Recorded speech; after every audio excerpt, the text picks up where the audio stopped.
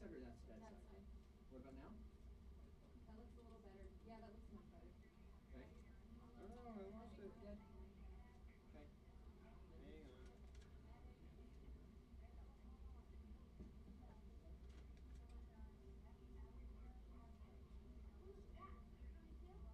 I'm just gonna find my page again. There you go.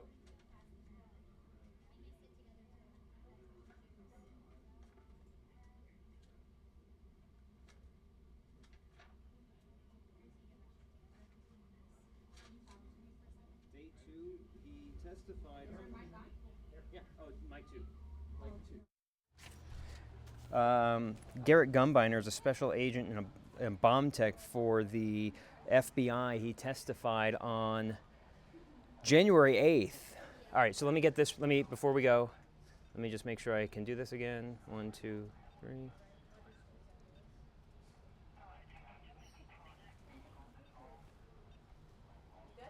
I just got to get this set up. Too far.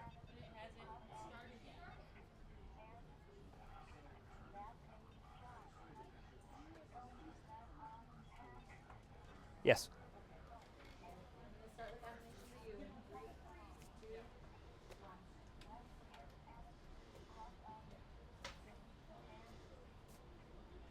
8:30 in the morning on Tuesday, May 5th. We're ready for day 6 of the Aurora Theater shooting trial. I'm Marshall Zellinger, along with our team here in the 7 Newsroom.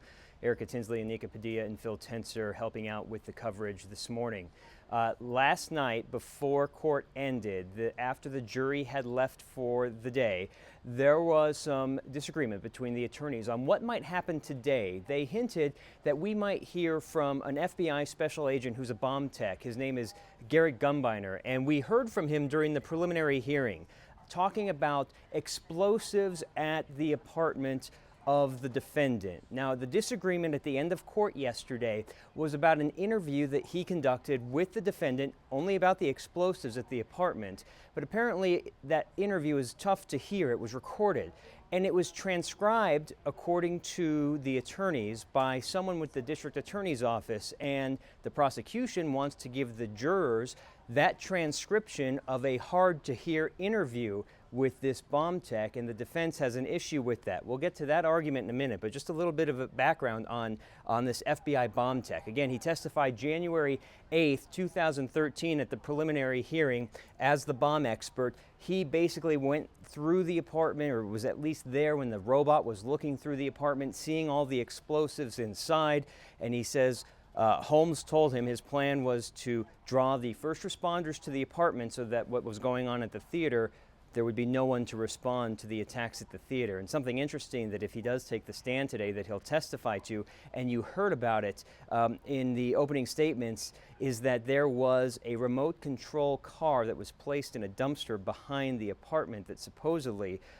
had a remote control with it, but the idea being that remote control was linked to some boxes of explosives inside the apartment and not to that remote control next to the dumpster, meaning if someone saw this remote control and was going to be lured there actually by a boombox that was going to be playing loud music, what was talked about during testimony, during opening statements, is that someone would hear this music, come see this remote control car, see the remote control there, play with the remote control, which would actually be detonating all of the things that this FBI tech saw inside the apartment. But at the end of the day yesterday, both sides were discussing, and quite heatedly, about whether the jury should be able to have this written transcript of a tough-to-listen-to interview, because it was bad audio at least, and we'll find out later today possibly if he will take the stand and if the jury will get that transcript. But here's a bit of that argument that happened at the end of court yesterday.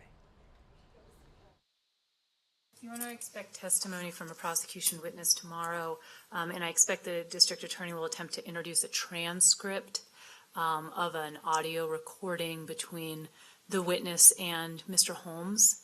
And I want to let the court know up front that we're going to be objecting to that transcript being introduced as evidence, and I would like the court to have the time to review the transcript in the event that the court feels that's necessary. I wanted to draw your attention to the anticipated objection we will have tomorrow. Are you objecting to the accuracy of the transcript? In part, yes. Do you have a transcript that you think is more accurate? Do you have a transcript of that recording? I understand the court's question. I changed the question. Do you have a transcript of the recording? I have, Judge, I think that's asking for attorney-client work privilege and information that's work product. I'm letting the court know that I am objecting to and will anticipate objecting to the prosecution's proposed exhibit. Okay. Who wants to address that argument? If you would go to the microphone, please. It's my witness, Your Honor, so I guess I will. This is Special Agent Guminer, Your Honor, and I think, well, I know that you've heard the recording because we had a motions hearing about it. The recording was made with a small handheld digital voice recorder, and the quality is not that great. We had a transcript that we had previously provided to the court. I have had Agent Guminer, who was present for the recording, go through that transcript and make it as accurate as he can. And he has made corrections and has made it as accurate as possible. So I don't know any other way to make that transcript more accurate. And that recording is difficult to hear and to understand. That is correct. And what my plan was to introduce both the recording and the transcript and ask that I be able to distribute copies of that transcript to the jury as they listen to the recording, which I anticipate would be admitted as evidence, which I think would assist them in understanding what is in the transcript. Now, You just want the jurors to be able to follow along as the recording is being played. Right. And then are you intending to introduce the transcript into evidence? Well, I don't see a way to show it to the jurors unless I do that. So I think that the rules of evidence would make me do that. But if there's a way, I don't need them to have it as a transcript. I just want them to be able to understand what's on the recording, and this is the best way to do that. I know there's some case law on this, and I'll look it up tonight. I don't know that you're right that the transcript has to be admitted if the jurors are allowed to follow along as the tape is playing. But I'll look at the case law in any event. And you're saying that you had the recording transcribed. Who transcribed the recording? I know that you said that Agent Guminer checked it for accuracy, but who initially transcribed it? Initially, a secretary at our office transcribed it. But And is this someone who is certified to do transcripts? no, they're not a court reporter, which is why I had Agent Guminer, who was present and has listened to it, go through it word for word and make it accurate. So I don't think a court reporter could do a better job because a court reporter wasn't there. Court reporter didn't hear it. So are they objecting to my argument, Your Honor? I mean, I am allowed to make argument. They might not like it, but I'm an attorney in this case, and I should be able to make arguments. Hold on, one at a time. He's allowed to make the argument. I'll let you make an argument in reply after he's done. So let him finish his argument, please. All right, take a deep breath. Mr. Orman, go ahead. Thank you, Your Honor. So I think that the question is not who creates a transcript in a situation like this. The question is it accurate? It's like a photograph. Is it accurate? And I think this is as accurate as it'll ever get, and it's as accurate as is possible. Is it going to be perfect? No. I don't think we can make a perfect transcript. So that's the situation. And you're saying that the most accurate way to transcribe the recording is through Agent Guminer because he was there and he is in a better position to understand what he said and what he heard, as opposed to having a court reporter listen to it and try to figure out what is on the recording. Absolutely. Okay. All right. Anything else? No. I mean, I don't know that I had a copy ready for Your Honor right now, but I'm sure we have it if you want me to give you a copy. Sure, that would be helpful. And then a copy of the CD would be helpful too if you have an extra copy. I'm sure I do. I mean, this isn't. Sure, we probably have one too. Actually, we have one, so Well, don't worry about that. If you have a copy of the transcript, that would be helpful. You don't have a copy, though, of the redacted version, Your Honor, which That's this true. is. So, and I should have both of those. I didn't ask my paralegal to have them at my fingertips right this second, so it may take a minute or two to find them, and they may have them at the office ready to bring over in the morning. I'm just not sure. So, I'll give you a minute and a half. thank you, Your Honor. All right. Okay, Ms. Spengler, your turn. Go to the microphone, please. Your Honor, what the district attorney cannot do in their argument is purposefully argue what is inflammatory and will prejudice the defense, and I am making contemporaneous objections to his argument as Mr. Holmes' attorney in this case. So we don't know if we're going to hear from that FBI agent, Garrett Gumbiner, today or not, but if we do, we have already heard from him during the preliminary hearing. When he took the stand, he talked about actually going to the theater and putting on that big green suit to go as a bomb tech to search the vehicle to see if there were any explosives inside. And he talked about finding 2 guns, one that everyone's seen on the top of the vehicle, one inside a map folder or a map, a pocket in the door. He also talked about finding the iPhone in between the driver and passenger seat. Then, as you heard in all of that arguing, he was the person who interviewed the defendant about the explosives found at his home. And he found a number of things outside this apartment here in Aurora where the defendant had rigged up his home with many explosives inside that we've seen different sketches of. And during the opening statements, we saw photos of what those explosives look like. But the one thing that really stood out in his testimony, and I alluded to that on the front end before you heard that sound, is behind the apartment there, and this is a map, Google Map image from 2015, but in 2012, there was a dumpster behind the apartment and behind this restaurant here. And in that dumpster, there was a boombox set up with a CD that had silence and then music playing, and then there was going to be something found there that was going to rig up the explosives. But we know court's in session right now. We'll get back to this after we take you into the courtroom.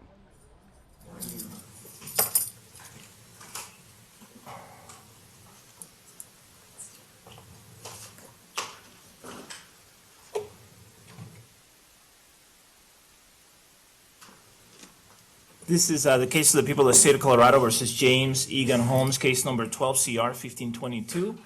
The record should reflect that Mr. Holmes is present with his attorneys, Ms. Brady, Mr. King, Ms. Nelson, Ms. Higgs, and Ms. Spengler.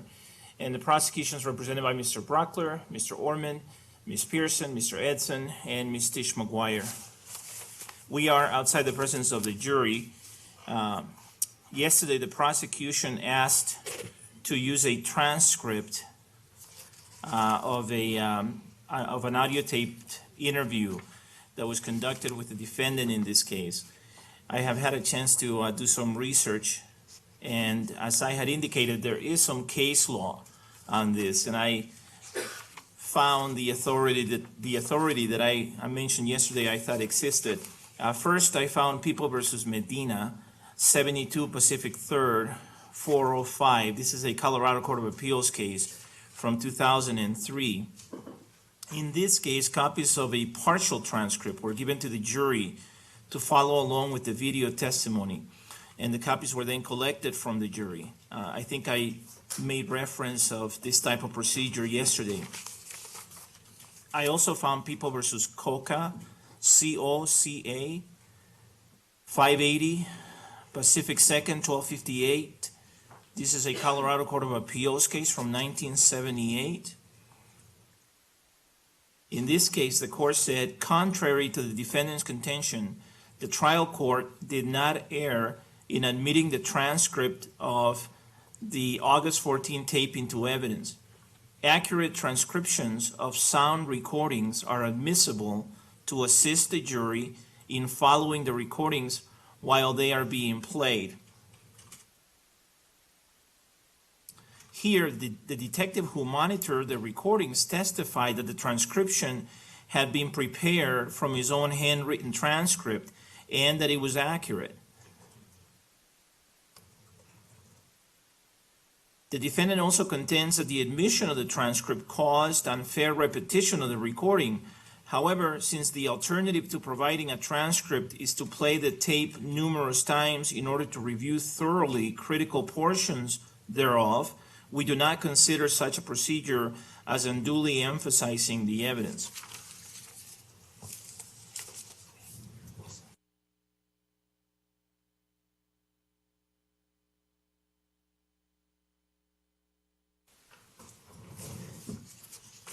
In People versus Al-Yosef, that's A-L-Y-O-S-I-F, 206 Pacific 3rd, 824, Colorado Court of Appeals case from 2006. The court said that courts have recognized the need to use transcripts of tape-recorded conversations to assist the jury where portions of a tape are inaudible. In this case, over the defendant's objection, the trial court admitted a videotaped interview of the defendant and the transcript of that interview after the interviewing detective testified that the transcript was a fair and accurate representation of the interview. Also, after a witness testified for the prosecution, the people offered into evidence his videotape interview and the transcript of that interview as prior inconsistent statements. The court noted that the transcripts were properly admitted into evidence. In People versus Hayder, it's Haider, 829 Pacific 2nd, 455, Colorado Court of Appeals case from 1991.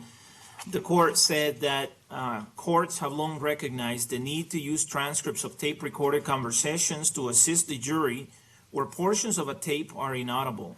If the parties do not stipulate to an official transcript, and official is in quotation marks, the judge may either make a pretrial determination of the accuracy of the transcript by comparing it to the tapes, or may permit the jury to examine both versions of the transcript so that it can determine which version is more accurate. We therefore conclude that the admission of the disputed transcripts here did not constitute error. The court then said that under the holding of United States versus Onori, O-N-O-R-I, 535 Federal 2nd, 938, 5th Circuit, 1976, to eliminate potential prejudice to the defendant, the trial court, if requested, should give a cautionary instruction informing the members of the jury that the transcript is to be considered as any other evidence which they can accept or reject based on their listening to the recording, and the jury should be told that it is the final arbiter of which version, if either, is accurate. The court then said, we adopt the reasoning in Onori as Colorado law, and therefore conclude that if the accuracy of a transcript is disputed, and one of the parties requests an instruction, the trial court must give the cautionary instruction. This method will assure the defendant's right to a fair trial with no prejudice to the people. So, Mr. Orman's request is granted, assuming that the detective testifies that the transcript that he's intending to use is accurate and that he himself has checked it. So with the proper foundation, I will allow the prosecution to admit the transcript into evidence. I asked the defense yesterday if it had a transcript, and it claimed that that was work product. I don't think it is attorney work product, but I'll give the defense another opportunity at this time to tell me whether it wants to submit a different transcript. Okay, if the defense wanted to submit a different transcript, I would do, so the record is clear, I would give the jury both, the transcript the prosecution is submitting and the transcript the defense is submitting. And then I would give the jury a cautionary instruction along the lines of the following. Members of the jury, because the parties disagree about some of the contents of the recording that are difficult to hear or understand, 2 transcripts have been submitted. These transcripts are to be considered as any other evidence. You are not required to accept either document as an accurate transcript of the recording. Rather, it is up to you to assess the accuracy of each transcript. After you listen to the recording and review each transcript, you are to determine which, if either transcript, accurately reflects the recording, including any parts that are difficult to hear or understand. You can accept an entire transcript, part of it, or none of it. You also can accept parts of both transcripts. You are the final arbiter of the contents of the recording.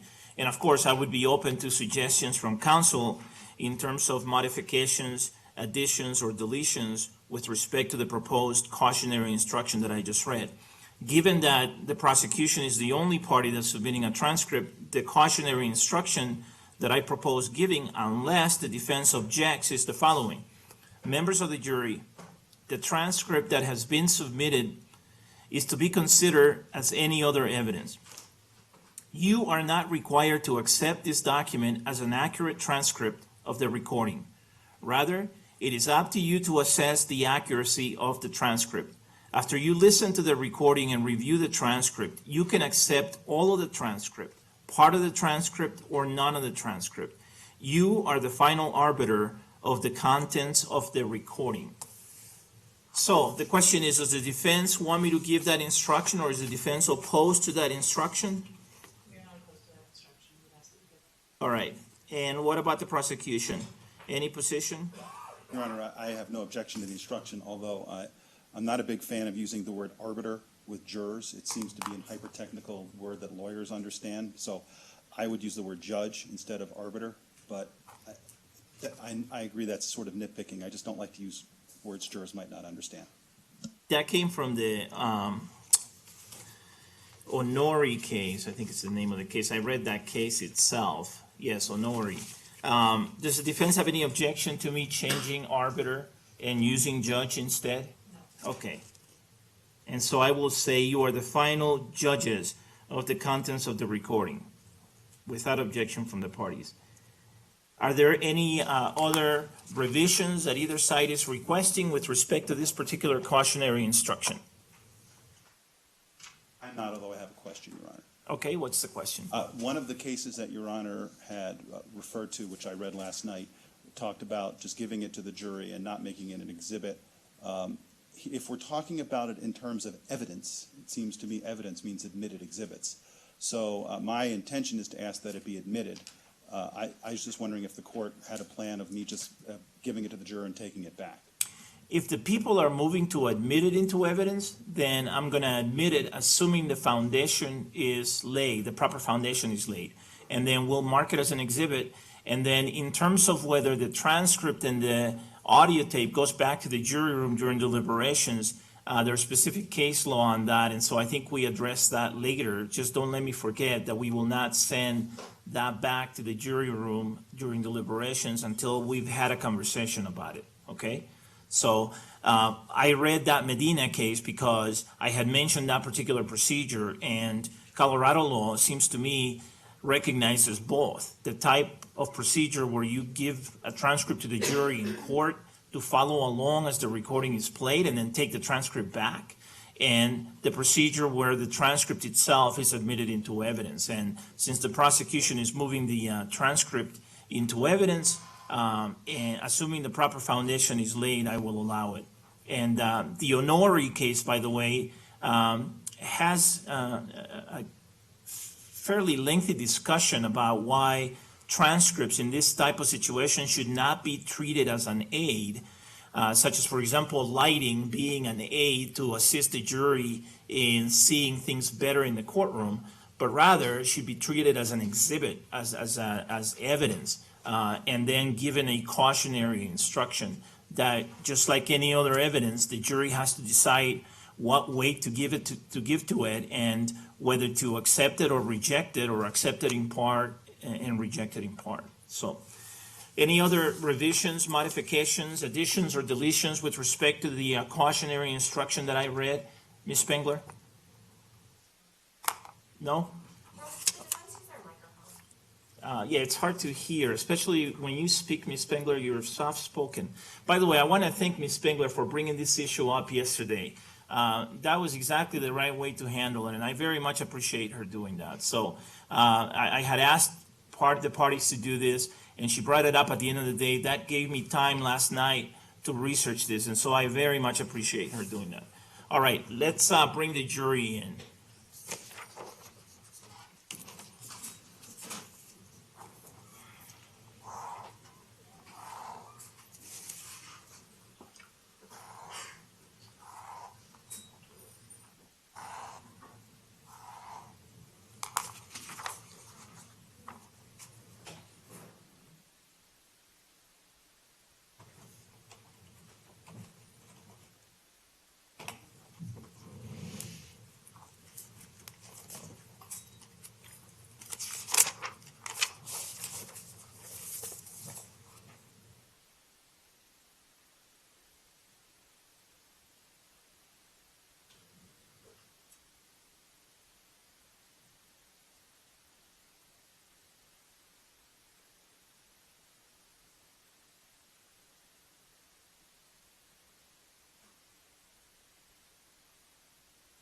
Please be seated, everyone.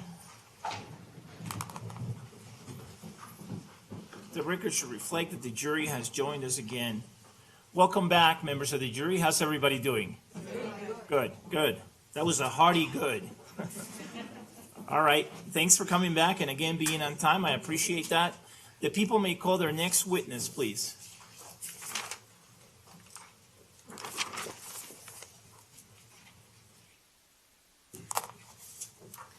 Denise Axelrod.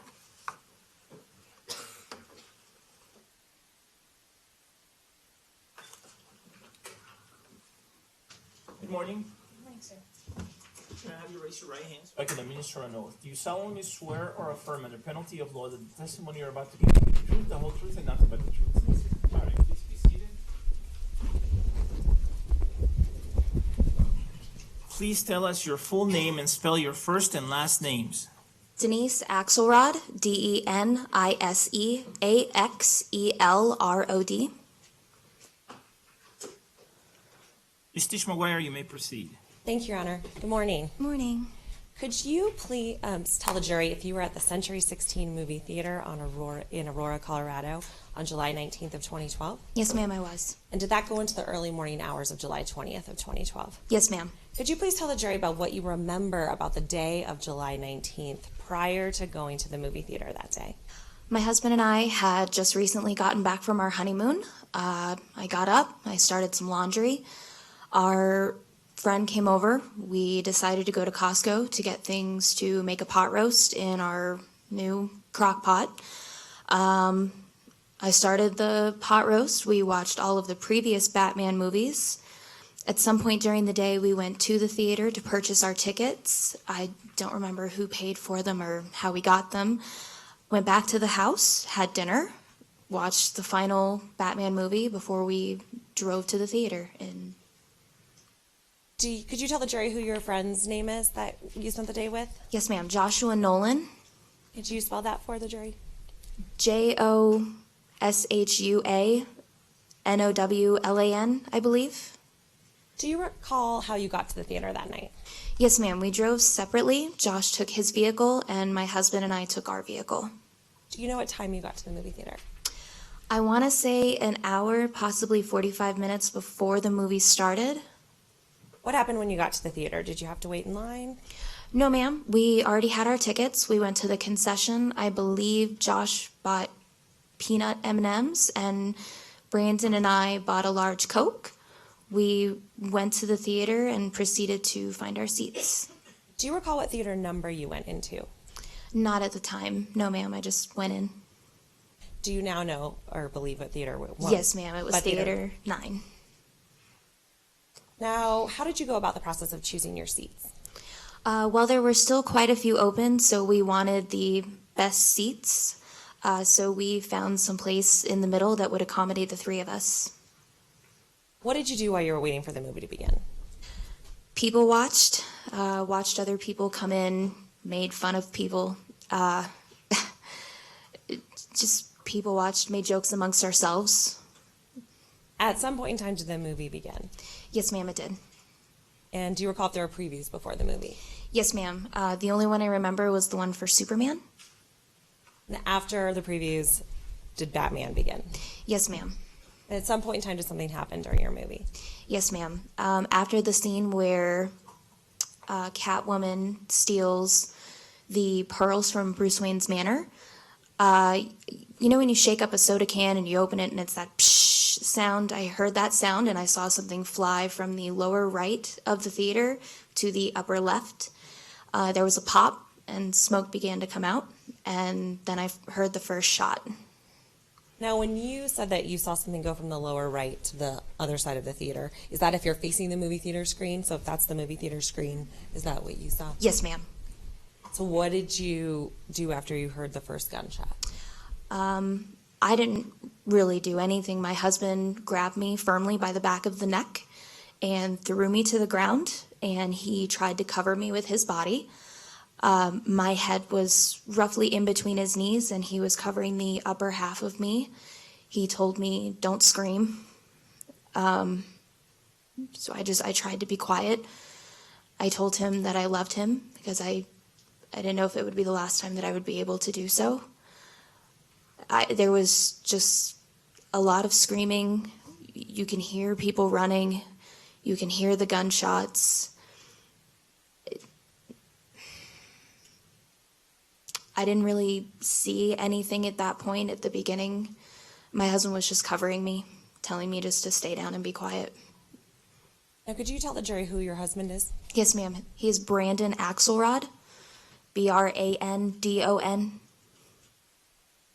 And Axelrod, same spelling as Yes, your name? ma'am, sorry. So you're down on the ground, you're hearing these things. What else happens next? It sounded, from what I could determine, that the gunman was just walking back and forth in front of the screen, just spraying. I believe I said spray and pray. I'm sure not a ton of you have played video games, but it's where you just go in and try to shoot everything. From what I could hear, the trajectory was just going everywhere. I remember thinking, this sounds exactly like a war movie. I was obviously very frightened, but I didn't scream. I don't remember saying anything except I love you and please make it stop. There was just so much screaming and so much gunfire. At some point it stopped. You started to hear people move again, and then it started. In that lull, I had peeked through the hole in between the seats, and then he started to fire again, and I saw the starburst flash from what I would assume is an assault rifle. I'm going to stop you for a second. Can you describe for the jury what sort of hole area, if you could put your hands up, Yes, and ma'am. kind of describe what sort of area you're looking through? Yes, ma'am. When you're at a movie and you're on the ground, there's like that much of a gap in between the seats, and I tried to just peek through that small gap just to see if I could see anything, and I saw nothing, and then I saw a starburst flash, and I immediately tried to hide again. Could you tell where you saw that starburst flash from in the theater? Off to the right, if I'm looking at the screen, it was kind of off to the right. How would you describe that flash? So on an assault style rifle, when you have a starburst flash, the way the At this point, I'm going to object to its lack of foundation. Sustained to lack of foundation. Ms. Axelrod, do you have any experience with firearms? Yes, ma'am. What is your experience with firearms? Number one, I grew up in the South. I am a hunter. My dad taught me how to fire my first gun when I was 14. I've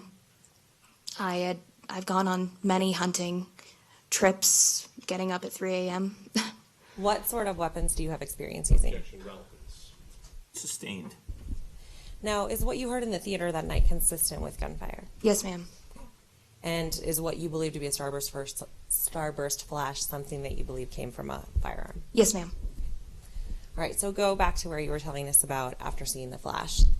So I hid my face again, screaming. Gunfire. I think the movie was still going. It was still dark. The lights didn't come on. There were no alarms. I couldn't tell you how long it was. At some point, I know that I was hit. I've never been shot before, so I couldn't tell you that, yes, I knew that it was a gunshot, but it felt like when you sit around a campfire and a log pops and that little bit of ash hits you, like in the arm or the leg, it's just something very hot and very fast. At that point, I tried to get lower on the ground. I don't remember exactly when in the series of events that happened. But the shooting continued, and then it stopped again, and it stopped. I'm so sorry. May I back up? Sure. Okay. At another point, I remember Josh screaming, and I look up, and his arm is resting on the seat, and the majority of it is gone. And then I believe he fell down, and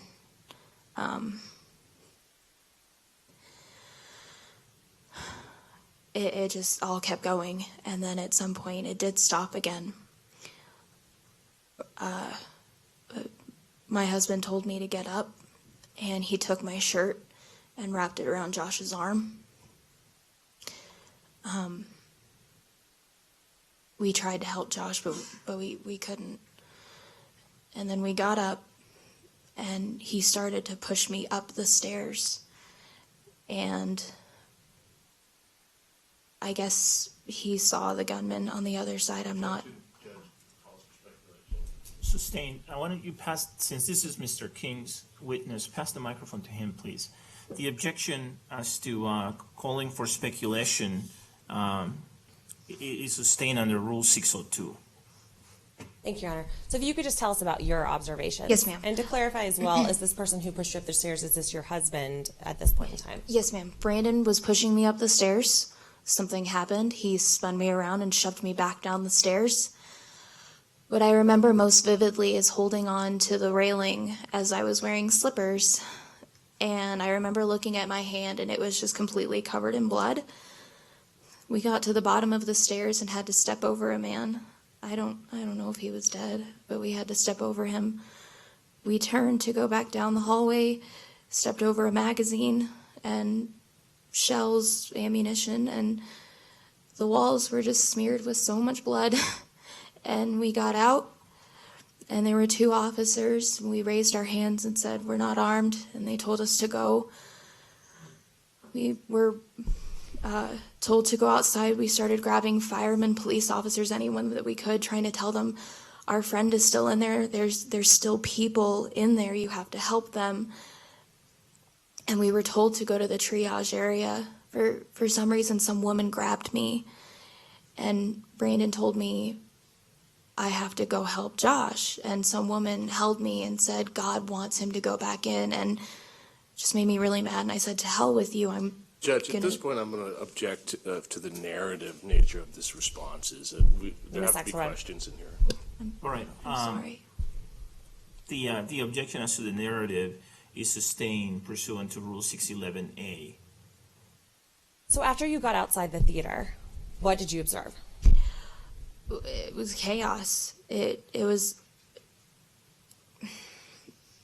just the worst scene imaginable. People were screaming, people were crying, there was blood everywhere. There were officers and firemen just trying to grab a hold of the situation, doing everything that they could, and we were told to go to the triage center. Let's talk about the triage center. So when you get to the triage center, what happens? Well, my husband Brandon had pulled my pants down and said, "You're bleeding," because I said it hurt. We went over. What area of your body is this? My right butt cheek. And what did your husband notice? Just that I was bleeding a lot.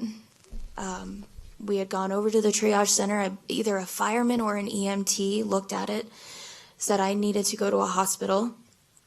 They tried to take me by myself. I refused to go without my husband. There were other people sitting, waiting for an ambulance. It was very bad. Now, were you eventually transported to a hospital? Yes, ma'am. My husband and I were taken to Aurora South, where it was an equally chaotic scene. What happened when you got to Aurora South? They put us in a back room, just the two of us. Eventually, we were both taken for x-rays and then taken back to the room. Right, and what happened when you got back to the room? Well, as I learned later, the hospital had mixed up my x-ray and I was told that I was just grazed. So they gave us a Band-Aid, they gave my husband an ice pack, and they gave us, or myself, a prescription for Vicodin, and we were told we could just go. At any point in time, did you return to the hospital? Yes, ma'am. The following day, and they said it looked fine. They gave me another bandage, and we were able to go up and actually see Josh. And were you able to observe Josh and Josh's injuries at that time? Yes, Objection ma'am. cumulative. Sustained pursuant to Rule 403. Now, at some point in time, did you learn that you had not just been grazed by a bullet? Yes, ma'am. After 2 weeks, it was severely bruised, so I went to my primary care physician. She took one look at it, said no, there's something wrong. I got new x-rays and a new CT scan, found that there was a bullet lodged in my right butt cheek. 2 weeks later, I had an outpatient surgery procedure where it was cut out. So how long after the shooting was it that this happened? About a Asked and answered. I think she did answer that. I think she said a couple of weeks. But I'll let you clarify, so I'll overrule it. Overall, it was about a month after the initial shooting.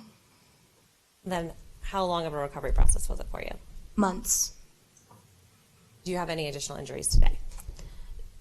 Other than emotional, no ma'am. Your Honor, if I may approach the witness. Yes. Thank you, Your Honor.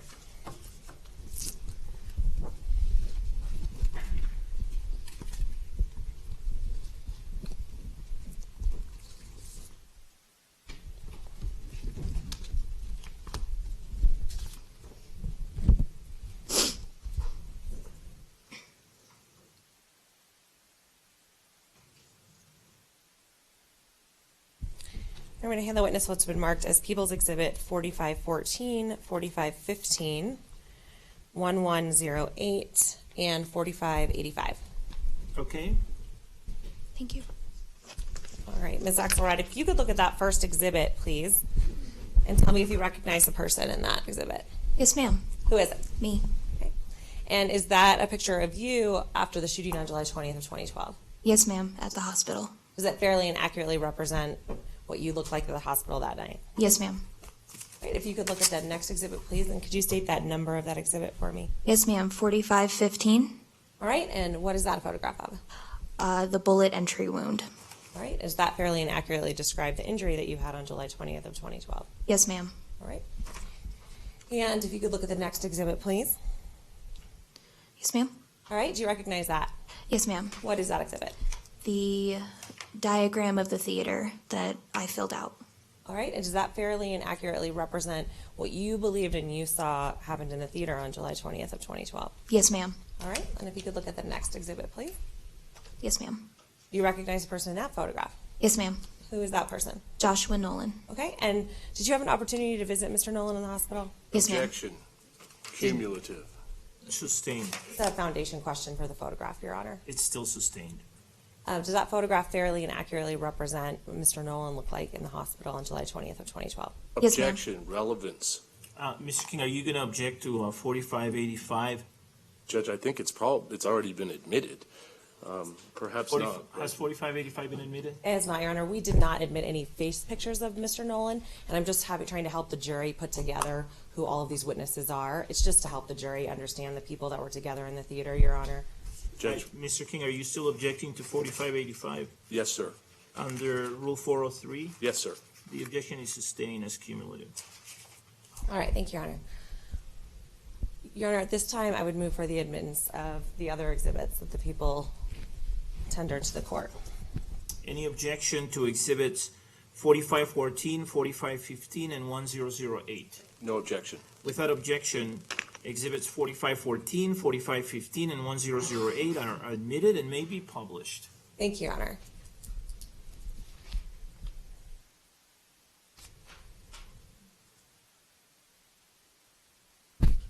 Oh.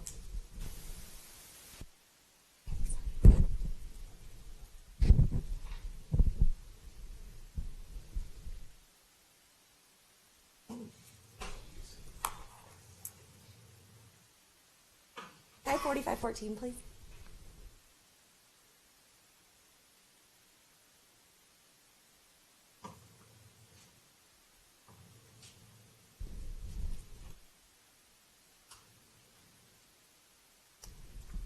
All right. Ms. Axelrod, was this you on July 20th of 2012? Yes, ma'am. Okay. If I could please have 4515.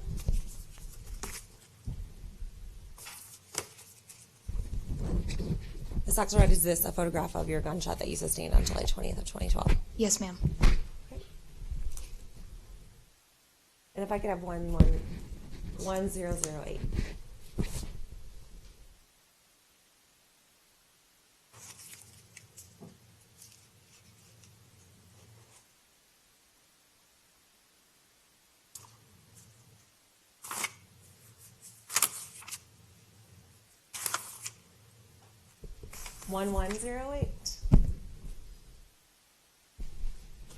I approach, Your Honor. Yes. Thanks. Thanks. 1108. So it's not 1008, Ms. Tish-McGuire? Sorry, that was Mr. Orman's notes. It was 1108. Okay, 1108. All right. So the exhibit that was admitted is 1108, not 1008. Yes, thank you, Your Honor. All right, Ms. Axelrod, there is a microphone next to you, I believe. Yes, ma'am. Okay. Could you please turn that on? And there is a wooden pointer behind you. Yes, ma'am. All right. If you could please describe for the jury where you entered the theater that night. So we entered from here, went down, around, and up these stairs, and found our seats in this center area. Right. And can you describe the order that you were seated? Yes, ma'am. It was Joshua, myself, and Brandon. All right. And could you describe for the jury where you saw that canister that you described as a soda can flying across the screen? Yes, ma'am. It started from here, went up and over, and landed somewhere in this area. All right. And could you also describe for the jury where you saw the flashes in the theater? Right about here. Could you describe for the jury your exit path? Yes, ma'am. We started going up this side, turned around, went down, back this way. This is where I saw the man, and then we turned and exited out the same way we came in. And could you clarify when you said you saw the man, what was it that you saw? It was a man lying on the floor face down. He wasn't moving. I have no further questions. Thank you, Your Honor. Mr. King, any cross-examination? I have no questions, thank you. The jury may have a question for you, so give us just a moment, okay? Please? Yes, sir. Thank you.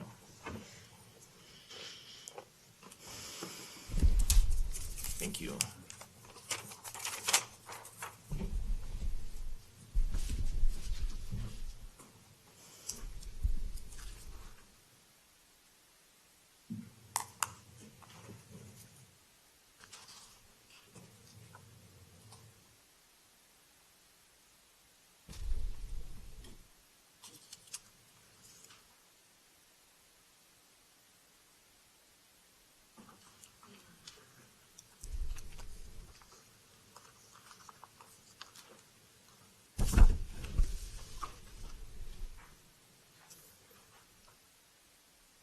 All right, would counsel please approach?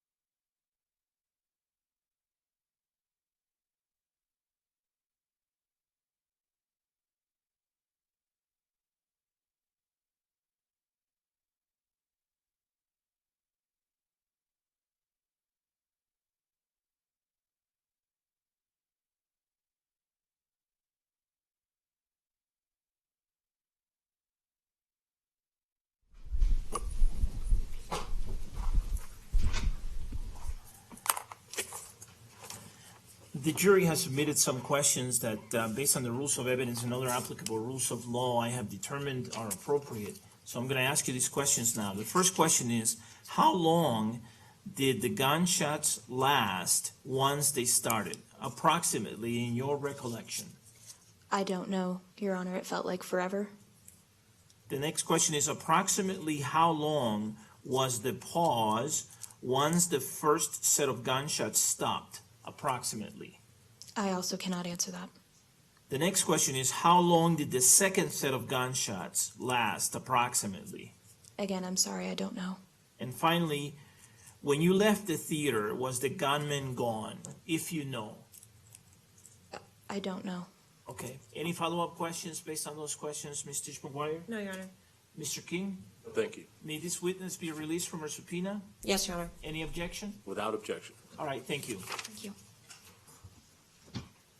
Call your next witness, please. Brandon Axelrod.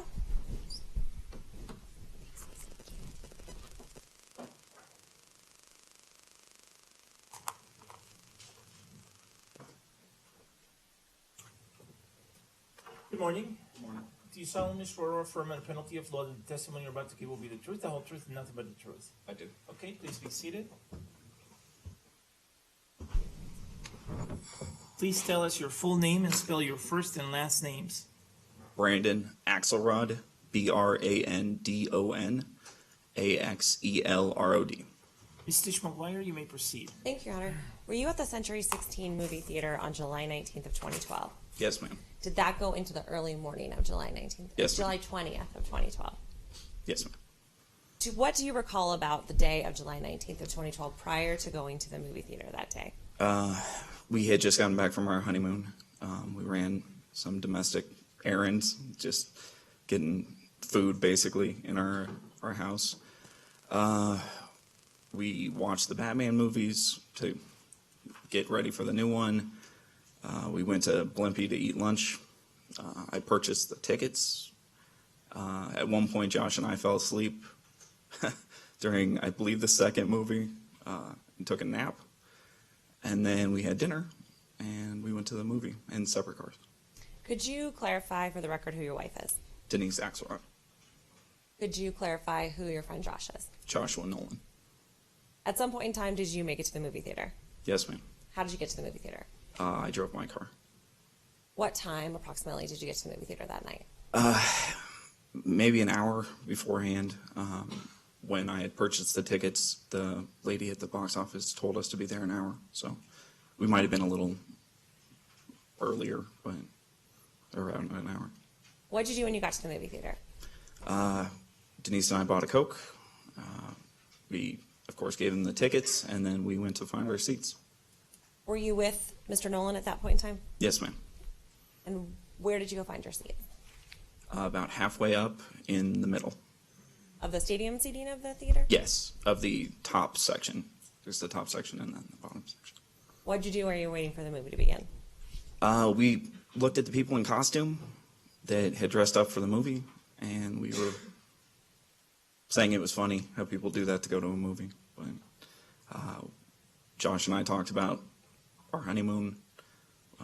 He wasn't able to go to our wedding because it was in Florida, so we just talked, basically. Do you recall anything unusual happening at all prior to the movie beginning? No? At some point in time, were there previews for the movie? Yes, ma'am. And do you recall if your movie began? Yes, ma'am. Now, at the time when your movie was about to begin, were you able to see how full the theater was at that point in time? When the preview started, I stopped paying attention to the people around us, but at that point, it was pretty full. Now, at some point in time, did something happen during your movie? Yes, ma'am. Okay. And about how long into your movie was that? There's a scene where Bruce Wayne fires a bow and arrow, and Anne Hathaway breaks into a safe, and it was right around there. What happened? I heard a hissing sound. I saw something go in front of the lit screen, going from the right to the left, if you're facing the screen. And then the shooting started. What do you remember about the shooting starting? Well, when we heard the hissing, I thought someone had snuck in like a soda and it had exploded or something like that. But then when we saw the smoke, I got worried. And then when we heard the gunfire, we got down. Do you have any experience with firearms? Yes, ma'am. What is your firearm experience? Objection, relevance. Sustained. So what did you do after you started hearing the gunfire? All three of us got down. I tried covering Denise. I put myself between her and the seats in front, at which point my leg got stuck. And we just tried to stay quiet as long as we could. Unfortunately, when Josh was shot, he screamed out. At that point, I had Denise give me her shirt, which was my shirt. It was a long sleeve shirt. And I wrapped that around his left arm. And then Josh yelled about his right leg. And I took my hat and tried to use that for his leg. Now you said that when you went down, your leg got stuck. Can you describe for the jury what you're talking about? Yes, ma'am. I'm not a skinny guy, and there's only a little bit of room between the seats in front of us and the concrete floor, and my leg got wedged at that point. Now, after you had heard Josh yell about his leg, what do you remember after that? Trying to keep Josh calm. I had bits of him on me, so I was worried he might be in serious trouble, and then eventually he stopped making noise, and at that point I was concerned if we didn't get help that he was going to die. What did you do after that? I told Denise we needed to go get someone because no one at that point had come in.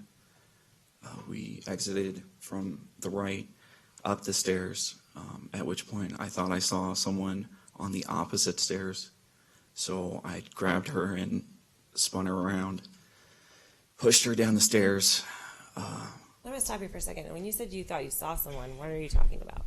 I thought I saw the shooter. So that made you want to change direction, Correct. Of course. Go the opposite direction. Because unfortunately the door on top is at the top left if you're facing the screen. And while you're... I think it's up there. Sorry to interrupt. While you're changing direction, is gunfire going on at this point in time? Not at that point. So what do you recall as you were walking down the stairs? I probably pushed Denise a little too hard because by the time she got to the end of the stairs, she had stumbled, but I held on to her shirt the whole time. She was just wearing her undershirt or whatever. And I spun her to go out to the right, back to the entrance we came in. Do you recall noticing anything about your own injuries at that point in time? My leg hurt, but it didn't matter. So Why didn't it matter? I just got married, and it didn't matter. What happens when you get outside the theater? When we exit, the theater doors were approached by, I believe they were plainclothes officers, but they had guns pointed at us, told us to put up our hands. At that point, we told them Josh is still in there. I thought he had passed out, and that they needed to go back in. They then ushered us outside of the building, facing west, and they pushed us over to the right along the building exterior. At some point in time, were you able to seek medical treatment? Eventually, yes. And where were you able to go? After we had been corralled to the right of the theater, they then had us go further west in the parking lot to where they had a group of injured people together. We sat there until the EMT came by, saw what he thought was a bullet near my wife's spine, said that she was going to go right away and that I would have to wait. And then my wife, not being from Colorado, didn't want to go on her own, so we... Judge, I'm going to object as to the narrative response. I think the question was, where did you receive medical treatment? The west of the... Hold on. Oh, sorry. The question was, and where were you able to go? So the objection as to narrative is overruled pursuant to Rule 611A. Go ahead. Eventually, we got into an ambulance that was in the west side of the parking lot. A nice EMT lady said that I could go with Denise, but I couldn't sit down because there wasn't enough room. But she took us together. So. What hospital you were taken to? Aurora South. Did you receive any medical treatment at Aurora South? I was given an ice bag and a Band-Aid. And an x-ray, and I believe that was it. Did you sustain any injuries in the theater on July 20th of 2012? Yes, ma'am. What injuries did you sustain? I tore a ligament in my ankle. I have a slight tear in my knee. I had bits of like plastic from the seats in front of us embedded up and down my right side of my body. If I may approach the witness with People's Exhibits 4509, 4513, and 1107. As long as you don't ask Mr. Orman what the exhibit numbers are, yes. Thank you, Your Honor.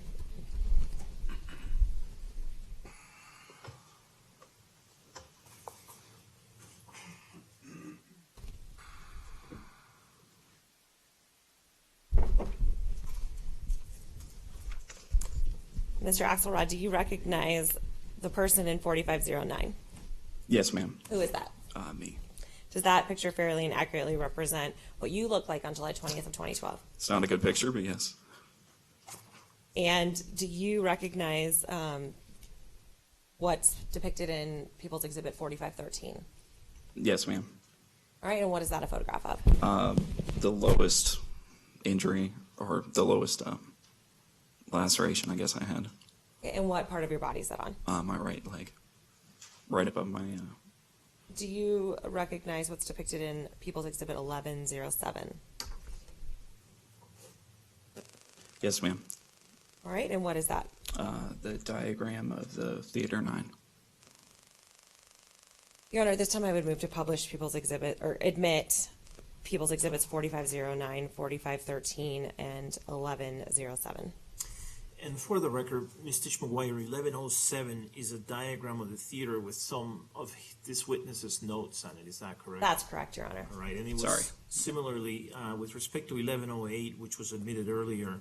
For the record, that had some notes from Denise Axelrod, correct? That's correct, Your Honor. All right, any objection to the admission of exhibits 4509, 4513, and 1107? No, sir. Without objection, People's Exhibits P-TR 4509, 4513, and 1107 are admitted and may be published. Thank you, Your Honor. If I could please have Exhibit 4509. All right, could you describe for the jury what that photograph depicts? That's me. And is that on July 20th of 2012? Yes, ma'am. All right. If I could please have People's Exhibit 4513.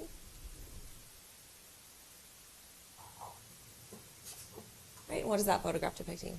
One of the lacerations on my leg. All right. And if I could please have People's Exhibit 1107. All right. Now, Mr. Axelrod, there's a microphone next to you up there. Yes, ma'am. All right, if you could turn that on, please. And there's a stick behind you. All right, if you could please describe for the jury where you entered the theater. We entered on the right side and then came up to the middle of the theater. All right, and then could you please describe for the jury where your seats are? About a little less than halfway in either the 13th or the 14th row. Could you describe for the jury your seating order? I believe it was Josh, myself, and Denise, but it might have been the other way. Okay. And could you describe for the jury where you saw flashes in the theater? In the front section, I guess that's what you would call it. Okay. And did you ever see flashes in any other location of the theater? Just back and forth in the front. Okay. And can you describe for the jury where you saw that object that flew across the theater? Starting near, I guess this is an exit door, so going this way, or that way. Sorry. All right. And then could you describe your exit path of the theater? Originally we went this way to try and go out this exit, but we turned around and went out the same way we came in. And could you describe for the jury where you believed that person was that you were concerned was a shooter? On the other side, so right in that area. I have no further questions. Thank you. Mr. King, do you have any cross-examination? I do not, thank you. All right. It does not appear that the jury has any questions. So may this witness be released from his subpoena, Ms. Tish McGuire? Yes, thank you, Your Honor. Is there any objection? Without objection. All right. Thank you, sir. Do I give these to you? Give those to Ms. Tish McGuire, and she can put them on the part of the bench back here. Thank you. Why don't you just put him back here, Ms. Tish McGuire, up there. Thank you. All right, call your next witness, please. I'm going to call Detective Apple for a limited purpose. Okay.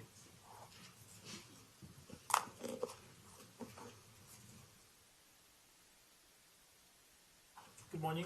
Good morning. Do you solemnly swear or affirm under penalty of law that the testimony you're about to give will be the truth, the whole truth, and nothing but the truth? I do. Please be seated. Could you please tell us your full name for the record? Craig John Apple, Appel. And how do you spell your first and middle names? Craig, John, John. Mr. Orman, you may proceed with your direct examination. Thank you, Your Honor. Sir, can you please tell the ladies and gentlemen of the jury who you work for? I'm employed by the Aurora Police Department. Currently, I'm signed over to the FBI Joint Terrorism Task Force. But back on July 20th, 2012, I was working in a homicide unit with Sergeant Files. What is your rank or title with the police department?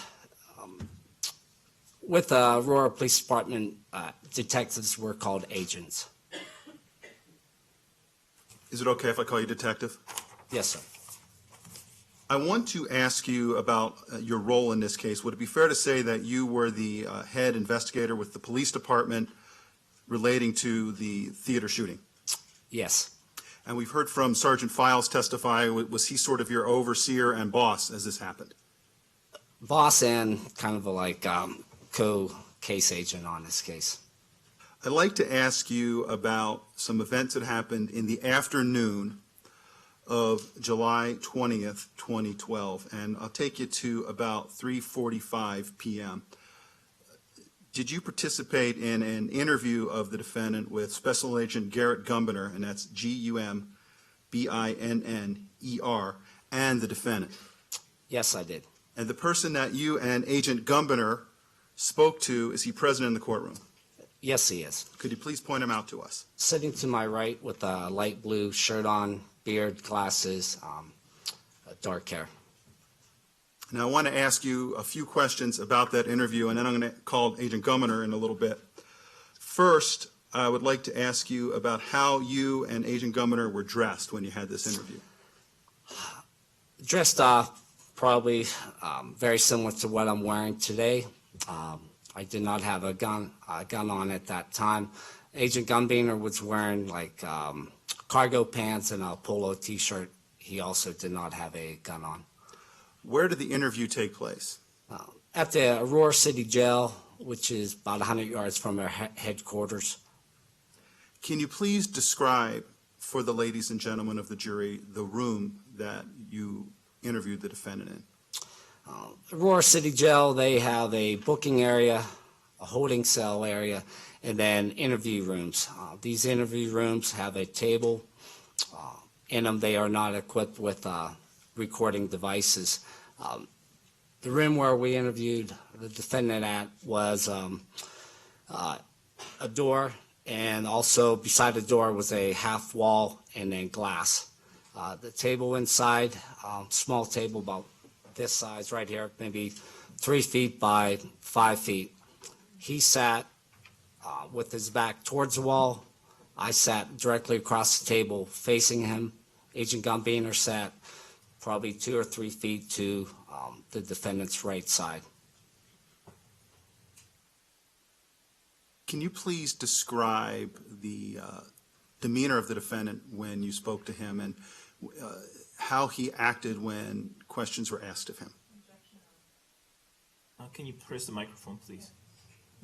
Objection relevance. The objections overruled pursuant to Rule 401 and 402.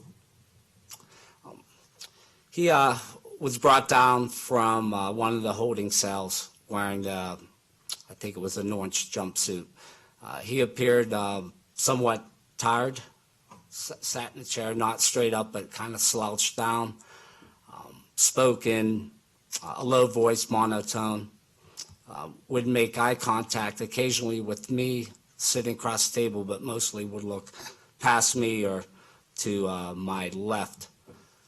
When questions was asked by Agent Gumbiner, he would actually somewhat turn and look at Agent Gumbiner and make contact with Agent Gumbiner. Now, yesterday, the jury saw, I think it was yesterday, a recording of you and Detective Mel speaking to the defendant sometime around 2:30 in the morning on July 20th, and that had a video recorder. I think you've already mentioned this, but can you explain the difference in the system or lack of a system that existed in this room over at the jail? This room did not have a recording system, therefore I brought a small micro digital recorder we commonly use when we're out on the street. When you went into the room, did you have that recorder with you, the digital recorder? Yes, I did. I had placed it in a notebook, a folder on the table. Was it operating properly? Yes, I had placed it in the folder. However, I had turned it on, but then during the first 1 or 2 minutes of the interview, I must have turned it off by pressing my folder down. So it was off for probably the first 1 to 2 minutes. In other words, maybe when you put it on the table, you turned it off accidentally? Yes, it was covered by the top of the notebook, so he could not see it. So what you said is there's a couple minutes of the interview that were not recorded. Yes. How did you notice that this wasn't working and then turn it on? I just had a weird feeling at that time. I looked at it, opened the notebook, and I saw the light was not on. So I'd like to ask you about what happened in that couple of minutes before you noticed this. When you noticed it, did you turn on the recorder? Yes, I did. Can you please tell me about the start of the conversation that you had with the defendant? And I'm just talking about the portions that are not on the tape. How did that start? I introduced myself to the defendant. We had met earlier that morning. I introduced Agent Gunbeaner to the defendant. I told him, I realized... Let me stop you there for a second. Did you ask him any questions that led him to respond about what he had done in his apartment? And Yes. I'm not asking you what the questions are. I'm asking you, did you ask that question? Yes, I did. Okay. So can you please start with, did he explain to you in general what he had done with his apartment and why? Yes. Why was he stated that he placed numerous devices in his apartment to catch fire or to explode, hoping that the police would respond to his apartment instead of the theater. Did he indicate to you whether he had done anything to his apartment that might draw attention to it so that people would go to it? Yes, he did. What did he say? He explained that he had made a recording on his home computer for 25 minutes of silence, and then loud music would play, hoping that the neighbors would hear that and call the police. And is this the point in time where you noticed that there was an issue with the recorder and turned it on? Yes, at that time I had a hunch that it wasn't running. So at the beginning of the recording, I want to just so the jury can understand where we're starting here, what was the topic then that was being discussed when the recorder is turned on? That he had staged a device that if you'd open the door, the explosion or fire would start, more like a tripwire. And did he say what the tripwire was made of? Fishing line. And did he say what that fishing line was attached to? Yes, I believe a thermos, which would, I'm not a bomb tech, would pour some items into a pan, and that would catch fire and start the ignition of this whole process in his apartment. Your Honor, I have no further questions of Detective Apple at this time, but I would like to reserve the right to recall him later. All right, Ms. Spengler, do you have any cross-examination at this time? Briefly, Okay, you may proceed. Good morning, Detective Apple. Good morning, ma'am.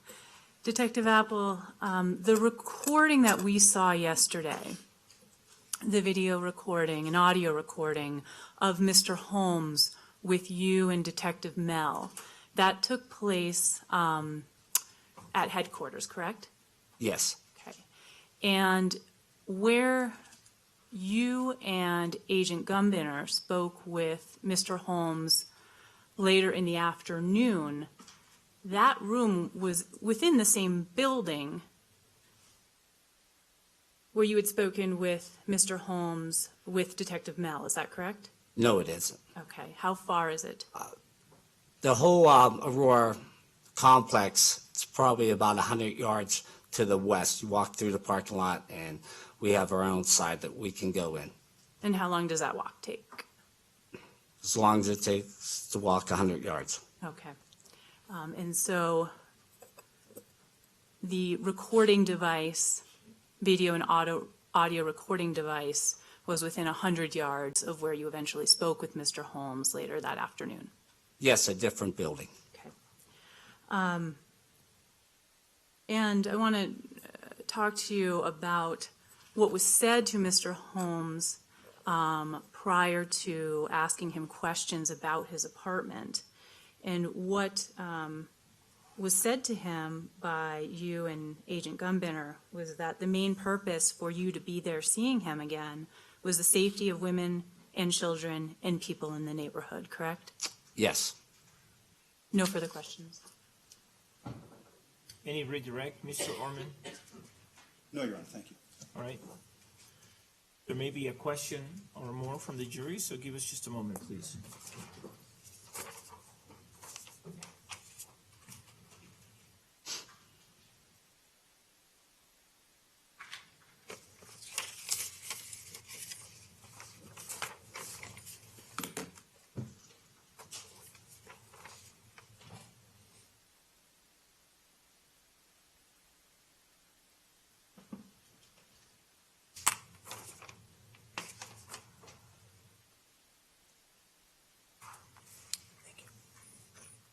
Would counsel please approach?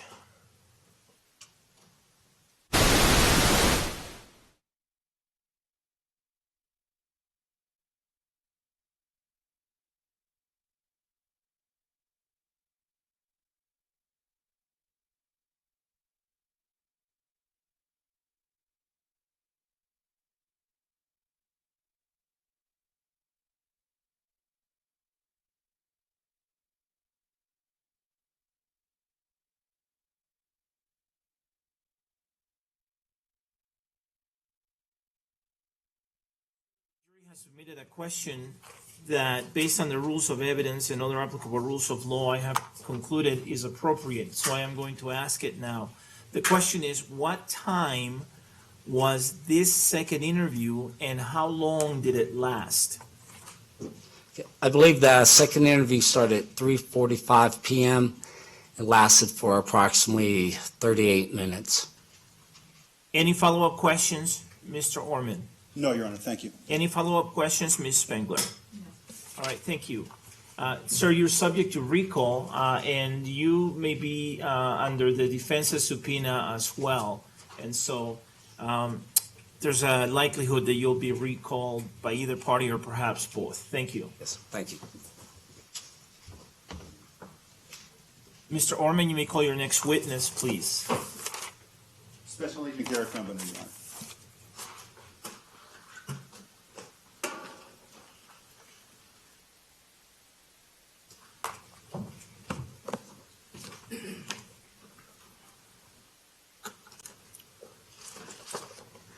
Good morning. You solemnly swear or affirm under penalty of law that the testimony you're about to give will be the truth, the whole truth, and nothing but the truth? I do. Please be seated.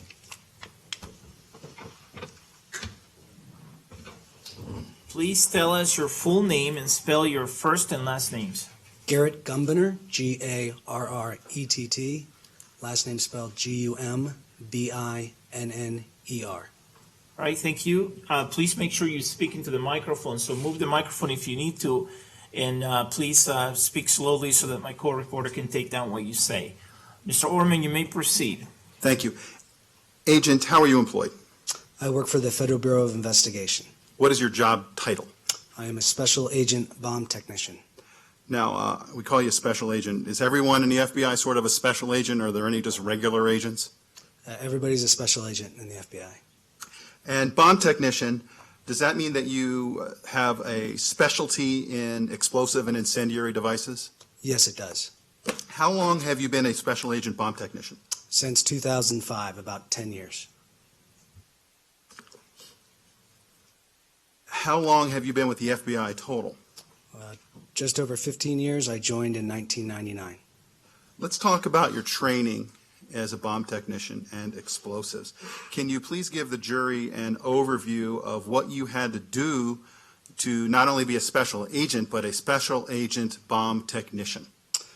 In order to be a special agent in the FBI, you attend a 16-week school up in Quantico, Virginia. I believe now it's about 22 weeks where you go through intensive investigative training, interview training, as well as all aspects of law enforcement. To become a special agent bomb technician in the FBI, you attend a school in Redstone Arsenal, Alabama, called the Hazardous Device School. Every public safety bomb technician in the United States attends that school. It's a 6-week school that teaches us how to render safe improvised explosive devices and other hazardous devices, such as dispersal devices or incendiary devices. It also teaches us how to do demolition. There's also robot operations and electronics that's involved in that school. Do you have to be recertified or get refresher courses? Yes, every 3 years, every public safety bomb tech in the United States goes back to the Hazardous Device School for 1 week and runs through additional problems to be recertified. Have you been deployed to various places in your job as a special agent bomb technician? Yes, I've been deployed around the United States to numerous special events such as Super Bowls and World Series. I deployed overseas in 2007 in support of Operation Iraqi Freedom to Iraq, where I embedded with a unit that did a counter improvised explosive device mission in order to process scenes of IEDs that were being utilized in Iraq. I've also traveled around the world training, as well as here in the United States, training other bomb techs and our military explosive ordnance disposal operators. Your Honor, pursuant to the court's previous order, I move to have Special Agent Gumbiner accepted as an expert witness in the field of explosive and incendiary devices as a bomb technician. Any additional objection, Ms. Spengler? No. All right. Without additional objections, based on my previous ruling, Special Agent Gumbiner is accepted by the court as an expert witness in the field of explosives and incendiary devices as a bomb technician. And so what that means, folks, is that he may render expert opinions now. Let me give you an instruction about expert opinion testimony. I'm going to give you this instruction at the end of the trial as well, when I give you all the jury instructions.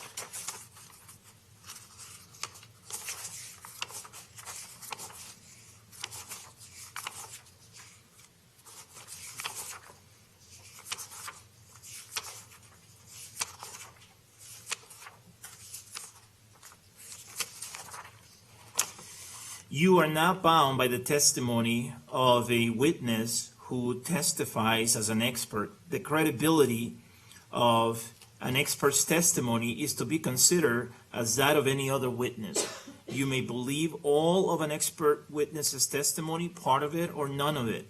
The weight that you give the testimony is entirely your decision. Does everybody understand that instruction? Okay, and everybody's nodding their head yes. All right, and my ruling in terms of qualifying this witness as an expert is pursuant to Rule 702 of the Colorado Rules of Evidence and the Colorado Supreme Court's decision in People v. Schreck. You may proceed, Mr. Orman. Thank you. Special Agent Gumbiner, and even though you're Special Agent bomb technician, is it okay if I just call you Special Agent? Please. I want to ask you about two areas. I want to ask you about a response that you participated in related to the defendant's car that was parked behind a theater, and a later response to the apartment. Did you participate in both of those? Yes, I did. And would it be fair to say that you participated in both of those with a lot of other professionals? Yes, I did. Were you asked to respond to the Century 16 theater in relation to the defendant's car? Yes, I was. Do you remember about what time it was that you were called out there? I believe it was between 1:30 a.m. and 2 a.m. in the morning. And how long did it take you to respond? Not very long, less than 10 minutes. Were you aware that something was going on, or did they just wake you up and you were there in 10 minutes? No, we were aware that there was an active shooter at the theater and that we possibly had IEDs. We knew at the apartment, but we also were concerned about his vehicle. What time did you first find out about the active shooter and that an incident had occurred? Around 1:30 in the morning. And when did you then learn that you should go to the scene at the theater? During that phone call. When you got to the theater, did you have any special equipment with you or anything like that? When I arrived at the theater, I had bomb equipment in my Suburban. The Arapahoe County Bomb Squad was already on scene with their big bomb truck, and I supported them by embedding with their bomb squad, and we started operating, clearing the vehicle.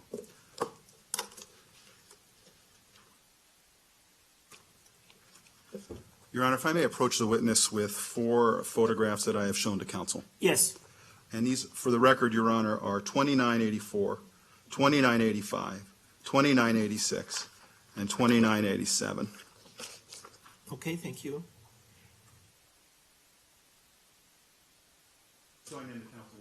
All right, thank you. I showed her a bunch of photographs. All right, thank you. Thank you. Can you please tell me what we're looking at there? You're looking at a photo from behind the theater of the defendant's vehicle. And do those photographs accurately depict what the layout was behind the theater and where that vehicle was situated? Yes, they do. Your Honor, at this point, I move to admit 2484. Now I'm looking at my notes, and now I'm not. The exhibits I just handed to the witness, Your Honor. All right, is there any objection to exhibits P-TR-2984, 2985, 2986, and 2987? No. All right, without objection, they're all admitted and they may be published. Thank you. If we could please put up 2984.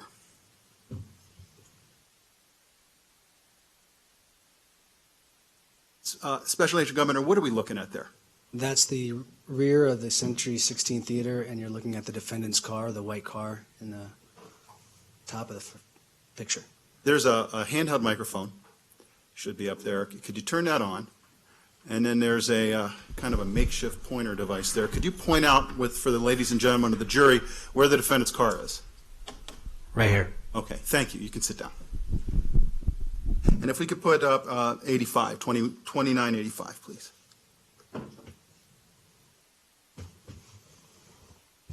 What are we looking at there?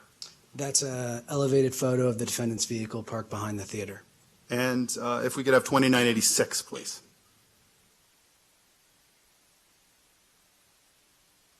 And what is that? Again, another elevated picture of the defendant's vehicle. And is that from a reverse angle? Yes, it is. And then 2987.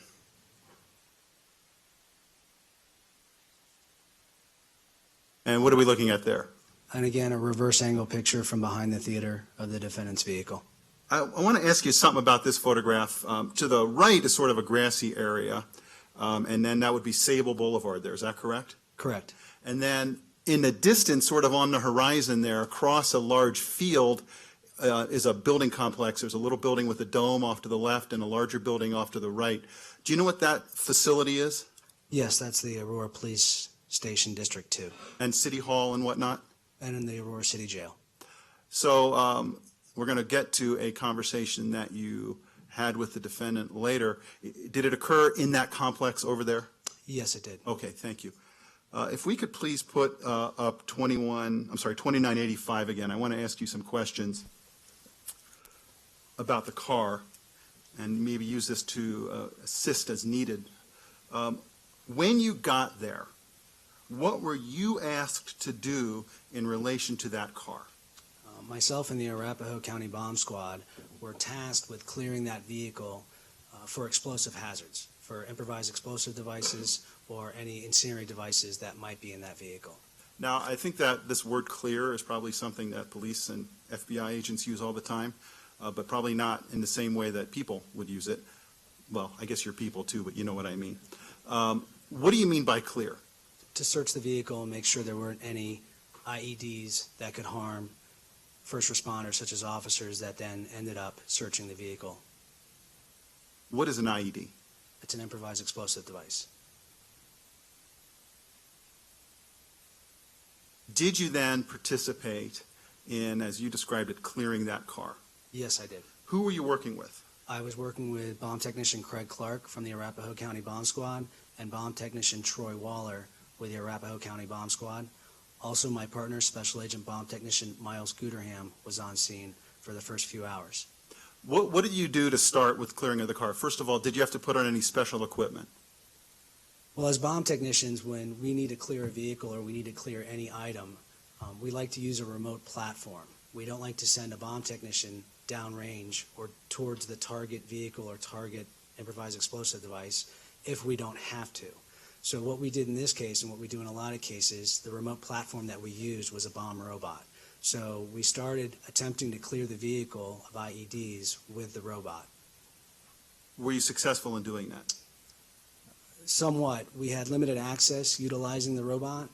Unfortunately, the tint on the vehicle, on the windows, we weren't able to see through, and on the front windshield of the vehicle, there was a sunshade, so we were unable to see inside the car. Because of that, did you have to go, as you called it, downrange?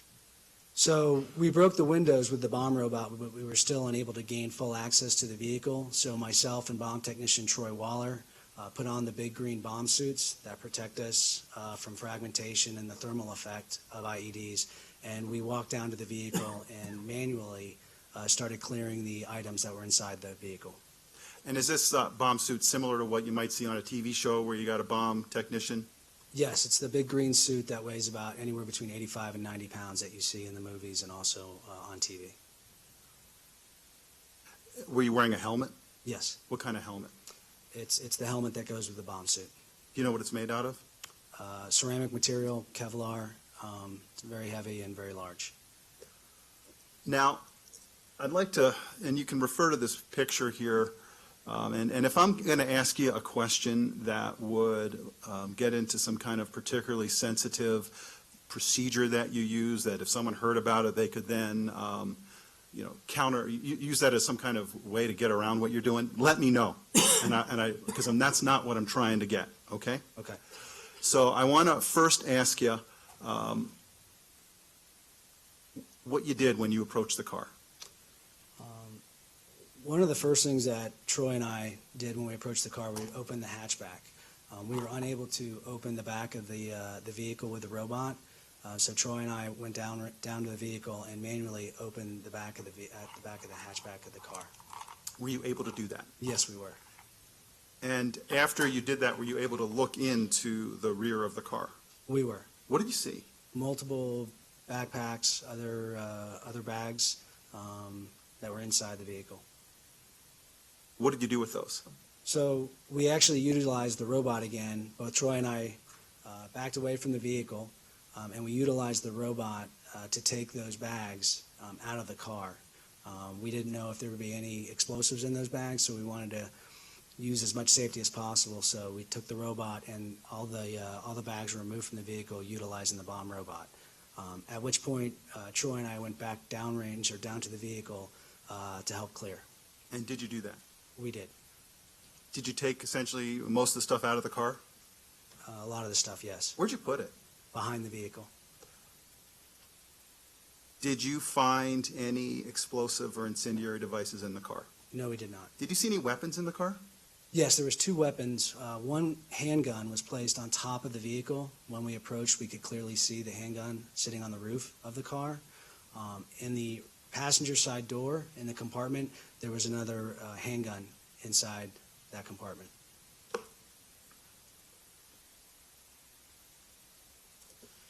Apart from clearing out the car, did you see any of the items that other officers had removed from the defendant when arrested and that had been placed on the ground? Yes, we saw different types of ballistic protection, as well as web gear, which is something you wear around your waist with a belt with pouches that contained ammunition. Did you feel a need to examine the materials and clothing and items that had been removed from the defendant as part of your response to the area of that car? Yes, I did. Why is that? Because we had information that the defendant possibly threw something in the theater. We knew that this clothing was on him at the time, and we were concerned that possibly there was additional either IEDs or an improvised device inside of his clothing or the web gear that he had. Can you tell us what you found when you looked through the clothing and the web gear? Numerous magazines, extended round magazines of ammunition for a Glock handgun, as well as another magazine for an AR-15 and a compression bandage. Your Honor, if I may approach the witness with what has been marked for identification as People's Exhibit 2176, 2180, 2182, and 2183. Yes. And I'll show these to counsel.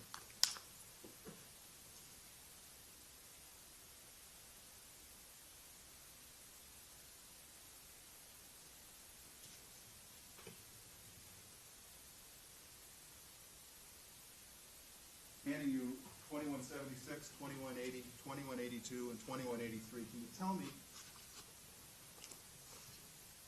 what those are photographs of? These are photographs of the ammunition that I removed from his clothing and the web gear that was by his vehicle. And when you removed them, did you place them at the location that is depicted in those photographs? Yes, I did. Your Honor, I move to admit 2176, 2180, 2182, and 2183.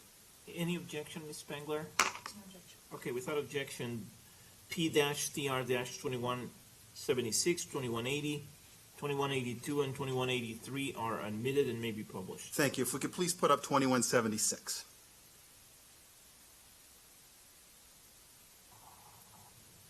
What is that in the top of the photograph, that white object there? That's his vehicle. And underneath it, I can sort of see something that looks like a backboard. Do you know how that got there? Yes, when myself and Relevance. Overruled. the other bomb technician were on scene, there was a lot of medical equipment that was by his vehicle due to the victims being treated. The backboard was behind his vehicle, and you can imagine being in the bomb suit that weighs 85 to 90 pounds. We kept tripping over it, so we slid it under the vehicle so it would be out of our way and we could operate around his vehicle. Thank you. And we're looking at a number of things. First of all, there is one smaller object to the bottom of the photograph, and then near the car is a large group of objects. What are those? Those are multiple extended round magazines that I removed from his web gear. And why do we have them in two different positions like that? The group and then the one? Yes. I don't know. Okay. Let's go to 2180, please. What are we looking at there? Again, that's a close-up video of the extended round magazines for the handguns, as well as one magazine for an AR-15 assault rifle. Can you please point out, and actually, what's this object down, it's like in a plastic pouch. That's the compression bandage that was inside one of the pouches. Can you point out the different types of magazines using that pointer and point out the compression bandage? So these are the extended round magazines for the handgun. This magazine right here is for the assault rifle, and right here is the compression bandage. Thank you.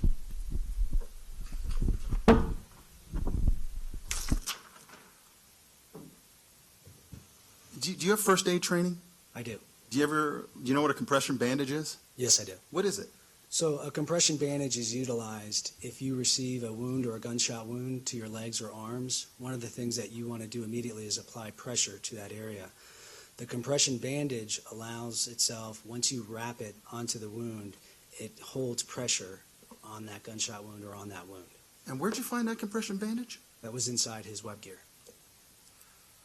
Can I have 1 second, Your Honor? Yes.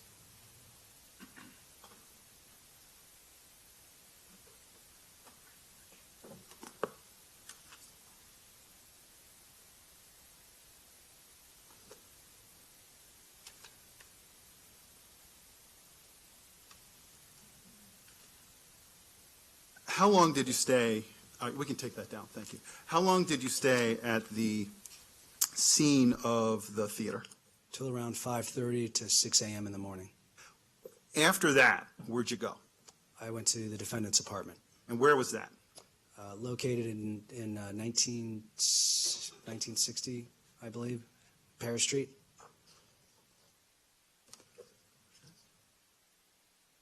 Would that be maybe 1690? Yes, 1690.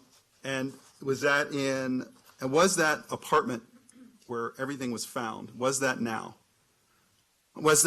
I'm sorry, and is that now in the state of Colorado? Yes, it is. What time did you get to the scene of the apartment? Around 6 a.m., between 6 a.m. and 6:30 in the morning. Who else was there when you arrived? Multiple bomb technicians from the Adams County Bomb Squad, my partner, SABT Miles Guterham, as well as numerous first responders from the Aurora Fire Department, as well as the Aurora Police Department.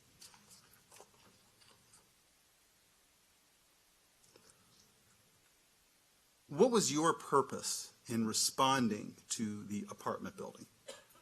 I was tasked, along with multiple other bomb technicians in the area, to render safe the devices inside the defendant's apartment, as well as communicating the information to the Aurora Fire Department, the Aurora Police Department, as well as allocating the FBI resources that were on scene and briefing the command staff that shortly thereafter were on scene. What did you do when you first got to the apartment?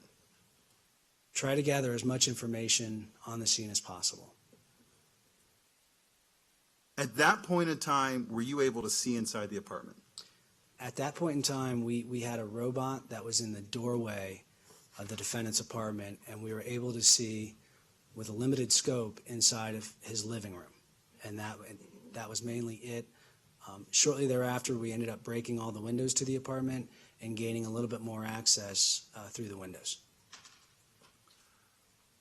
Were you able to see the images on the computer screen that was showing what the bomb robot was seeing? Yes, we were. On any bomb robot, you have multiple cameras that are wireless cameras that will feed the video back to the bomb squad truck. And at that point, we had video of the limited access that we had inside his apartment being fed back to the bomb technicians in the bomb truck. So we were able to see somewhat inside of his living room. If I showed you some screen captures from the bomb robot video, would you be able to say whether or not they accurately depict what was observed through the bomb robot video? Yes, I would. Your Honor, if I can, I'm going to approach the witness with what has been marked for identification as People's Exhibit 4856, 4857, 4858, 4859, 4860. Yes.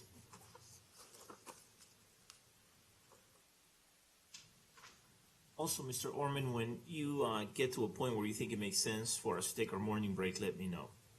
I think maybe right after we get done with these folks. Okay, great.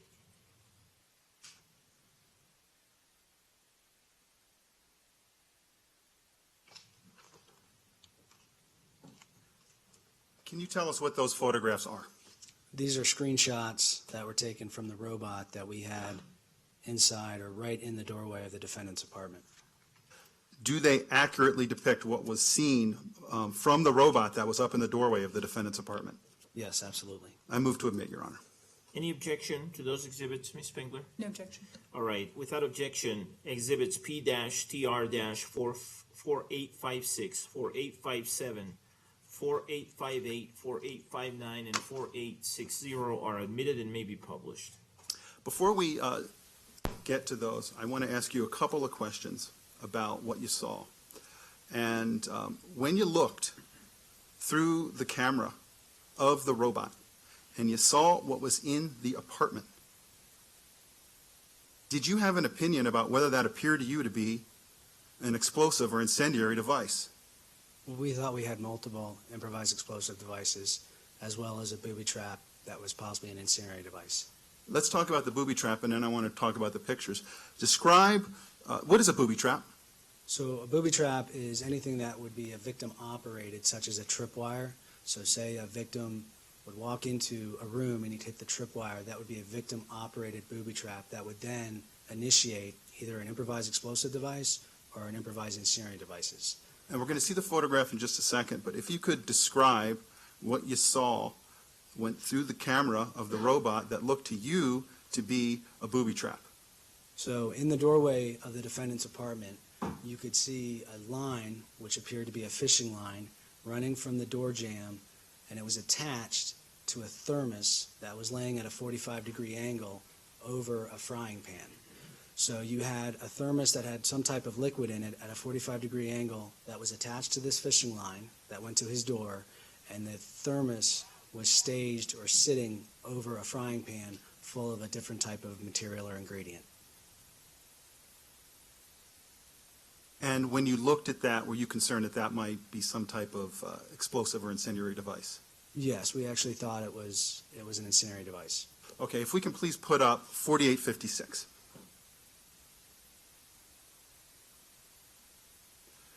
Can you please, and now, can you tell us what we're looking at there? So you're looking from the defendant's door jamb into his living room. You can see the thermos that has liquid inside at an angle over the frying pan, and the thermos is again attached to that fishing line that goes to the door jamb of the defendant's apartment. Is that fishing line visible in this photograph? Yes, it is. Could you please use that microphone and pointer again and show that to the ladies and gentlemen of the jury? So you can see right here the fishing line is attached to the handle of the thermos, and then it runs up to the door jamb. If we could have 4857, please. And why don't you just stay there and let me ask you a couple of questions about these as we do this. What are we looking at in 4857? So this is right by the defendant's door, and you can see that he's placed the fishing line and he's attached it with a tack. Right next to the door. thumbtack? Yes. Okay, if we could have the next one, 4858. And what are we looking at there as far as that booby trap is concerned? So again, you can see the fishing line running from the door jamb down to where it was attached to the thermos. Now, I see that there's an illumination where you can see items on the floor and so forth. Do you know what was providing that illumination? The robot. Was the apartment dark otherwise? Yes, it was. Okay. And if we could move to the next one, which I believe is 4859. And I think we can see the thermos a little bit better there. Can you please tell us what we're looking at there? So again, we have the bomb robot in the door jamb of the defendant's apartment. You can see his front door right here. And again, you see white powder that the defendant has sprinkled on the floor. And then right here is the thermos, and you can't really make out, but the fishing line is attached right to the left of where the door closes. And if we could have the last one, 5860, please.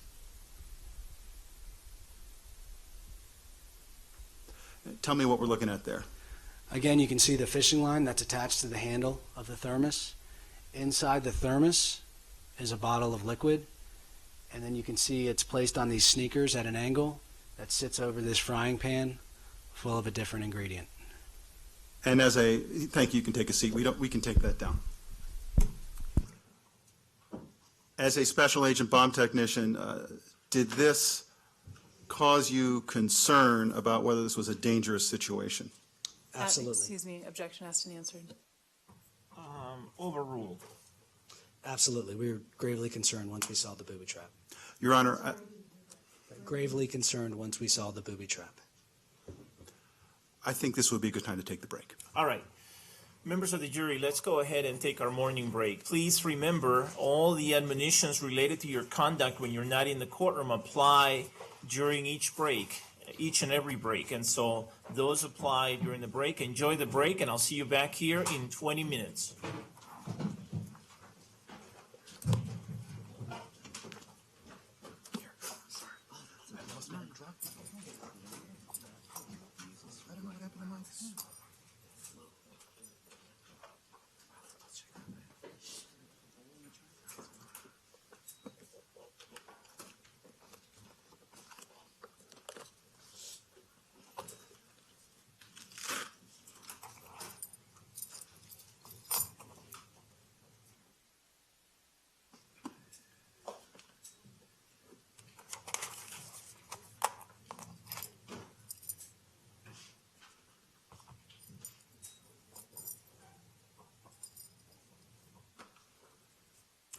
The record should reflect that the jury has exited the courtroom.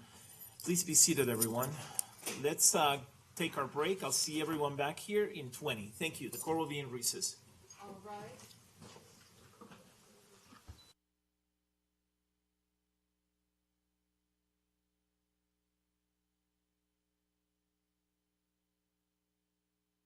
Prepared you prior to the day starting. That is the FBI Special Agent Garrett Gumbinder, who is a bomb technician, and we were telling you just before court started that there was concern about him being called to the stand because he was involved in an interview with the defendant about potential explosives. And that interview took place before he ended up going to the theater to render safe the vehicle outside the theater and then going to the apartment, which is what he's describing right now. And again, that the concern was that that interview, the audio recording of that interview is not the best audio apparently, and so people at the prosecution had actually transcribed that interview, and then Gumbinder went back, looked at that transcription to approve whether that was an accurate description of what was said, made some changes, and that's what the defense was concerned about if this witness was called to the stand. But we haven't gotten to that part yet. So far, he is testifying about the explosive devices that he has seen inside the apartment, which are just the final counts that the defendant is facing of the 165 counts. The majority of them about the survivors, and then just a couple of them about the devices inside the apartment. Today, day 6 started with a husband and wife, Denise and Brandon Axelrod. They were at the movies with Joshua Nolan. And Josh Nolan, we heard from last week, he is the survivor who had a badly injured leg and was also shot in the arm. He is the one that uses a cane still to walk and was asked to describe to the jury, using his cane, what the shooting was like when he could see it through a little hole in the seat, the section between seats. And that was probably one of the more telling moments of the first week of testimony, is when he used his cane to describe what the shooting looked like.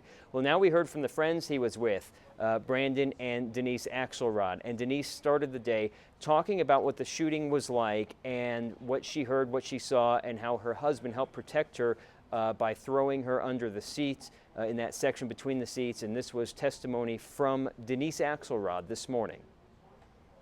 After the scene where Catwoman steals the pearls from Bruce Wayne's manor, you know when you shake up a soda can and you open it and it's that psh sound? I heard that sound and I saw something fly from the lower right of the theater to the upper left.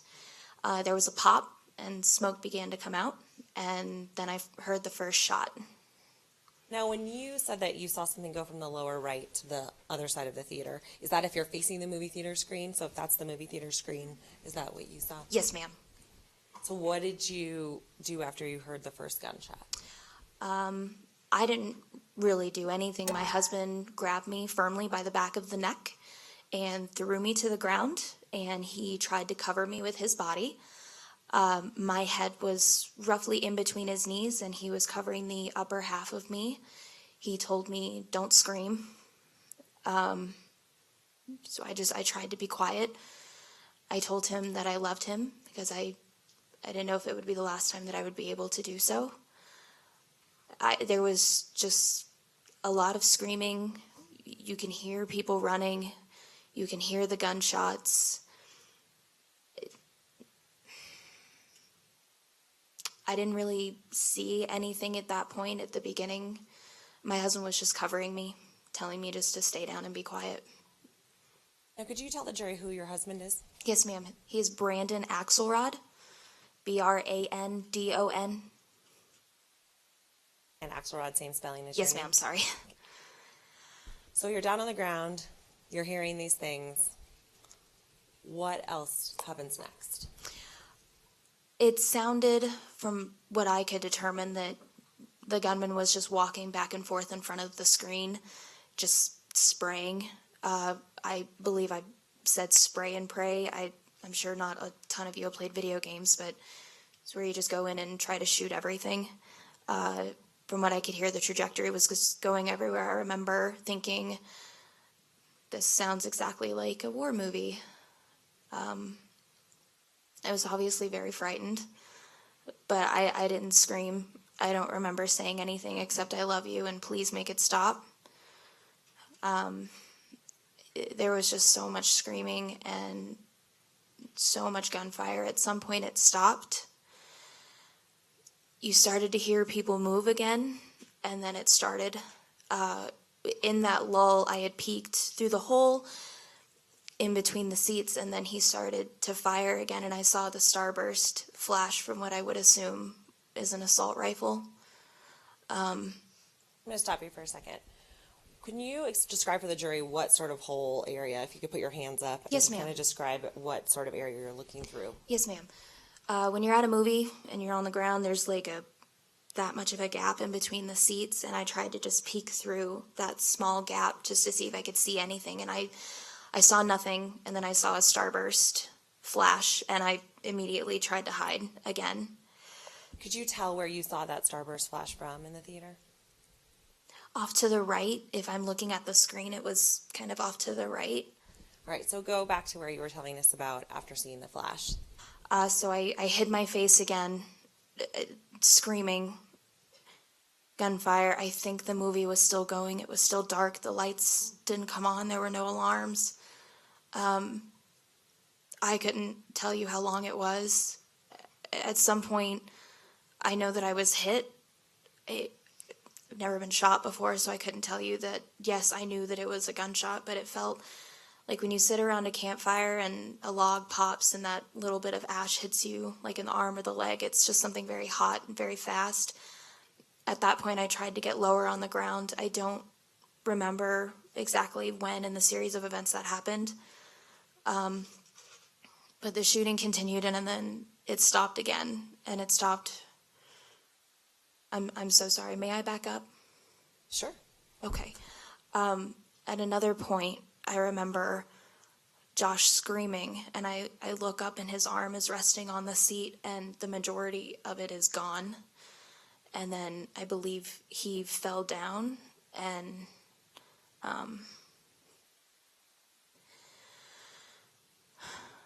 it just all kept going. And then at some point, it did stop again. My husband told me to get up, and he took my shirt and wrapped it around Josh's arm. We tried to help Josh, but we couldn't. And then we got up, and he started to push me up the stairs. And I guess he saw the gunman on the other side. I'm not. Sustained. I wanted you pass, since this is Mr. King's witness, pass the microphone to him, please. The objection as to calling for speculation is sustained under Rule 602. Thank you, Your Honor. So if you could just tell us about your observations. Yes, ma'am. And to clarify as well, is this person who pushed you up the stairs, is this your husband at this point in time? Yes, ma'am. Brandon was pushing me up the stairs. Something happened. He spun me around and shoved me back down the stairs. What I remember most vividly is holding on to the railing as I was wearing slippers. And I remember looking at my hand, and it was just completely covered in blood. We got to the bottom of the stairs and had to step over a man. I don't know if he was dead, but we had to step over him. We turned to go back down the hallway, stepped over a magazine and shells, ammunition, and the walls were just smeared with so much blood. And we got out, and there were two officers. We raised our hands and said, "We're not armed," and they told us to go. We were told to go outside. We started grabbing firemen, police officers, anyone that we could, trying to tell them, "Our friend is still in there. There's still people in there. You have to help them." And we were told to go to the triage area. Denise Axelrod went on to talk about how her and her husband went to the hospital. They were taken to Aurora South. She actually refused to go to the hospital by herself. Her husband later testified that because she's not from Colorado, she didn't want to be alone, that they had just come back from their honeymoon. They ended up going to the hospital, and Denise actually talked about being misdiagnosed, first being told she had a grazed wound, and then a couple weeks later going to her primary doctor with pain from the injured area and found out that she had a bullet lodged in her posterior and had that removed. The next witness after the husband and wife team of the Axelrods was Detective Craig Apple, and he has sat in throughout the hearings for the last 2.5 years. He is one of the advisory witnesses for the prosecution, which means he's allowed to sit in throughout all of the testimony and sit right behind the prosecution. He was involved in the first interview with the defendant after the shooting. He was also involved in an interview that took place with the FBI Special Agent bomb tech, Garrett Gumbinder. The two of them interviewed him about the explosives at the apartment. Well, what Detective Apple is going to testify to, or what you're about to hear, is that this was in a room where there wasn't a recording device set up in the room, stationary device. He brought in a digital recorder, had it in a folder, and apparently, without his knowledge, he says, he had it turned off for the first minute or two of that interview. So this is the question answer of what took place in that part of the interview that is not recorded. Can you please tell me about the start of the conversation that you had with the defendant? And I'm just talking about the portions that are not on the tape. How did that start? I introduced myself to the defendant. We had met earlier that morning. I introduced Agent Gumbinder to the defendant. I told him, I realized... Let me stop you there for a second. Did you ask him any questions that led him to respond about what he had done in his apartment? And Yes. I'm not asking you what the questions are. I'm asking you, did you ask that question? Yes, I did. Okay. So can you please start with, did he explain to you in general what he had done with his apartment and why? Yes. Why was, he stated that he placed numerous devices in his apartment to catch fire or to explode, hoping that the police would respond to his apartment instead of the theater. Did he indicate to you whether he had done anything to his apartment that might draw attention to it so that people would go to it? Yes, he did. What did he say? He explained that he had made a recording on his home computer for 25 minutes of silence, and then loud music would play, hoping that the neighbors would hear that and call the police. And is this the point in time where you noticed that there was an issue with the recorder and turned it on? Yes, at that time I had a hunch that it wasn't running. So at the beginning of the recording, I want to just so the jury can understand where we're starting here, what was the topic then that was being discussed when the recorder is turned on? That he had staged a device that if you'd open the door, the explosion or fire would start, more like a tripwire. And did he say what the tripwire was made of? Fishing line. And did he say what that fishing line was attached to? Yes, I believe a thermos, which would, I'm not a bomb tech, would pour some items into a pan, and that would catch fire and start the ignition of this whole process in his apartment. And at that point of the testimony, that's when prosecuting attorney Rich Orman stopped Detective Craig Apple and then called FBI Special Agent Garrett Gumbinder to the stand to talk about the explosives and the rendering safe of the vehicle behind the theater and going to the apartment complex. So they showed some photos of the car behind the theater, which we've seen over the last 2.5 years. Air Tracker 7 was overhead as that was going on. He testified to finding a gun on top of the vehicle, another weapon in the map pocket of the passenger side, and finding his iPhone in the vehicle, but that there were no other explosives in the vehicle. Then he talked about showing up to the apartment at 6 a.m. to help the Adams County Bomb Squad, which was already at the apartment complex. And I remember photojournalist James Doherty and I were actually at the apartment about 4:45 that morning and saw the Adams County Bomb Squad truck arrive on scene. And so he talked about mapping out the apartment and what they could see and what they couldn't see. And we've got an aerial view, again, from Google here, of what this complex looks like right now, today in 2015. But I can tell you that there was a fire truck parked here off of Paris Street, close to 17th Avenue, and there was a ladder from that fire truck going up toward the apartment, and that's where they were breaking the windows. The apartment on the 3rd floor, right where the arrow is here, breaking the windows here and here in the bedroom areas, and then here and here in the living room and kitchen areas. And it's right in this area where the kitchen is. What we were seeing in court earlier, or just a little bit ago, were images from the living room area and the doorway, which would be right about here. They sent in a robot to be able to see what was going on inside the apartment itself. And the robot had a video camera on it, and what they presented in court just a short time ago were still images from the bomb robot's video recording. And the first one that was shown was looking into the defendant's living room, and you could see into the door jamb just a little bit. This is an image from what they were showing in court just a short time ago. And those black cases are those cartoon-like bomb cases that they were showing in the opening statements as well. What you can see here, and I know he was pointing out, is there's a thermos hanging over a frying pan on a pair of sneakers. And I know it's difficult to see. This is the second image they showed. This one was to show the fishing line that was across the door jamb. Here you see the pointer being used. Oh, this is where the fishing line is across the door jamb. That's a thumbtack being used to attach the fishing line to the door so that would start this booby trap process. Another photo was to also show some of the fishing line, which I know is difficult in the image that we have here.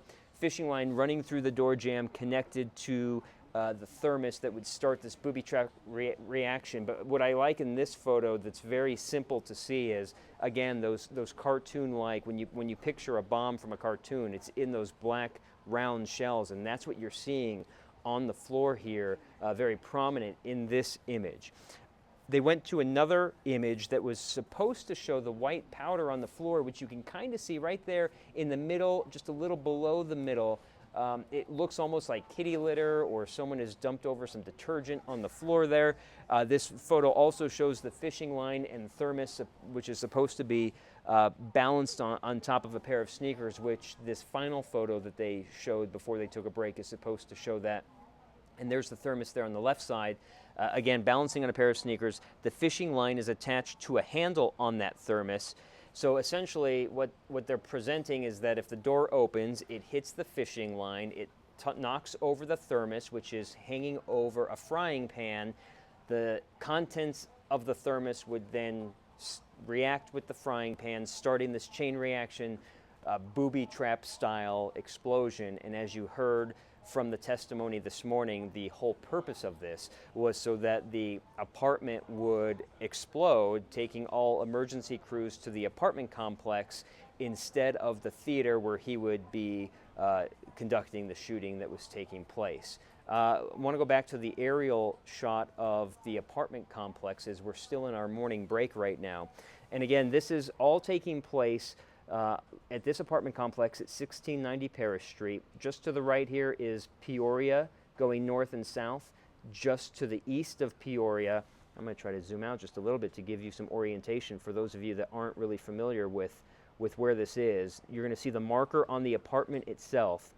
Over here where I'm waving the arrow is the University of Colorado Medical Campus. Children's Hospital is over here. The new VA hospital is being built just to the east of that. And this is where many of the victims were taken after the shooting. And little did they know that just blocks from the campuses where they were being taken was this investigation into a very explosive situation that could have been explosive inside the Aurora apartment. As I zoom back in, Again, it's a third-level apartment where they were finding all of these materials. There was a booby trap set up that they're probably going to get into with Gumbinner in a little bit, but we know from his preliminary hearing, besides the booby trap on the door itself, there was also music set to go off at around midnight, that there was a computer inside this apartment that was set to go off with quiet music, or with silence, and then loud music that was supposed to attract neighbors to come to that third floor and essentially set off this booby trap. And I remember that late morning, early afternoon, outside the apartment itself, I spoke with the downstairs neighbors of the defendant, and they talked about hearing that music, knocking on the door, and almost walking inside because the door was unlocked and it pushed open when this woman knocked on the door. But she thought twice about it, went back downstairs. Her and her husband then called police, but nobody showed up because they already had reports of the shooting. What you're seeing here is footage from the night, early morning hours, and now the daytime of the emergency crews outside the apartment and what they did to investigate what was inside. You're going to want to look at the windows closest to us. That third floor window on the top and the side was the defendant's apartment complex. This was the road being blocked off and the fire trucks being used. You can see here firefighters and FBI, actually they're FBI in firefighter gear, knocking out the windows. That would be to the bedroom of the defendant's apartment. And then on the side, there were other windows that were taken out too. They are taking photos and assessing the situation. This is still in the this is in the morning hours of July 20th. This is the FBI with an aerial view looking into the apartment. And I remember being out there unsure of exactly what they were dealing with inside, but seeing this happen in real time. And we found out during the preliminary hearing that after seeing what was inside, they thought they should have pushed everyone back farther than we were because we were just a half block away. More of breaking in the windows to assess the situation. And then this, you're going to see a slight explosion in the fourth window, that middle window that's broken. There's going to be a slight explosion as they tried to start rendering safe the things inside. Court is now getting back underway inside. We're going to take you back into courtroom 201. 1922. The record should reflect that Mr. Holmes is present with his lawyers, and the prosecutors are present as well. I have a question form submitted by one of the jurors. It's juror number 155. It's not a question, but I'm going to mark it as question form number 42, which is the next number in terms of the question forms. It reads as follows. Suggestion for monitor use. Attach a second mouse to the computer that the witness can use to point to the pictures. Change the mouse pointer to a larger one. The witness can look on his or her screen and use the normal microphone. So I read it. I'm not gonna. It's a good suggestion. I thought about it, Your Honor, but I thought it was too complicated for us to handle. We're gonna build a suggestion box. All right. You ready for the jury? I am, Your Honor. Okay, let's bring him in, please.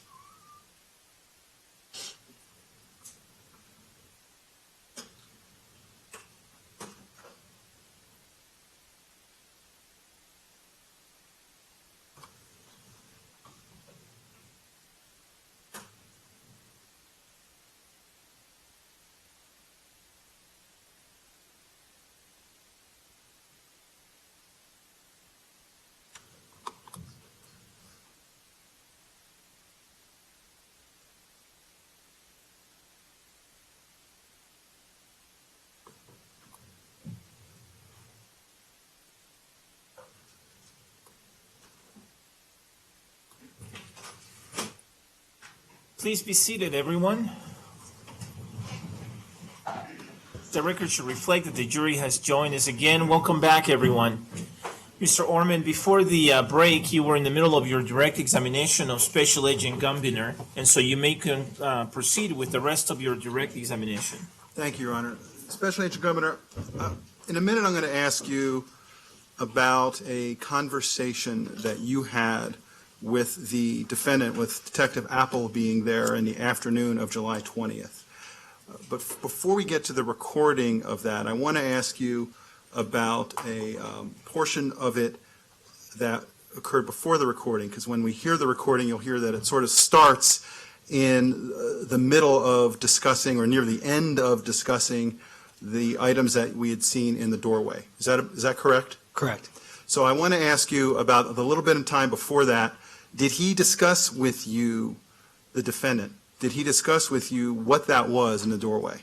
Yes, regarding the booby trap, he did. Did he tell you what the liquid was in the thermos? Yes, he did. What was that? Glycerin.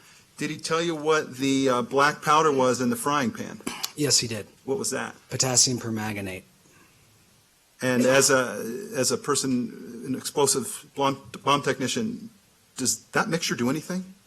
Yes, it does. The mixture, if you mix those two ingredients, if you mix the glycerin with the potassium permanganate, you get what's called a hypergolic reaction. Potassium permanganate is a water filtration crystal that's utilized quite a bit here in Colorado. Glycerin readily available at any Walgreens, CVS. If you mix those two, it creates this reaction. It's almost like lighting two sparklers on the 4th of July. You're going to get an extensive amount of heat. You're also going to get sparks and a lot of fire if those two ingredients mix. And that's what he had right at the doorway. Before we get to the recording, do you think it would be helpful for the ladies and gentlemen of the jury to see some photographs of what was inside the apartment, and so that they can have a context of what is being discussed? Absolutely. And if I showed you some photographs taken from near the doorway area of the apartment, could you tell me whether they fairly and accurately depict what was present inside that apartment on July 20th, 2012? Yes, I could. And by that apartment, I mean the defendant's apartment on Paris Street. Yes. May I approach with what I've marked for identification, Your Honor, as 4138, 4143. Actually, I'll go in numerical order. I had sort of rearranged these. 3951, 4138, 4143, 4144, 4145, 4146, 4148, 4162, and 4163. Yes. Thank you. And I've shown these to counsel during the break, Your Honor. Thank you.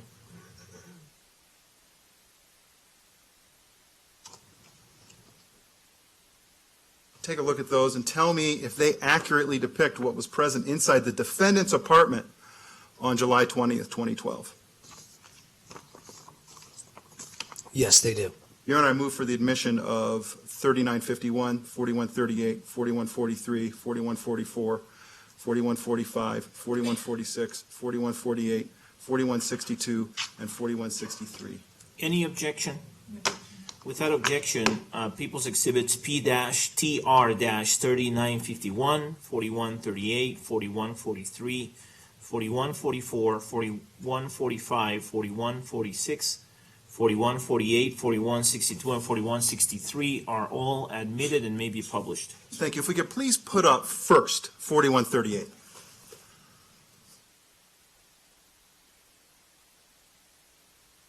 Now, we're looking through the apartment door, is that correct? That's correct. Now, is the thermos containing the glycerin still present when this photograph was taken? No, it's already been removed. But is the pan that we just discussed with the potassium permanganate in it present?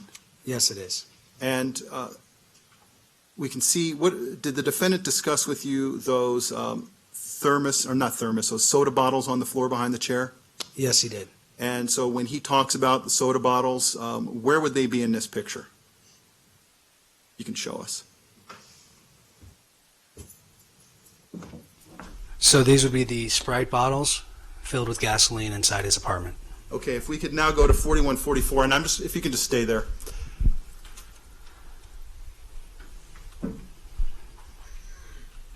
you'll hear at some point in the recording the defendant talking about making napalm and putting it in some jars with some bullets. Can you please point out where those are so the ladies and gentlemen of the jury can see that? Sure. There were 3 jars that he filled with napalm. You can see 2 of them in the picture here.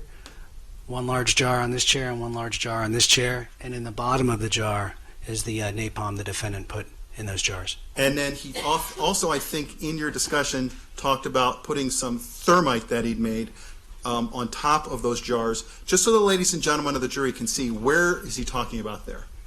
Correct. You can see on top of the jars there's a half shell. Inside this shell is improvised thermite, and right underneath it is smokeless powder that he had placed in the jars.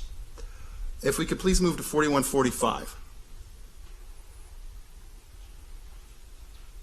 Would that be a close-up of the middle jar? I don't need you to describe it, just tell me if that's what Yes, that it is. would. And 4146, please. Is the jar on the right, can you see that in there? Yes. And where is that? Right here. 3951, please.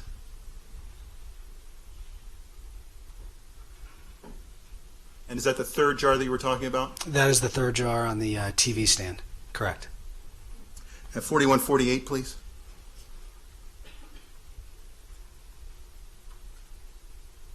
What is that a close-up of? That's the close-up of the potassium permanganate that was in the frying pan. And now you can see a white powder on the floor, but I think we can see it better in the next picture. 4162, please.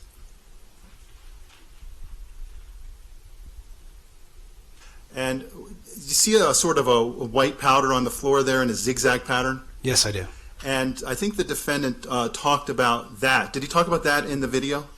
I'm sorry, in the audio? Yes, he did. What did he call that? Ammonium chloride. And then if we could actually stay with that one for a second, I think at some point, does the defendant talk about placing air fresheners in the apartment? Yes, he did, to mask the odor. And can we see those? To mask the odor of the gasoline. And can we see those in there? Yes, right here.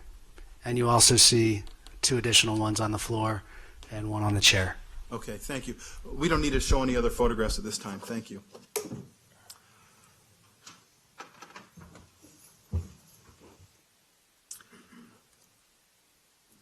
I want to now ask you about the recorded conversation with the defendant. When did that occur? In the afternoon of Friday, July 20th, around 3:45 p.m. Do you recall where? at the Aurora City Jail. I'd like to ask you about the demeanor of the defendant when you and Detective Apple were speaking with him. What was his demeanor? He was tired, soft-spoken. Was it similar to the demeanor of other people that you had spoken to in investigations involving explosive or incendiary devices? Objection, relevance, foundation, speculation, 403.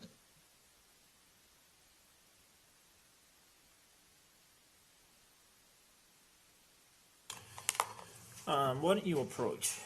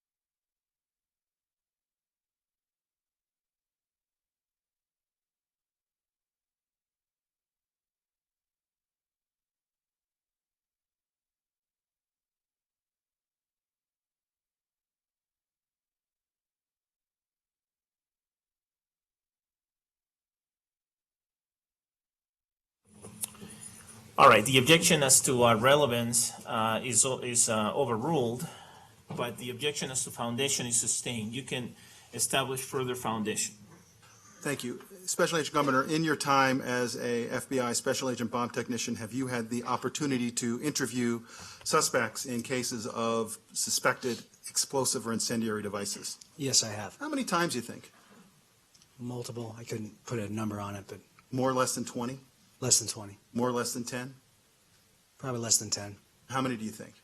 I would say 6 to 7. 6 to 7.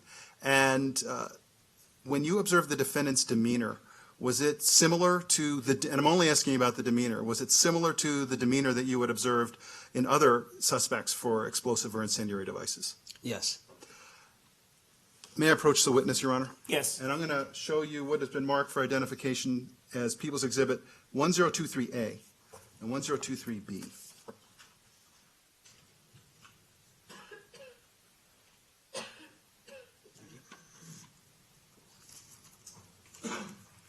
What is 1023A? It is a CD containing the recording of the interview. And apart from some portions that are hard to hear or inaudible, is that an accurate and fair representation and recording of the interview that you and Detective Apple conducted with the defendant? Yes, it is. How do you know that? Because I listened to it. And how do you know you listened to it? My initials are on it as well as the date. Thank you. And take a look at the B portion of that exhibit. What is that? It's a transcript of the interview. Have you looked at that transcript? I have. And have you actually made changes to it to make it accurate? Yes, I did. And as far as you can tell, is that transcript a fair and accurate representation of the words that are spoken on that recording? Yes, it is. Your Honor, at this point, I move for the admission of 1023A and 1023B. Any additional objections to 1023A and 1023B? No further objections. Without further objection, People's Exhibits P-TR-1023A and 1023B are admitted pursuant to my previous rulings. Your Honor, So, I'm sorry. Mr. Orman, would you, are you intending to publish these exhibits at this time? I am, Your Honor. All right, with that then, members of the jury, I'm going to give you a cautionary instruction, and if you would hand those transcripts to my staff, please. And for the record, Your Honor, I have 24 copies that I'm going to hand to your staff. Great, thank you. Before you do, let me give the jury a cautionary instruction. Members of the jury, the transcript that has been submitted is to be considered as any other evidence. You are not required to accept this document as an accurate transcript of the recording. Rather, it is up to you to assess the accuracy of the transcript.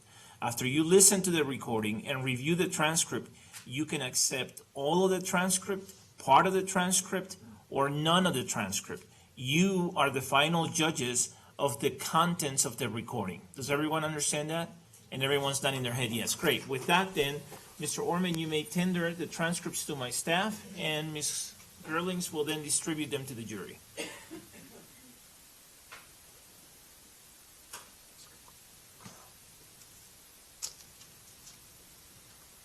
And you're not asking that my court reporter take down this recording, correct? I'm just asking to play it, Your Honor. Okay, great.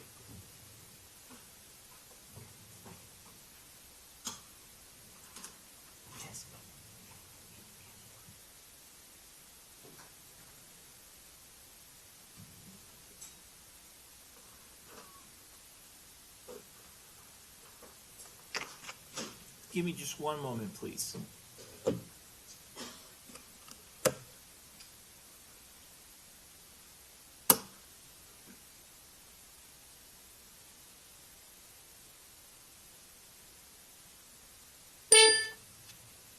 Does everybody have a transcript? Does anybody not have a transcript? No, nobody's raising their hand. Okay.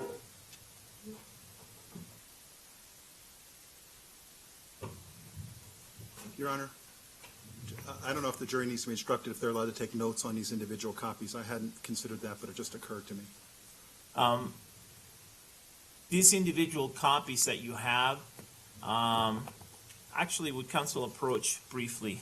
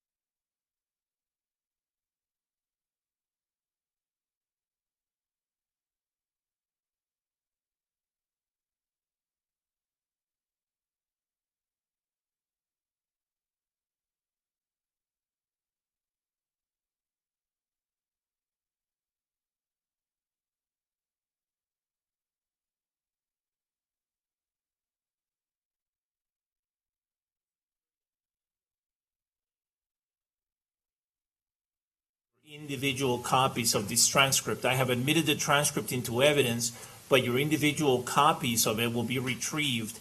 And so don't take any notes on these copies. If you want to take notes in your notebooks, okay? All right. With that, you may publish Exhibit 1023A.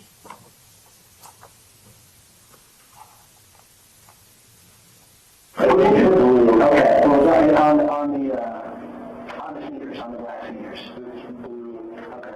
Is there a line running from the back of that to the chairs? Is there something else that's running there?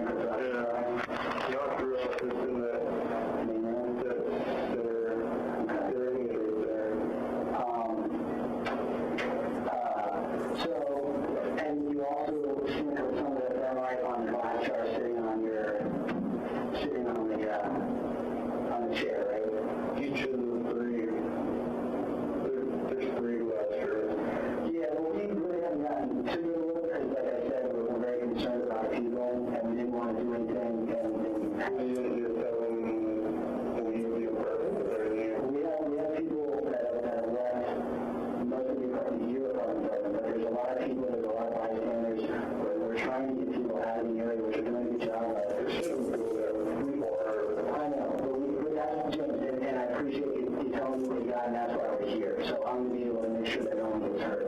So let me ask you, James. So there's three of the jars. One's on the seat right in the main room. The other one's on the back seat. The computer chair and the wooden chair. Okay. And then there's the wooden chair. You really didn't. We haven't. I mean, we peeked. We put a camera in there, but I don't have access to the full. Towards the northeast of the computer chair. And all those have gasoline. All the jars have the same stuff in them with the ammunition. Yeah. And what exactly is that? 40 caliber and I don't remember 223 or something. And what liquid did you put in there? You put gas? I didn't put any gas in. I only put any foam and it seeped down and then I put it in gas. You said napalm? The thing is napalm is this polystyrene, gasoline, napalm bead. And what else? So you put that in there, that's the clear kind of sludge stuff. What did you put on top of that was black? That's smokeless powder. And then you put the thermite on top so it should all down. You put the thermite on the top and a little cup, hold it, and the idea is the ribbon goes and connects the thermite and then the thermite goes down and then now, in the Sprite bottles that are around the computer chair, what are just gasoline?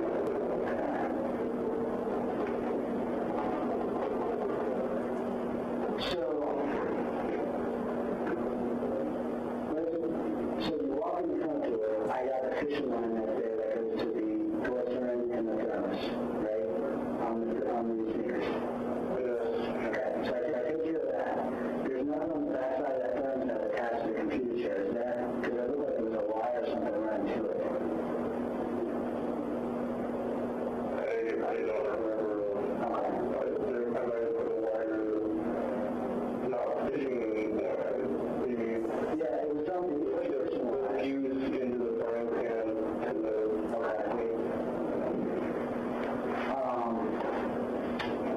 so then we have the gas. How do you know the gas in the 2 liter bottles? Is it from the... fumes come into there. Okay. From those 2 liter bottles. Okay. And then a whole bunch of aroma things so you don't smell the gas over the baby. Is that all stuff on the floor? That's just to scare you guys. It's just the aluminum produces a lot of smoke with it.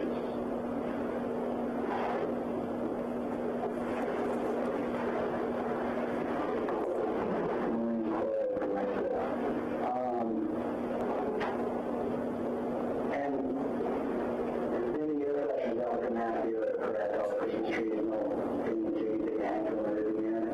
Yeah, so they would come and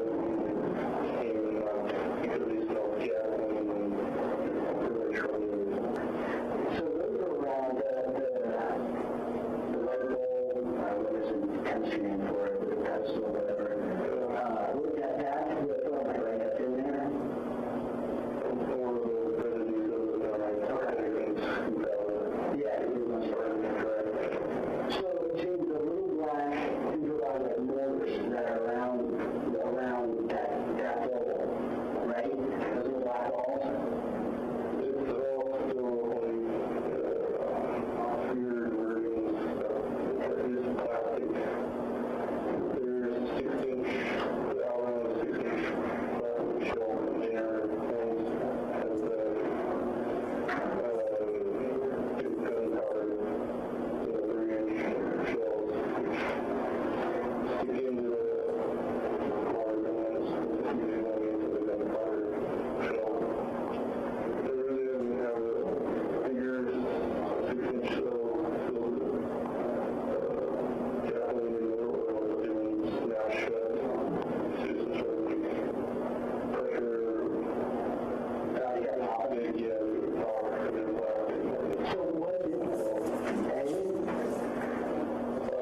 and by now they probably would get all their gasoline in their pocket. So and then all the ones on the wall and nothing in there. I didn't see one on the wall yet. They're just plastic filled. So the sixth one had gas in them on the floor. They popped and I'm sure. And then the 3-inch ones had black powder smokeless. Okay. All right, so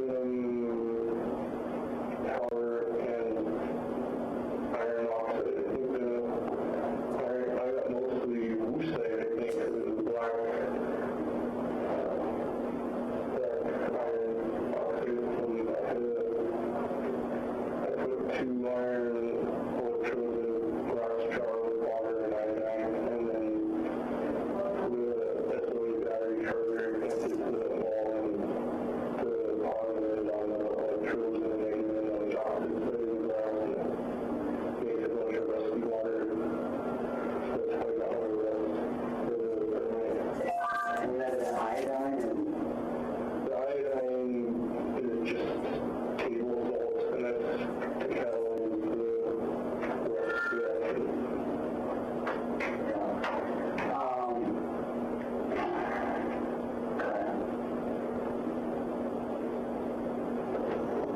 So none of the time, so none of it's going to go off without someone hitting that button, is basically what we think, right? The timing was supposed to be the music, so they got the people there, and they got the whole shindig going, but that didn't. So we're going to have to get there's an ammo can in your bedroom. What's within that? Stuff that we're at, there's no...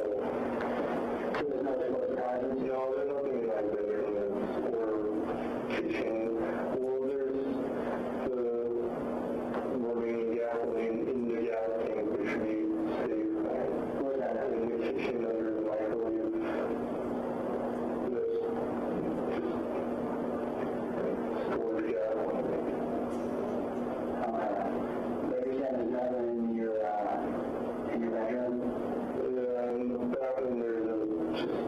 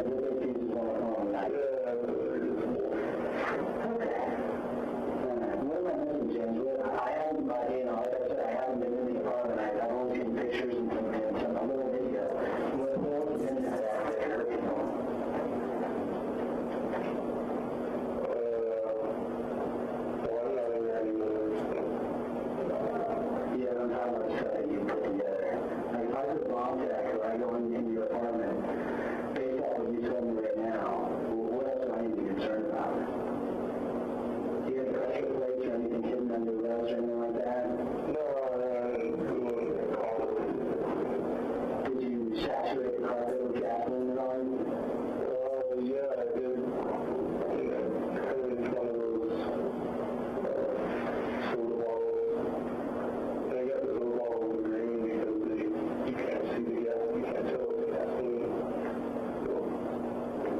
And is it just gas or is it nitromethane or what? No, it was literally just gas. Okay, did you use any nitromethane in any higher fuels? No, I didn't go carbon water.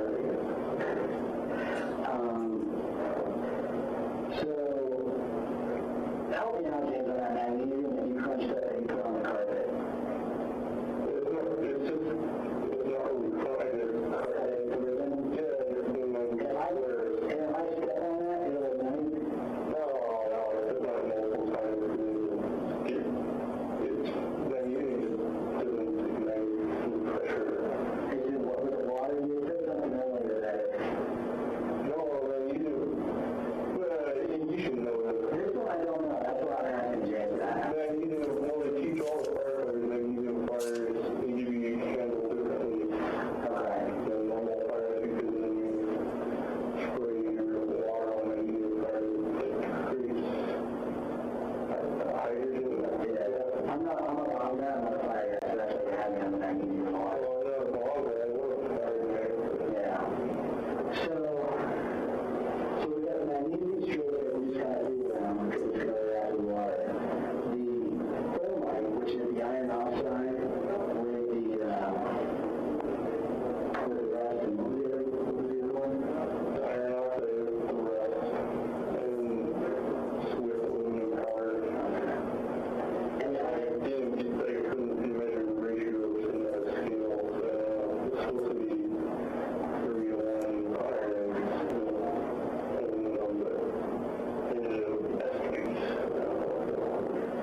And that was in the bowl in the middle, right? Yeah, the first one there. And then you sprinkled the thermite in the glass. They're glass jars, right? Not in the glass, but the redundant plastic shell kind of thing. Put that in the little 3-inch plastic shell kind of lidded cup and everything.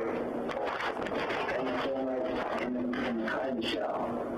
Yeah, food burned down the gas and smoke stuff.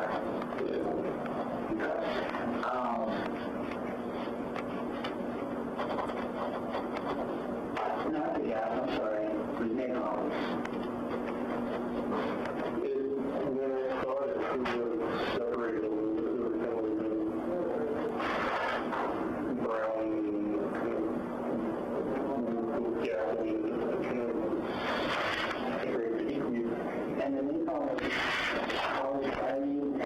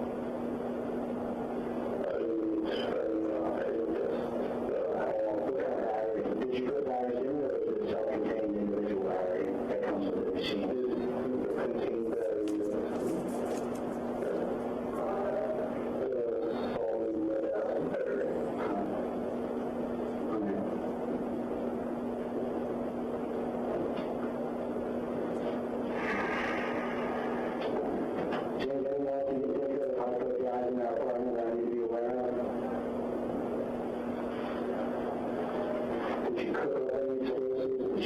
So it's all in the same area. There's nothing that can like go boom. Well, that's little bullets. Yeah, you didn't make any ammonium nitrate. You didn't make any high explosives. No,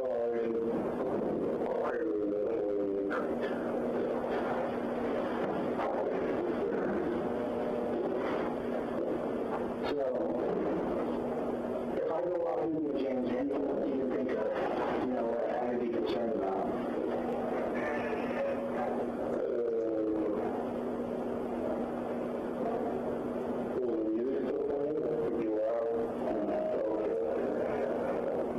Is there anything attached to your computer? Any wires or anything on your computer?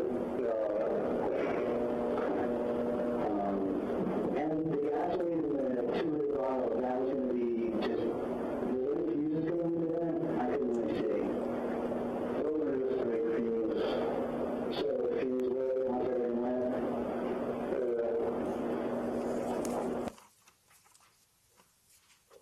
For the record, the prosecution just finished publishing Exhibit P-TR-1023A. At this time, Ms. Gerlings, would you collect the individual copies of 1023-B, P-TR-1023-B, that be in the transcript, please? And while she's doing that, would counsel please approach?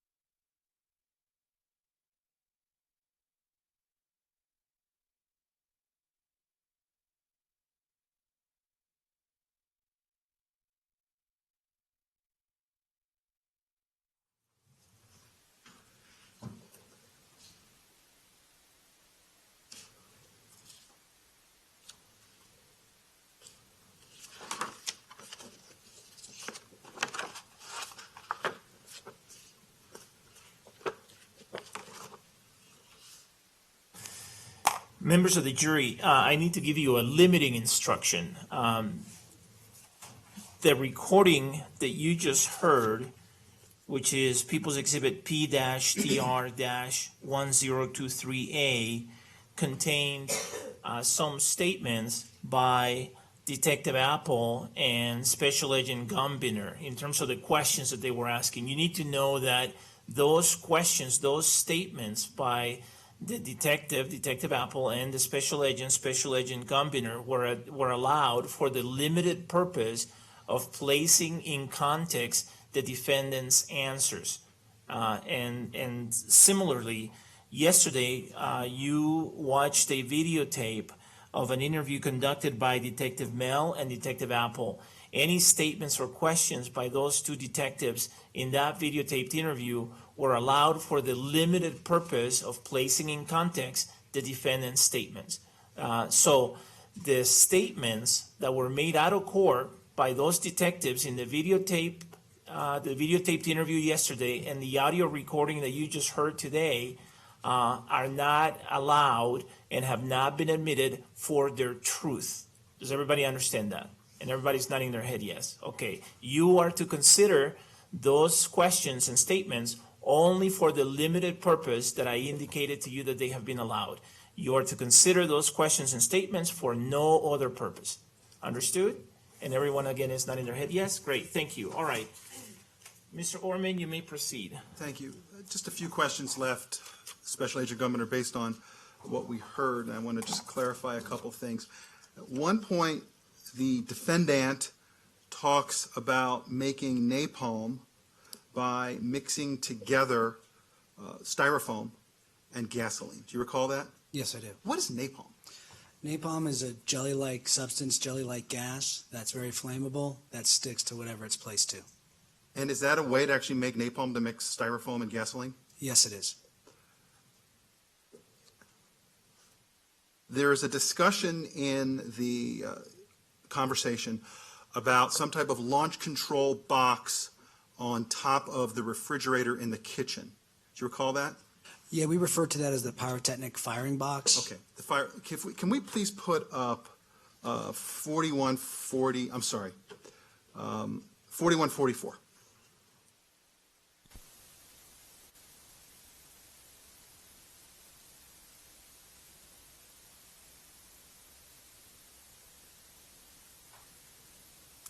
And actually, and if we could go to 4145, I want to ask a couple questions about these pictures. All right, so in this picture, based on what he was describing to you, where is the napalm in that? In the bottom of the jar. Sort of that, I don't know, what color would you call that? A greenish brown sludge. Okay. And if we could go to 4148, please. And 4162. Okay, now we can see here in this photograph a bicycle. You see that bicycle? Yes. And around the corner to, like if you walked to that bicycle and took a right, what would you find there? That's his kitchen, and his refrigerator would be right behind that wall. Now, would it be fair to say that you couldn't send someone in there over all that stuff to go take a picture of the refrigerator with that box intact? Correct. So would it be fair to say we don't actually have a picture of what that looked like before you guys took care of it? Correct. And would it also be fair to say that the way you took care of it was to blow it up? Yes, it would. You talked to the defendant about a mortar and pestle. Remember that? Yes. Where is that in this picture? If you can see it. Hold on. Yeah, and please use the microphone and the pointer.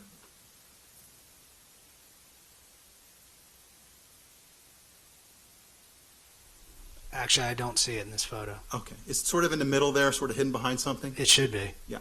And then there was you can sit down again.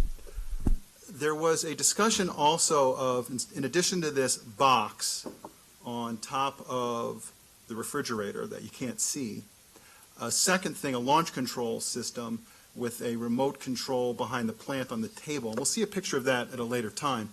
But is that launch control device that the defendant was talking about with the remote control behind a plant on the table visible in this picture? Yes, it is. Where is that?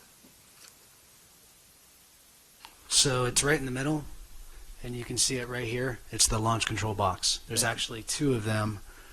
You can't see the other one in this picture.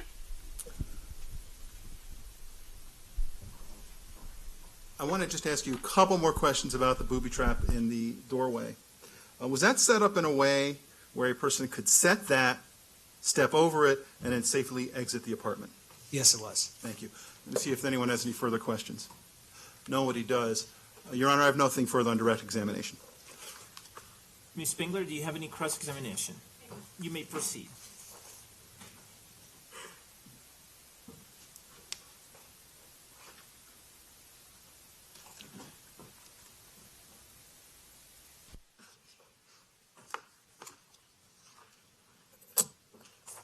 Good morning. Good morning. I want to start out by talking about your discussion with Mr. Holmes at the city jail the afternoon of July 20th. Okay. Now, you talked about his demeanor. Now, you're aware that he had been sitting at the headquarters close by since early in the morning hours of July 20th. Is that right? Yes, I was. Okay. And you described him, I think, as tired, Yes. quiet, Yes. soft-spoken at times. Yes. His demeanor was matter of fact. Sure. Is that, okay. He wasn't overly proud or excited. No. Is that an agreement? He wasn't overly proud or excited? Correct. Okay. And when the discussion that you and Detective Apple was over, the discussion you were having with Mr. Holmes was over, he went back to a blank stare. Is that right? I don't recall. And you didn't promise Mr. Holmes anything in order to, for him to answer your questions, like a promise of leniency, correct? No, we were there to talk to him about the officer safety and public safety around his apartment. So there was no promise of leniency that was made to Mr. Holmes in exchange for him answering your questions. No. Okay. And you also explained to Mr. Holmes before you started asking him questions, well, let me strike that. As you mentioned about public safety, that was explained to him beforehand, correct? Correct. When we entered to talk to him, we said we were there just to talk to him about his apartment and the safety of the public around the apartment and the officers that were dealing with the apartment and what was inside. As well as men and children in the area. Excuse Everybody. me, women and children in the area. Correct. And Mr. Holmes answered all of your questions, Yes, he did. and there was no question that he refused to answer. No, he did not. Now I want to step back in time to your work at the theater on Mr. Holmes' car, the white Hyundai, parked in the rear of the theater. If we could show Prosecution Exhibit 2986, which has already been admitted. Yes, please. Okay, so we can see the white Hyundai to the on the sort of right of the exhibit, and we're now looking at People's 2986, and you recognize the car, of course? Yes. Okay. And you arrived, and you and the Arapahoe County Bomb Squad started working on the car in the early morning hours of July 20th? Yes. Okay. And that was around probably 2 a.m., 3 a.m.? Correct. Okay. Now, you had not spoken with Mr. Holmes at that point, right? No, I had not. And your work on the car, in order to determine whether there were any devices that you needed to be concerned about within the car, that wasn't as a result of Mr. Holmes telling anyone that his car was rigged or had any explosives in it, right? I believe he mentioned that he had IEDs to the arresting officers, and that's why we took the precautions to search the vehicle. And that was at the apartment, but there was a precaution to search the vehicle, is that right? Correct. Okay. And you weren't present when Mr. Holmes was arrested. You don't know exactly what he said to the arresting officer, right? No, it was relayed to me by the officers on scene. Now, the work that you and the Arapahoe County Bomb Squad did on the car, that was all recorded through that bomb robot that was used on the car, correct? I believe so, yes. Okay. And when I say recorded, I mean video recorded. Correct, from the robot camera. And you mentioned earlier that there were a few bags in the car. I think there was a duffel bag and a black and white backpack, or excuse me, black and blue backpack. Now, no explosives were found in the backpack in Mr. Holmes' car, correct? No, Okay. And no explosives or incendiary devices were found at all within the car, correct? there was a 5-gallon gas container with a little gas, and that was it, but it was not improvised, it was just a gas container. Like a red gas container that we would put gasoline in to keep in our car if we ran out of gas. Correct. Okay. But you had the opportunity to look inside the car to see some of the contents of the car while you were working on the car in those early morning hours, correct? Yes, ma'am, I did. Okay. And you didn't see any sleeping bags or tents in that car, did you? No, I did not. Okay. You didn't see a big quantity of food or any coolers in that car? No, ma'am, I did not. You didn't see a passport in that car? No, You didn't see any cash in that car? not to my recollection. And the car, as far as you know, was not moved from the time that Mr. Holmes was arrested in the very early morning hours of July 20th, correct? To my knowledge, the car had not moved. Okay, so that was the way the car had been parked when Mr. Holmes parked the car? Correct, behind the theater. Okay. Nose into the sidewalk? Yes. Okay.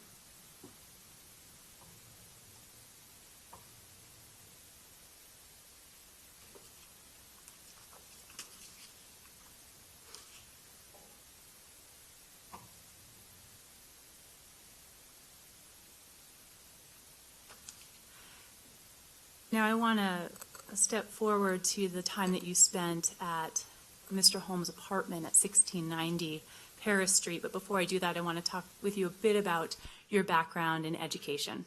Okay. Now, you began with the FBI in 1999, Correct. and you graduated from college in 1994. Is that right? Correct. Okay. So you began with the FBI about 6 years following your graduation from college. Yes, I did. And your degree from college was not a degree in science, correct?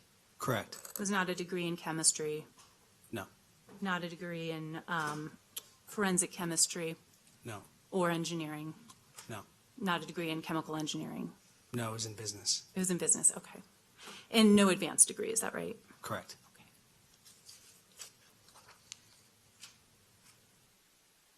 You attended the hazardous device school in Alabama once you were employed by the FBI? That's correct. And that is a school that's a required attendance for everyone in the country who becomes a certified bomb technician, right? That's correct. Okay, that's a 6-week course. Yes, ma'am. Okay, and that's run by the Federal Bureau of Investigation or the FBI. It's run jointly with us and the United States Army. Okay. And you described earlier that you're taught how to render safe devices or suspected devices at the school. Yes. And by rendering safe, what that means is really to take the suspected device or hazardous material and to destroy it. Is that right? No. In layman's terms, it's to defuse the device. We don't always have to destroy the IED or the incendiary device. Our attempt is to defuse it and keep as much evidence as possible. Okay. And you also learn about robot operations at the school as well. Correct. That school was not, and is not associated with a National Fire Academy in Maryland, right? No, it's not. It's not a course in fire investigation. No, ma'am, it is not. I shouldn't say course, it's not a school in fire investigation. No, it's not. Now I want to take you to your time when you arrived at Paris Street. You arrived at approximately 6:30 in the morning. Correct. And that was following your work at the theater? Yes. And when you arrived on scene, you weren't the only FBI supervisor that was on scene? I'm not a supervisor, I'm just a special agent. There was a assistant special agent in charge that was on scene as well. He was the supervisor. The Adams County Bomb Squad was on scene when you arrived? Yes, ma'am. And the Denver Bomb Squad was at the apartment when you arrived? I believe so, yes. Or they arrived shortly thereafter. And some of your tasks, excuse me, some of the tasks that you had at the apartment, excuse me, included coordinating the FBI resources. Correct.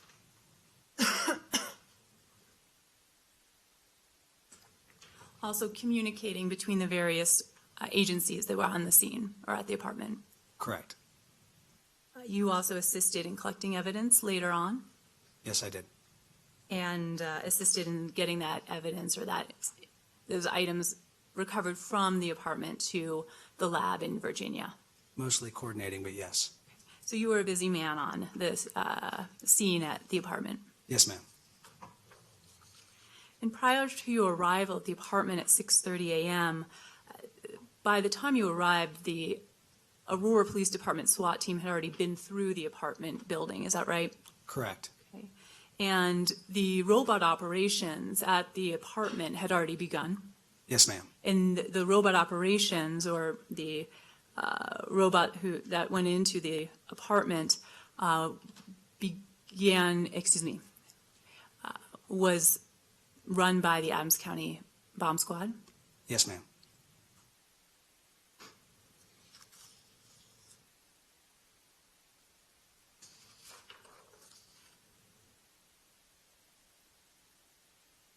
And you did not actually enter into the apartment until the following day at about 3:30.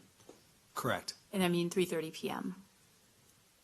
The following day on Saturday, July 21st. I believe it was around 3 o'clock in the afternoon. Okay. And by that time, the frying pan had already been removed. Yes. The cooler had been removed. I'm sorry, I don't think the frying pan the thermos had been removed. The jars that we saw in those photos, those had been removed. When we entered the apartment, no, they had not. Okay. We manually removed those.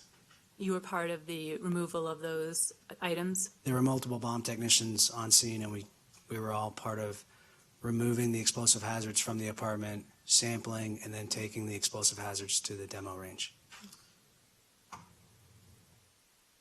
Now, ultimately, the thermos and the frying pan, that was disassembled and removed by the robot safely, correct? Correct. And all of the devices were disarmed, either through manual work or through the robot? Correct. And none of them ever exploded? No, ma'am.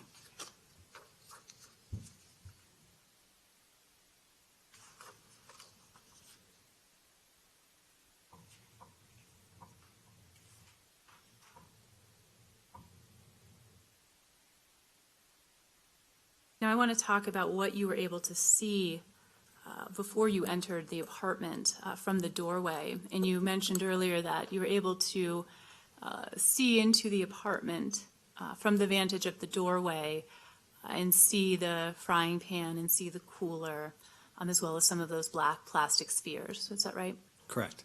Okay. I'm going to approach with what I will now mark.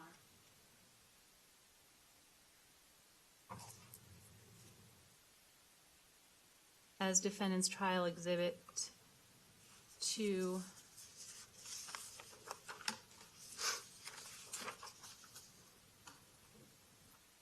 three, and 4.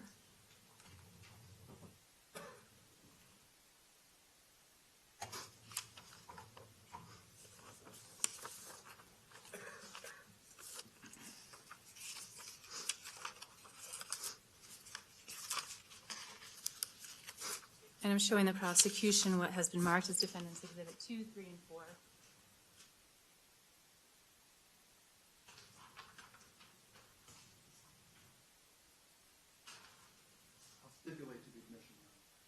Okay, are you moving their admission? I am. All right, do you want to move their admission now? All right, defendants exhibits D-TR-2, 3, and 4 are admitted, and you may publish them whenever you get to that point. Go ahead, you may approach.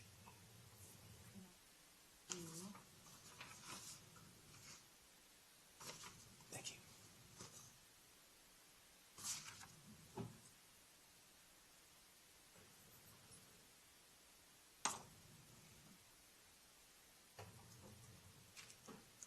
If we could publish defendants 2, please. Which is 453.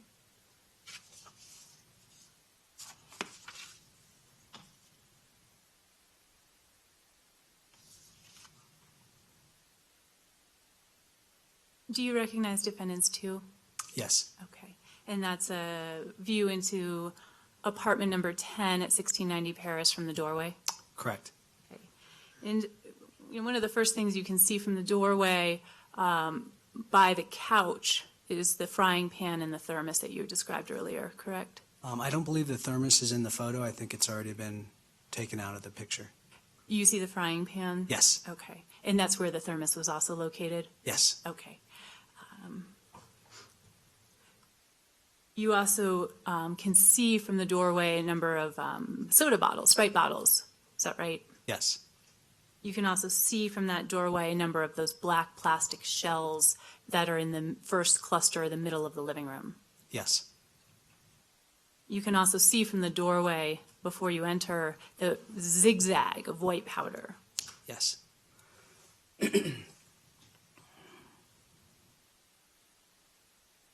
And if we could publish Defendant's Exhibit 3.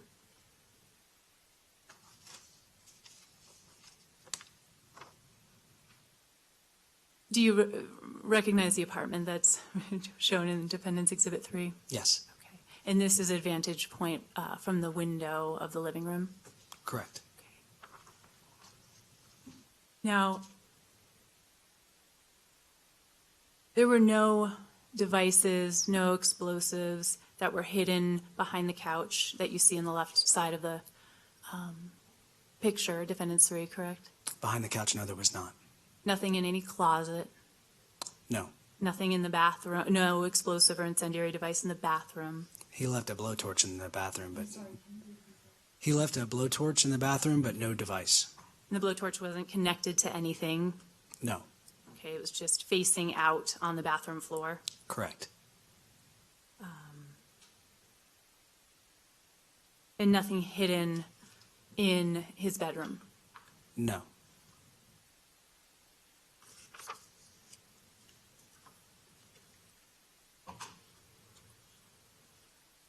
I want to talk a bit about the frying pan and the cooler by the couch. If we could look at People's 4858, please. And that's already been published and admitted.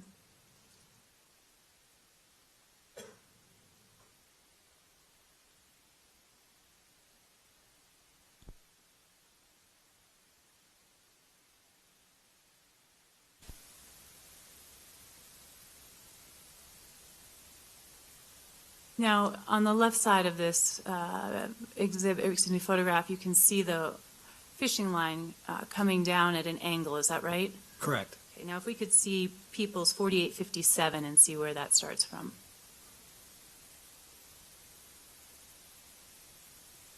Now that tack is next to the door jamb, right? Correct. Okay, and that tack is not attached to the door itself. No, it is not. Okay, and a door jamb is generally about 4 feet up? Yes. Okay, and so we have the line coming down at an angle and attaching to the to the cooler, The thermos, correct. the thermos. And so what we don't see is this fishing line down close to the floor, just a few inches off the floor,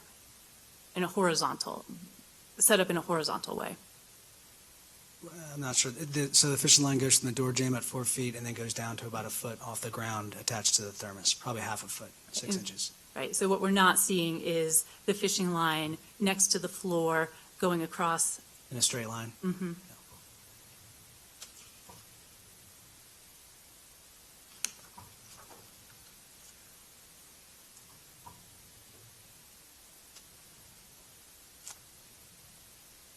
And we can take that down, thank you.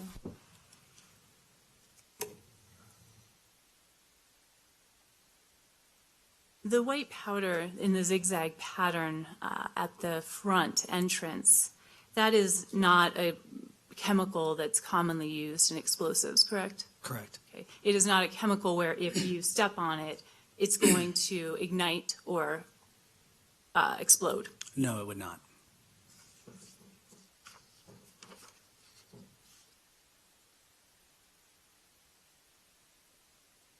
And the thermos and the frying pan contraption next to the couch, that did not fall over when the door to the apartment was opened by the bomb robot, correct? Correct.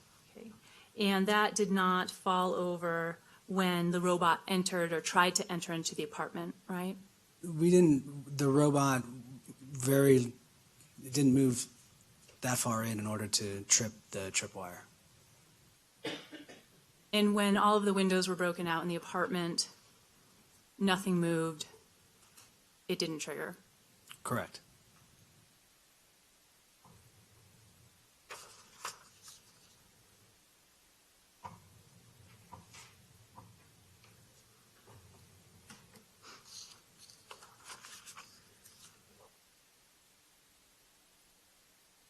I want to talk about the launch control and the firework initiating device that was located on the top of the refrigerator. Okay. Both of those, or all three of those, are pyrotechnic or fireworks firing boxes, correct? Correct. And so as an example of that, if you go to a fireworks show and you are going to set off fireworks, they would be sort of connected into those initiating systems and then could be released one at a time. Correct. So I want to start off talking about the launch control boxes that we saw in the middle of the living room.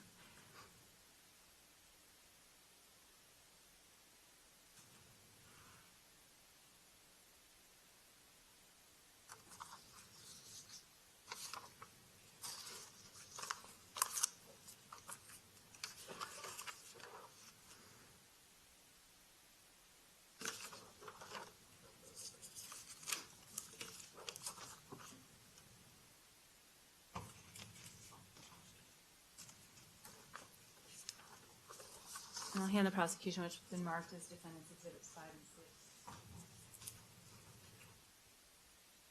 6.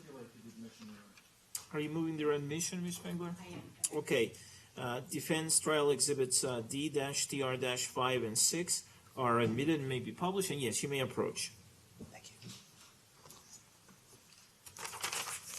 We could publish defendants exhibit 5, which is 840. You see the box to the launch control in the middle of that cluster on the living room floor, and that's like a receiver, right? Correct. Okay, and so you would need to take a remote, point the remote at the receiver in order to initiate an electrical charge, which could, in the firework example, set off the firework, right? Correct. Okay, and a remote was located in the apartment, right? Yes, it was. But if we could put up defendants exhibit 6 or 461.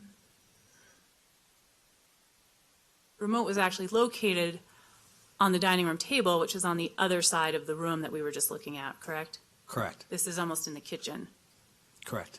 So in order for those receivers in the living room to be turned on, someone would have to get that remote from the dining room table, bring it back over to the receiver, get into line of sight with that box or receiver, and then press the buttons on the remote. Well, the receiver actually was on. The box was on, Correct. meaning the power was on, so there were flashing red lights. Correct. Okay, but in order to start any electrical charge within that box, we would need to get the remote, bring it back over, get it into line of sight, and press the remote like a TV remote. That's correct. Okay.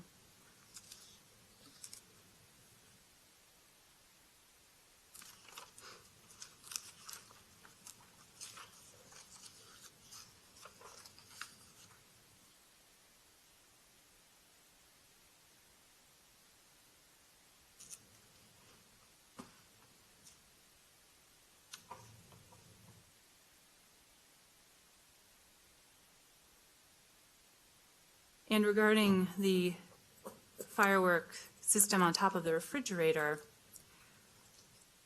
in order for that firework system to be set off, that remote was actually taken down 3 flights of stairs and placed by a dumpster. Is that right? Correct. Okay. Along with a remote control car. Correct.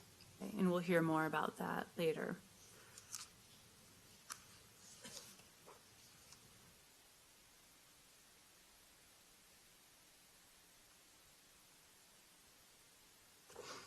There's nothing about these firework systems in and of themselves that are incendiary, right? Just them of themselves? No. Now, in your experience, you've certainly dealt with a variety of devices in different situations, right? Correct. Okay. And there are certainly a variety of explosive devices, and they can be arranged in a variety of ways. Correct. You can have a planted booby trap where that's hidden, that nobody could see, right? Correct. You could have pressure plates where if a pressure plate is initiated, that could initiate an improvised device. Correct. You could have a timed event, meaning that a bomb or explosive device could be timed to go off. Correct. You could have a movement-operated device where just somebody's movement could trigger an explosive or incendiary device to go off. Correct. And as we mentioned, there are certain powders that if you just step on could cause an explosion or a fire. Correct. And nothing was set on a timer in that apartment, right? Correct. And there was no pressure plate within that apartment, right? No, there was not. There was no chemical put anywhere that just stepping on it would cause it to explode or ignite. The booby trap, the potassium permanganate and glycerin, if you stepped on that and those two mixed, it would ignite. If you put your foot into the frying pan and knocked over the cooler. Correct.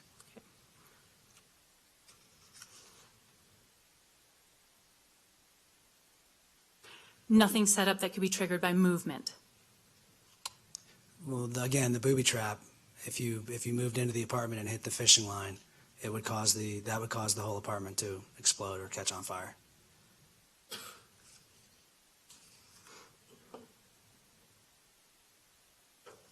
And you can actually improvise those initiating devices to work off of a timer, right? The ones that he was utilizing, I'm sure it can be done. I don't have the knowledge. I'm not familiar with both of those initiating systems. And that wasn't done. Those were not working off of a timer. No, they were not.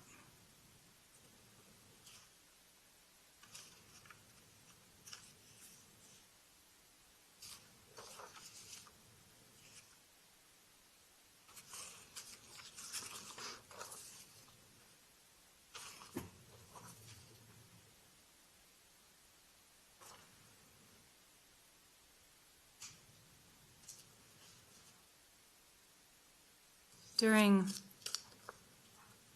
the conversation that you were having and the questions that you were asking of Mr. Holmes later on July 20th, he told you that there was a fireworks system or initiating system on the top of his refrigerator, right? Correct. And indeed there was, right? Correct. And he told you that there were some plastic spheres in the living room that he tried to have, that were contained gunpowder and gasoline, right? Correct. And you found those. Yes, we did. He told you about the glass jars and exactly where they were located, right? Yes. And you found them where he said they would be located. Yes. He told you about the mortar and pestle jar or bowl with the cut up magnesium and the improvised thermite, and you found that bowl. Correct. He told you about that white powder at the front door, and of course you found that white powder at the front door. Correct.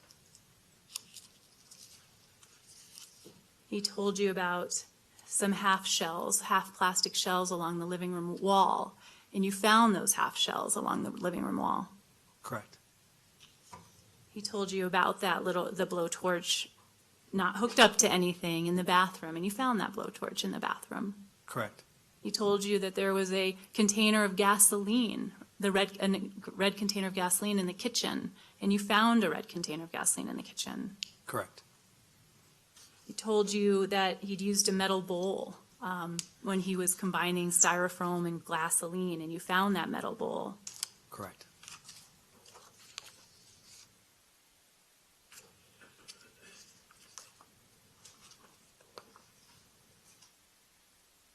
We talked earlier about the myriad of things that you did during the investigation, including collecting evidence, arranging for evidence to be sent away, as well as communicating between the different agencies. And certainly either side should have access to evidence, right? Correct. Okay. And evidence doesn't belong to one side or the other. Correct. And you and your agency were one of the first that were on scene at the apartment, right? One of the first, yes. Aurora PD and Aurora Fire were there as well. Okay, as well as at the theater. Correct. And you participated in evidence documentation? On the documentation side, I don't believe I did. I was kind of overarching, making sure everything was being communicated and handled. Okay, but collection? I didn't do any of the collection or sampling. I turned the apartment, to my knowledge, I turned the apartment over to our evidence response team. When we were done with the explosive hazard, we had a chemist and an examiner from our explosive unit that were flown down to do the collection on scene of the explosives and the liquids and all the incendiary ingredients that we had, and they collected it for sampling. Okay, and I thought that earlier you had mentioned in your testimony that you had collected some of the items the following day in apartment number 10. I was tasked with coordinating the evidence collection. But, and you've offered expert testimony today, right? Correct. And when I reached out and asked to talk to you, you declined to interview with us. Correct. Judge, I have no further questions. Okay, do you have any redirect? Okay.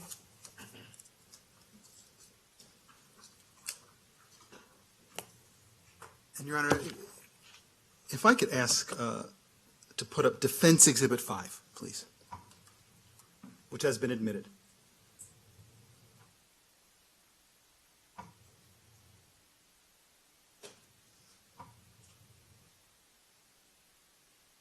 I saw it for a second, I think. Okay. Special Agent Governor, I asked you about the mortar and pestle. Counsel for the defendant asked you about the mortar and pestle.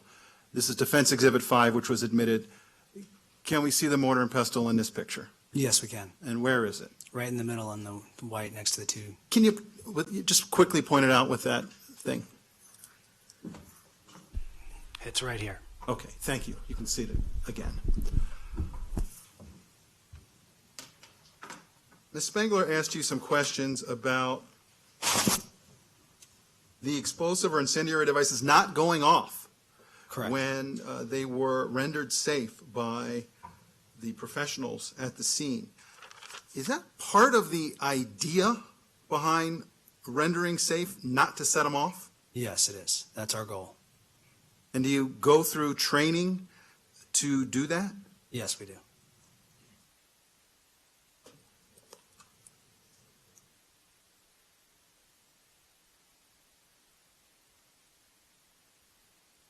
Ms. Spengler asked you a question about the booby trap device not being set off when the door was opened to the apartment. Do you recall that question? Yes, I do. Now, do you have training, just as a law enforcement officer with the FBI, of entering potentially hazardous and dangerous locations? Yes, we do. And would a police officer, an FBI agent, anyone involved in law enforcement in the United States of America, entering a place like that, just stand in the doorway? Objection to the form of the question, leading argumentative. Sustained as to the form of the question, you may rephrase.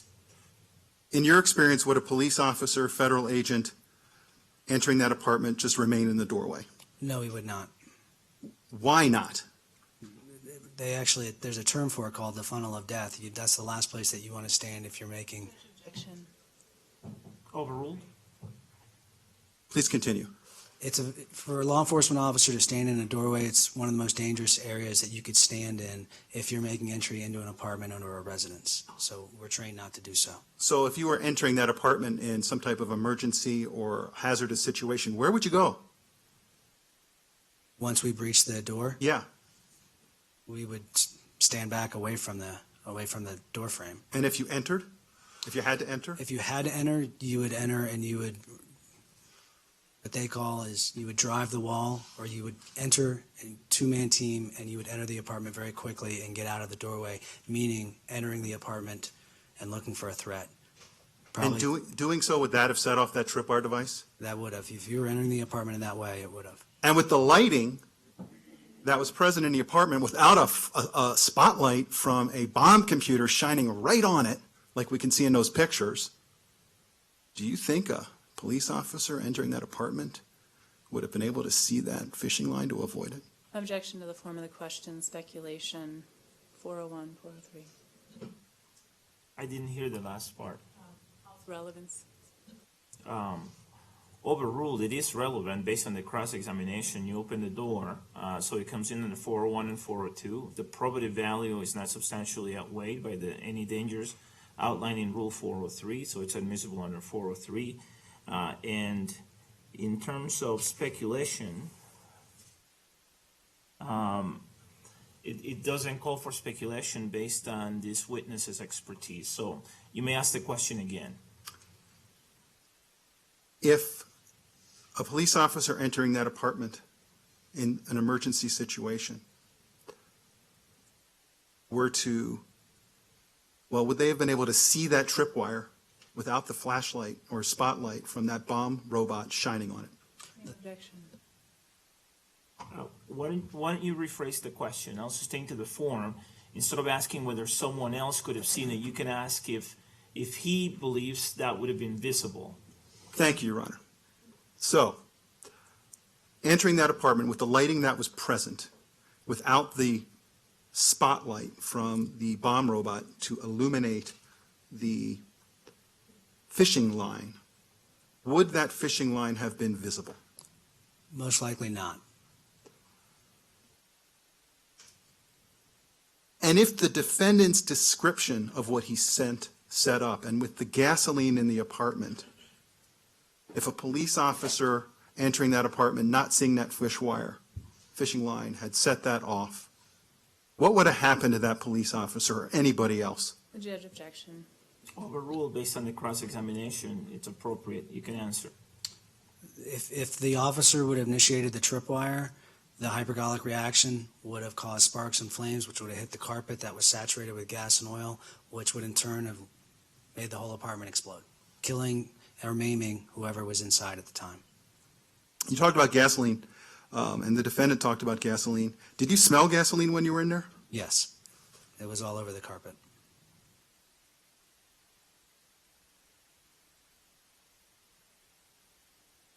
When you were talking with the defendant, did he make any statements along the lines of, you know what, it's not really explosive, it's not really going to start a fire, it's all just for show?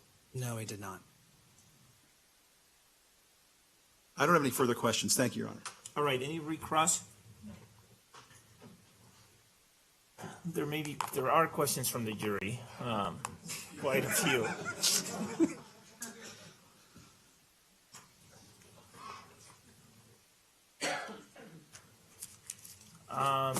you know what, it might be most efficient to take our lunch break and have us go through all these. Is the witness available after the lunch break?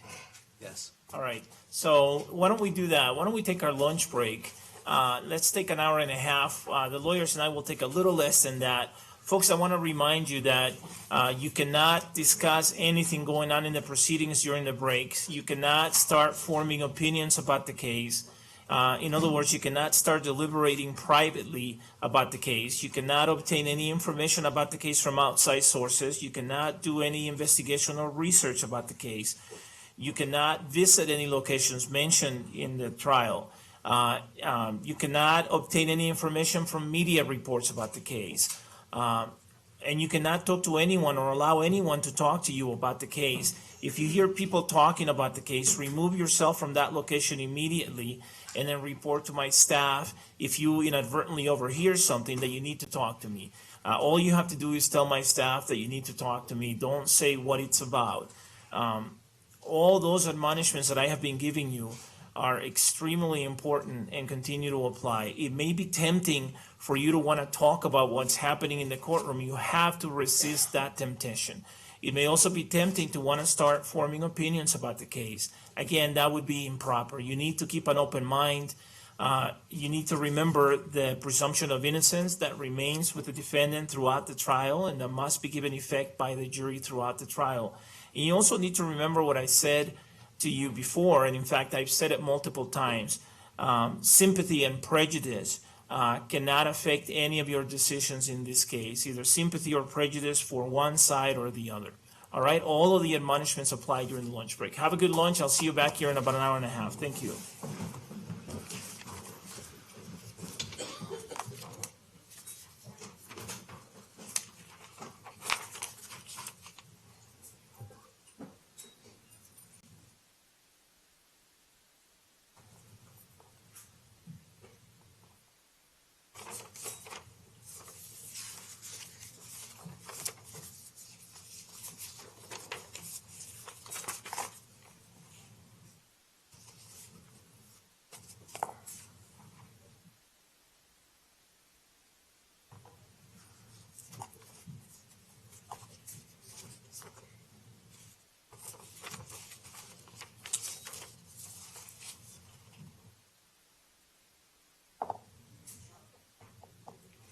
The record should reflect that the jury has left the courtroom now.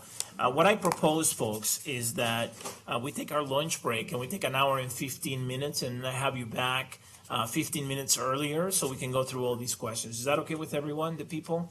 Are you sure that's only 15 minutes worth of questions, Your Honor? I think we can fly through these in 15 minutes, yeah. All right, is that okay with you, Ms. Spengler? Yes. Okay, all right, thank you. The court will be in recess then. I'll see you back here in an hour and 15. Thank you.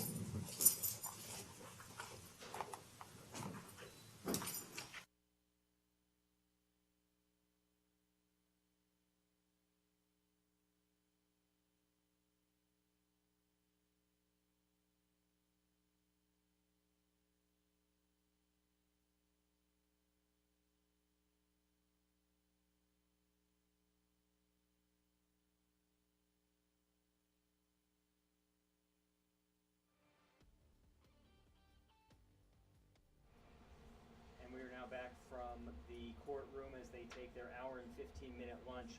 It'll actually be an hour and 15 minutes for us before we go back into the courtroom, but then another 15 minutes to go over some jury questions that the jurors will then hear the answers to likely once Special Agent Garrett Gumbinner takes the stand again after lunch. Some really compelling testimony throughout the morning. First, we started with two of the victims, Brandon and Denise Axelrod. Then we heard from Detective Craig Apple, who was the detective from Aurora Police that helped interview the defendant immediately after the shooting, a couple hours after that, and then again interviewing him along with the help of Special Agent Gumbinner, who they interviewed together to talk about the explosives in the apartment. Detective Apple talked about the 2 minutes of the recording that were not audible on the recording because he inadvertently turned the recording device off, and then we heard the actual recording, which back here at the newsroom, we could only make out a few of the words. So if you heard any more than that, congratulations. We hope we might be able to get the we hope that we might be able to get the recording or the transcript that the jurors were given at another time, perhaps tomorrow, because they were following along with the transcript as the recording was going. And then we saw Garrett Gumbinner, the FBI special agent, going through some of the photos from inside the apartment, showing the explosives inside the apartment. They took their morning recess, then he came back on the stand to go through some more of the photos, and then had some cross-examination of his investigation of the explosives in the apartment and of the vehicle behind the theater. I know that 7 News legal analyst David Beller has been following along with some of this testimony this morning.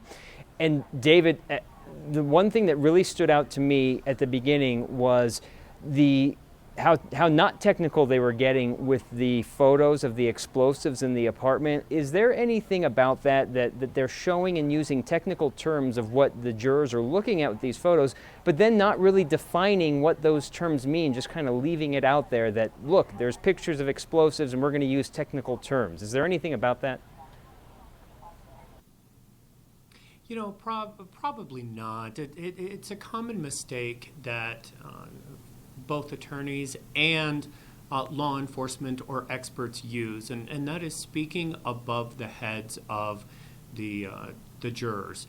The attorneys and the experts are using these words so often that it becomes second nature to them, and oftentimes it's easy to forget that the individuals listening may not recognize some of these terms or know what it is that individuals are talking about. I imagine that's many of the questions that the jurors have for this witness. When we hear terms like I'm drawing magnesium permanganate and thermite and napalm, and then not getting those definitions, as an attorney, do you expect the jury to just follow along because they have the visual aids and not get lost and glossed over because they can't follow along what's being said? Yet potentially it's always a very fine balance between giving too much information and losing the listener versus defining enough of the words so that the listener actually knows what it is you're talking about.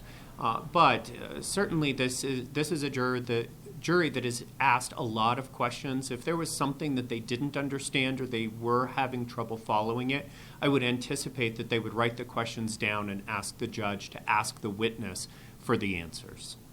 Clearly that may have happened because the judge has taken the lunch now, and then we're going to come back early where the judge and the attorneys will go over a handful of questions that even the prosecuting attorney, Rich Orman, wondered if 15 minutes was enough to go over that before the jury is expected back around 2 o'clock. Detective Craig Apple from Aurora Police took the stand and was asked about 2 minutes worth of an interview with the defendant about the explosives at the apartment, 2 minutes that were not on the audio recording that ended up being played because he inadvertently turned the recording off. I didn't really catch the defense jumping on that moment, but I know the prosecution was getting out in front of it saying, you inadvertently turned the recording off. What can you tell us about those 2 minutes? And then now we're going to play for you everything that was recorded. Can we take anything from the fact that 2 minutes and possibly some of the two most important minutes were not recorded? The jurors are going to be asked to assess the credibility of the testimony. That's going to include Mr. Holmes's testimony. And while it may not be relevant now, that could potentially be made into an issue by the defense that the jury simply was unable to actually assess that credibility for the first 2 minutes. At the same time, the defense attorneys are being very careful to not make huge issues out of every single issue or every mistake that was potentially made, understanding that they want the jury to really pay attention to what's important, and the attorneys may have decided that those 2 minutes and the fact that there wasn't a recording just wasn't that important.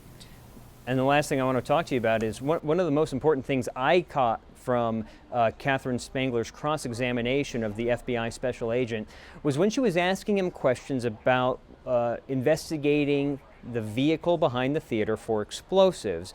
And when he was able to search the vehicle while he had his donned on his explosives suit, what he saw, she asked a few key questions. One, did he find any sleeping bags inside the vehicle? He said no. Did she see any large amounts of food in the vehicle? He said no. Then she asked, were there any passports? He said no. And then she also asked, was there any cash that he could find in the vehicle? And to that, he also said no. But then she let that go. From where I'm sitting, David, I took that to show the jury that he had no game plan after all of this. When all was said and done, he had no plan to leave, probably then talking to mental state. But I'm making that leap. She, as the attorney, didn't do that, but she left it out there. So one, am I interpreting that correctly? And two, if I am, why not just be so blatant with the jury and say he had no plan afterwards? Well, because for a very sophisticated witness, such as a detective, the detective is always going to be resistant about providing any type of information to the defense that requires an opinion that would be favorable for the defense. So, for example, had Ms. Spangler said he had no plan afterwards, it would have been very easy for the detective to say, yes, he did. There was an apartment full of bomb materials. He knew exactly what his plan was going to be afterwards, for example.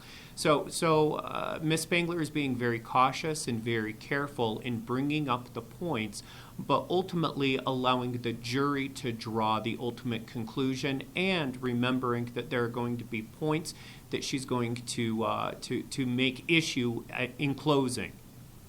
Well, there's very compelling testimony this morning. David, thanks for sticking with us. 7 News legal analyst David Beller helping us out from the morning testimony where we heard from 2 survivors and we heard from a detective and an FBI special agent who is still on the stand and will be there after we get back from lunch. Again, thanks, David Beller. So I want to bring in the previous testimony from this morning, starting with the person who's on the stand right now, which is the FBI Special Agent Garrett Gumbinnor. He was asked to demonstrate with photos that were shown as exhibits what exactly was inside the apartment when the FBI and bomb techs were able to look inside the apartment complex. And the images that were shown to the jury were from the bomb robot that was placed on the 3rd floor of the apartment. And from being there that early morning on July 20th, I know that they had to physically place the robot on the 3rd floor. There is no elevator in this apartment complex. So bomb experts had to take this robot up the stairs, place it on the 3rd floor, get back out of the apartment, and then they remotely used the robot to take a peek inside the apartment complex. And so these are screenshots from what the bomb robot was able to see inside the apartment, and this is FBI Special Agent Garrett Gumbinnor describing what he sees in these screenshots. Can you please, and now, can you tell us what we're looking at there? So you're looking from the defendant's door jamb into his living room. You can see the thermos that has liquid inside at an angle over the frying pan, and the thermos is again attached to that fishing line that goes to the door jamb of the defendant's apartment. Is that fishing line visible in this photograph? Yes, it is. Could you please use that microphone and pointer again and show that to the ladies and gentlemen of the jury? So you can see right here the fishing line is attached to the handle of the thermos, and then it runs up to the door jamb. If we could have a 4857, please. And why don't you just stay there and let me ask you a couple questions about these as we do this. What are we looking at in 4857? So this is right by the defendant's door, and you can see that he's placed the fishing line and he's attached it with a tack. Right next to the door. Thumbtack? Yes. Okay, if we could have the next one, 4858. And what are we looking at there as far as that booby trap is concerned? So again, you can see the fishing line running from the door jamb down to where it was attached to the thermos. Now, I see that there's an illumination where you can see items on the floor and so forth. Do you know what was providing that illumination? The robot. Was the apartment dark otherwise? Yes, it was. Okay. And if we could move to the next one, which I believe is 4859.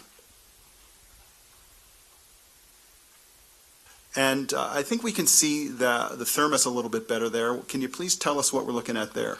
So again, we have the bomb robot in the door jamb of the defendant's apartment. You can see his front door right here. And again, you see white powder that the defendant has sprinkled on the floor. And then right here is the thermos, and you can't really make out, but the fishing line is attached right to the left of where the door closes. And if we could have the last one, 5860, please.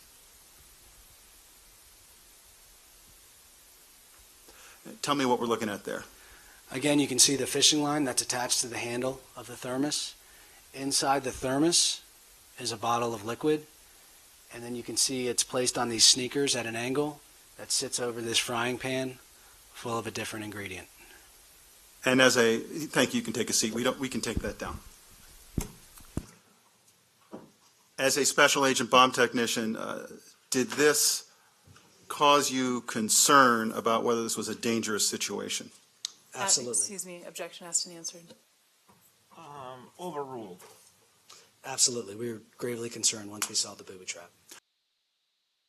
And we're going to get back to those photos in just a minute, but they took a break for the morning recess and then came back with Special Agent Garrett Gumbiner, who had more images that he was going to go through. So let's take you back to the courtroom from this morning as more images were shown and described.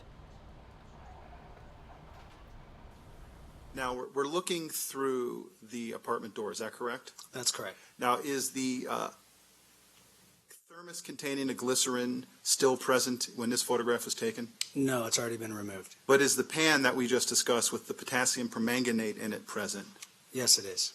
And we can see, did the defendant discuss with you those those soda bottles on the floor behind the chair?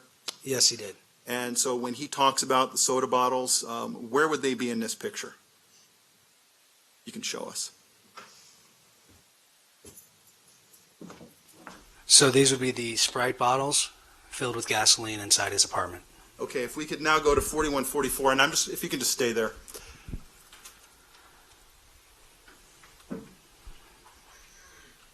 You'll hear at some point in the recording the defendant talking about making napalm and putting it in some jars with some bullets. Can you please point out where those are so the ladies and gentlemen of the jury can see that? Sure. There were 3 jars that he filled with napalm. You can see 2 of them in the picture here. 1 large jar on this chair and 1 large jar on this chair. And in the bottom of the jar is the napalm the defendant put in those jars. And then he also, I think, in your discussion, talked about putting some thermite that he'd made on top of those jars, just so the ladies and gentlemen of the jury can see, where is he talking about there?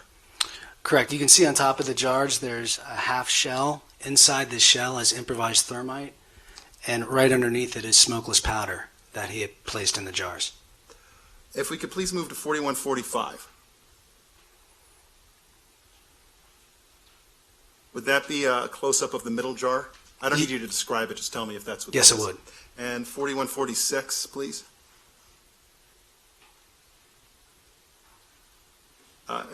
Is the jar on the right, can you see that in there? Yes. And where is that? Right here. 3951, please.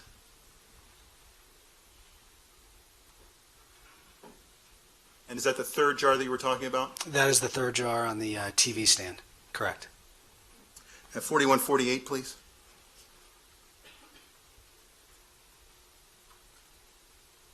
What is that a close-up of? That's the close-up of the potassium permanganate that was in the frying pan. And then you can see a white powder on the floor, but I think we can see it better in the next picture. 4162, please.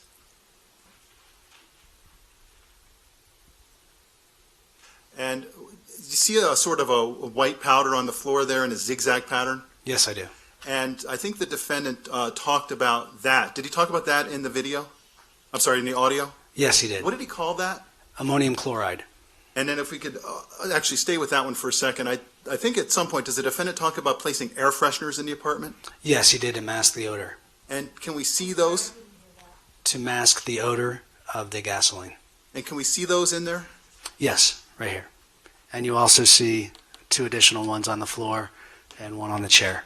Okay, thank you. We don't need to show any other photographs at this time. Thank you.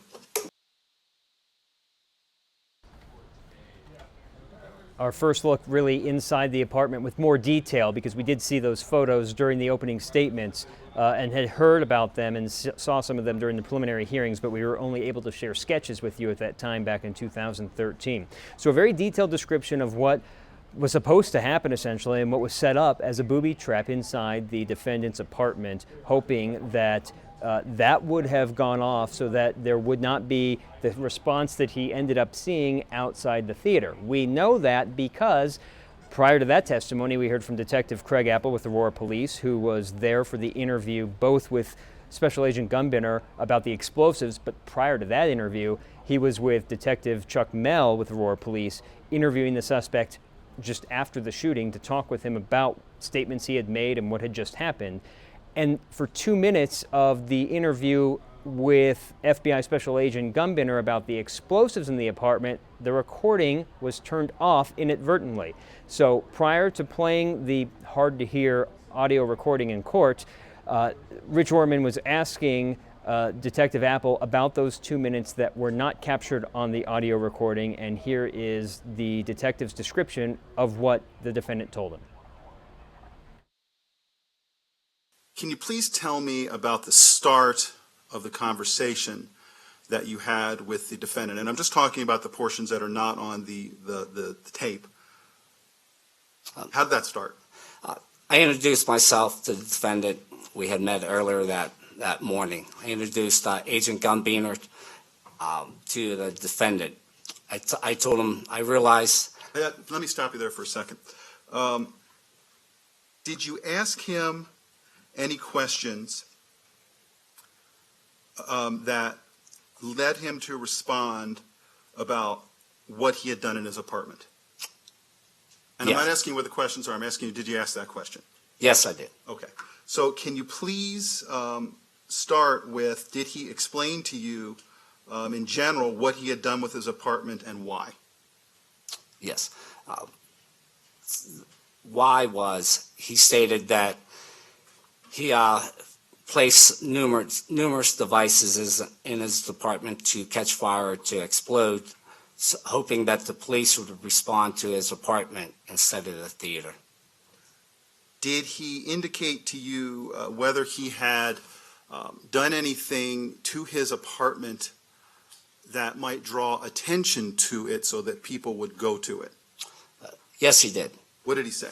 He explained that he had made a recording on his home computer for 25 minutes of silence, and then loud music would play, hoping that the neighbors would hear that and call the police. And is this the point in time where you noticed that there was an issue with the recorder and turned it on? Yes, at that time I had a hunch that it wasn't running. So at the beginning of the recording, I want to just so the jury can understand where we're starting here, what was the topic then that was being discussed when the recorder is turned on? That he had staged a device that if you'd open the door, the explosion or fire would start, more like a tripwire. And did he say what the tripwire was made of? Fishing line. And did he say what that fishing line was attached to? Yes, I believe a thermos, which would, I'm not a bomb tech, would pour some items into a pan, and that would catch fire and start the ignition of this whole process in his apartment. And it was shortly after that the audio recording that lasted more than 30 minutes was played in court describing what the defendant was saying was in his apartment. So after Detective Apple, after the recording played, we heard from FBI Special Agent Garrett Gunbinner, and he's the one that walked through the photos on the stand of what was inside the apartment. And these are the visuals that we saw during the opening statements, because I do remember seeing these green Sprite bottles, as I believe it was District Attorney George Brockler describing what was inside the apartment. These are what I'm calling the cartoon-style bombs. These are the black shells it's very difficult to see, but there's some wires going to these devices as well. And there's a wire here, a wire there, a wire there going to a jar that's sitting on that chair, and then you've got other devices in the Sprite bottles with wires coming out of those. This is a close-up shot of the jar on a chair, not the same jar that was on that black computer chair. This is the third jar, according to Special Agent Gunbinner, and there's a wire coming into it from here, another wire from here, and I can see another wire shooting off in that direction. And according to his testimony, this shows the fishing line running. This is essentially once the booby trap is set off from the doorway. This is where it's heading to once that reaction takes place. This is the back end of what's going to react. Here is another shot. This was the jar we were just close up on. This is the jar on the chair from the first photo we saw, and you can see we're oriented because of the Sprite bottles. And this was referencing again where all of the devices were connected to each other in the living room. And here's a close-up shot of that again. Same footage that we just saw in the other photo. This one, a bit difficult to see, but it was described very well by Special Agent Gunbinner. This is the thermos that's visible near the door jamb of the entrance of the apartment. It's balanced on a pair of sneakers so that it's wobbly. Apparently, once the wire that this thermos is attached to a fishing line at an angle that we were told it's difficult to see, and I really can't see it on this shot. But this fishing line is connected from the thermos to the door jamb, so that if the door were to be opened, that fishing line would be hit. The thermos would tip over off of this unbalanced structure of sneakers, and the contents of the thermos would then fill up this frying pan, which had chemicals that once the thermos contents and the frying pan would react together. We heard from Special Agent Gunbinner that would cause an explosion, possibly the whole apartment to explode, or at least start a fire. This is a shot that was described in the part of the testimony that we just showed to you a little bit ago. The robot is now inside the apartment looking out because he said from the outside looking in, this is the doorway. So the door has opened up to this way. This is where the thermos has been set up with the frying pan below that. But this shows what would have happened from an angle. This direction is where the fishing line was, so when the door opens, it would have hit that, knocked the thermos over, and reacted with the contents of the frying pan. One last shot here, again, the black shells that have the explosives inside with wires coming out of them, your stereotypical image of what a bomb would look like, that round cartoonish-like shell. This is inside the living room of the defendant's apartment. So they walked us through the explosives there. One bit of testimony at the end in cross-examination, Catherine Spangler was asking Special Agent Gunbinner if the defendant had made any comments as, well, this really wasn't going to hurt people. On re-cross-examination, Rich Orman asked Gunbinner, well, did he ever say this, this was a joke, or that this wasn't a serious situation? That answer was no. So the prosecution was able to lay out the sophisticated explosives and detonation devices set up inside the apartment. And clearly some of the questioning from the defense side was playing toward mental capacity without being blatant to the jury by saying, hey, we want to ask you about his mental state and what you saw set up. So far we've been laying the foundation for what was found inside the apartment and how it was done and how much time and effort it took. And you also heard about air fresheners, because there was a lot of chemicals inside the apartment and how he had purchased air fresheners throughout the apartment to try to mask the smell of the explosives and the gasoline that had been sprinkled around the apartment. So before we heard all that this morning, we heard from a wife and a husband, Denise Axelrod and her husband, Brandon Axelrod. They were both at the movies with Joshua Nolan, and he is the survivor we heard from last week who needs a cane to get around. He had a massive injury to his leg, was also shot in the arm. His leg was filled in, the missing part of the skin filled in with a graft from his arm, and it was a tattoo that he had that has now been moved from his arm to his leg. This is the group of people we're talking about. The three of them went to the theater together. So today we heard from the friends that were not as severely injured as Josh was, but this is the testimony from this morning from Denise Axelrod, followed by her husband, Brandon Axelrod. Do you solemnly swear or affirm under penalty of law that the testimony you're about to give is the truth, the whole truth, and nothing but the truth? All right, please be seated. Please tell us your full name and spell your first and last names. Denise Axelrod, DeniseAxelrod. Ms. Tisch-McGuire, you may proceed. Thank you, Your Honor. Good morning. Morning. Could you please tell the jury if you were at the Century 16 movie theater in Aurora, Colorado on July 19th of 2012? Yes, ma'am, I was. And did that go into the early morning hours of July 20th of 2012? Yes, ma'am. Could you please tell the jury about what you remember about the day of July 19th prior to going to the movie theater that day? My husband and I had just recently gotten back from our honeymoon. I got up, I started some laundry. Our friend came over. We decided to go to Costco to get things to make a pot roast in our new crock pot. I started the pot roast. We watched all of the previous Batman movies. At some point during the day, we went to the theater to purchase our tickets. I don't remember who paid for them or how we got them.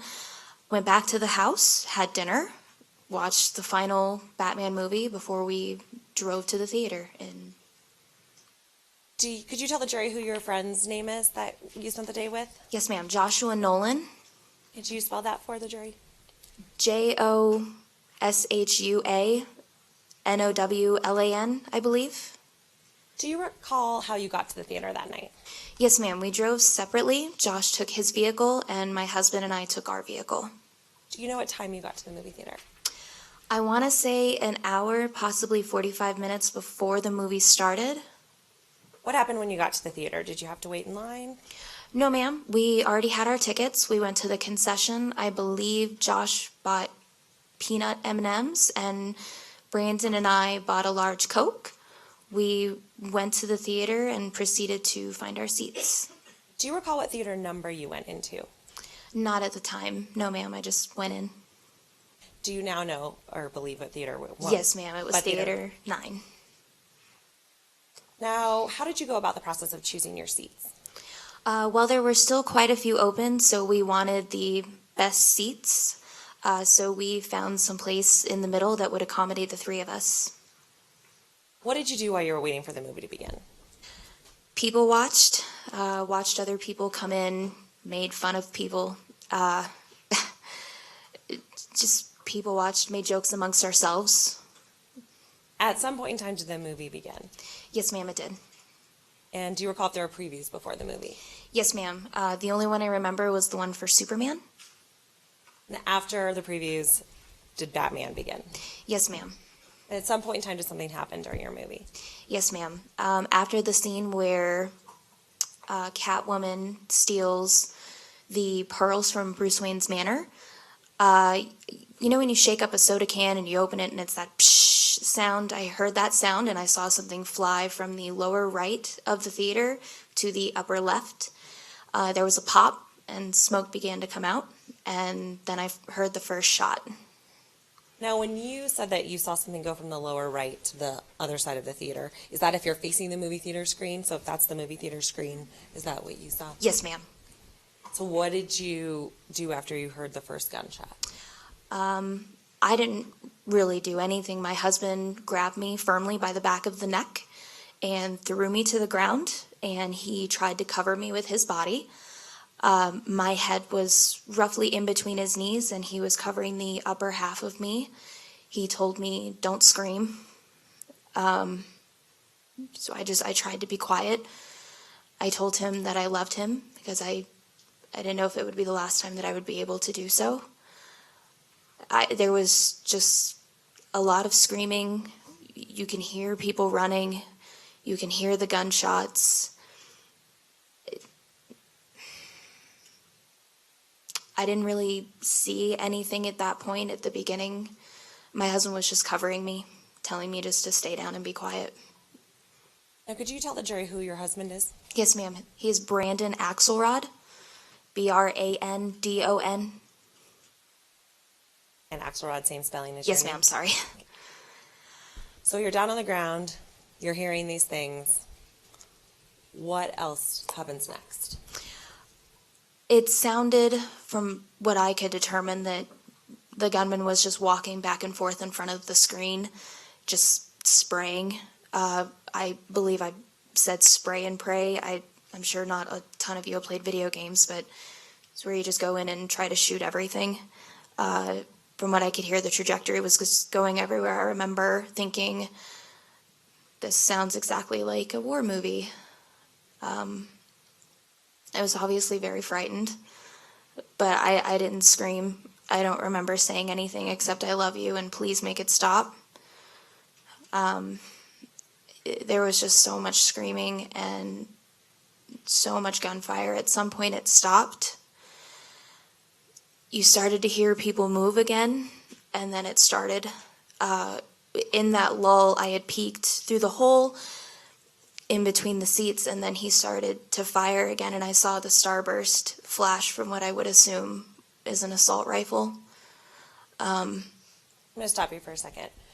Can you describe for the jury what sort of hole area, if you could put your hands up, Yes, and ma'am. kind of describe what sort of area you're looking through? Yes, ma'am.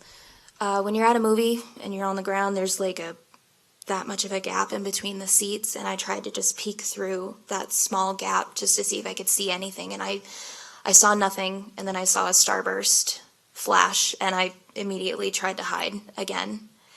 Could you tell where you saw that starburst flash from in the theater? Off to the right, if I'm looking at the screen, it was kind of off to the right. How would you describe that flash? So on an assault style rifle, when you have a starburst flash, the way the At this point, I'm going to object to lack of foundation. Sustained to lack of foundation. Ms. Axelrod, do you have any experience with firearms? Yes, ma'am. What is your experience with firearms? Number one, I grew up in the South. I am a hunter. My dad taught me how to fire my first gun when I was 14. I've gone on many hunting trips, getting up at 3 a.m. What sort of weapons do you have experience using? Objection, relevance. Now, is what you heard in the theater that night consistent with gunfire? Yes, ma'am. And is what you believe to be a starburst flash something that you believe came from a firearm? Yes, ma'am. All right, so go back to where you were telling us about after seeing the flash.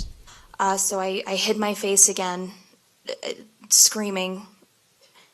Gunfire. I think the movie was still going. It was still dark. The lights didn't come on. There were no alarms. I couldn't tell you how long it was. At some point, I know that I was hit. I've never been shot before, so I couldn't tell you that, yes, I knew that it was a gunshot, but it felt like when you sit around a campfire and a log pops and that little bit of ash hits you, like in the arm or the leg, it's just something very hot and very fast. At that point, I tried to get lower on the ground. I don't remember exactly when in the series of events that happened. But the shooting continued, and then it stopped again, and it stopped. I'm so sorry. May I back up? Sure. Okay. At another point, I remember Josh screaming, and I look up, and his arm is resting on the seat, and the majority of it is gone. And then I believe he fell down, and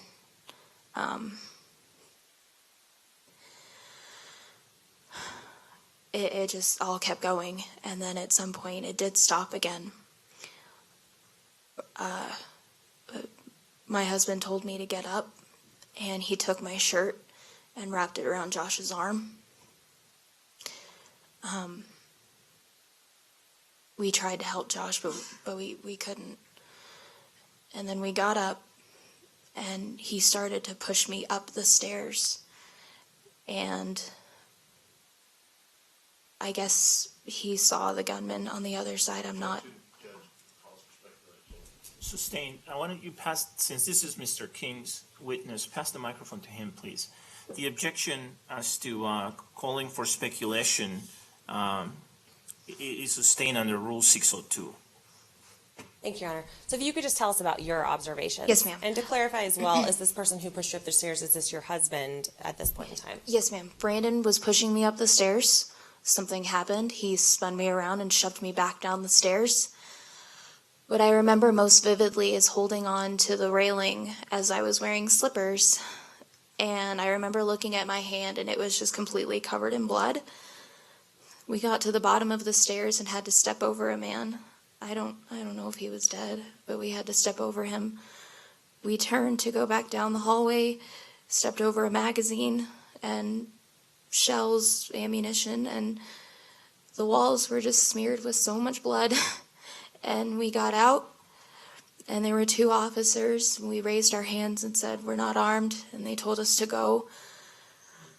We were told to go outside. We started grabbing firemen, police officers, anyone that we could, trying to tell them, "Our friend is still in there. There's still people in there. You have to help them."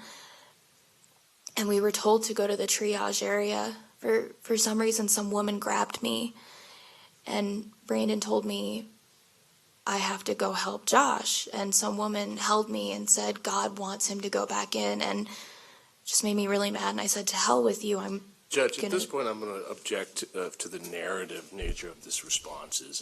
There have to be questions in here. All right. I'm sorry.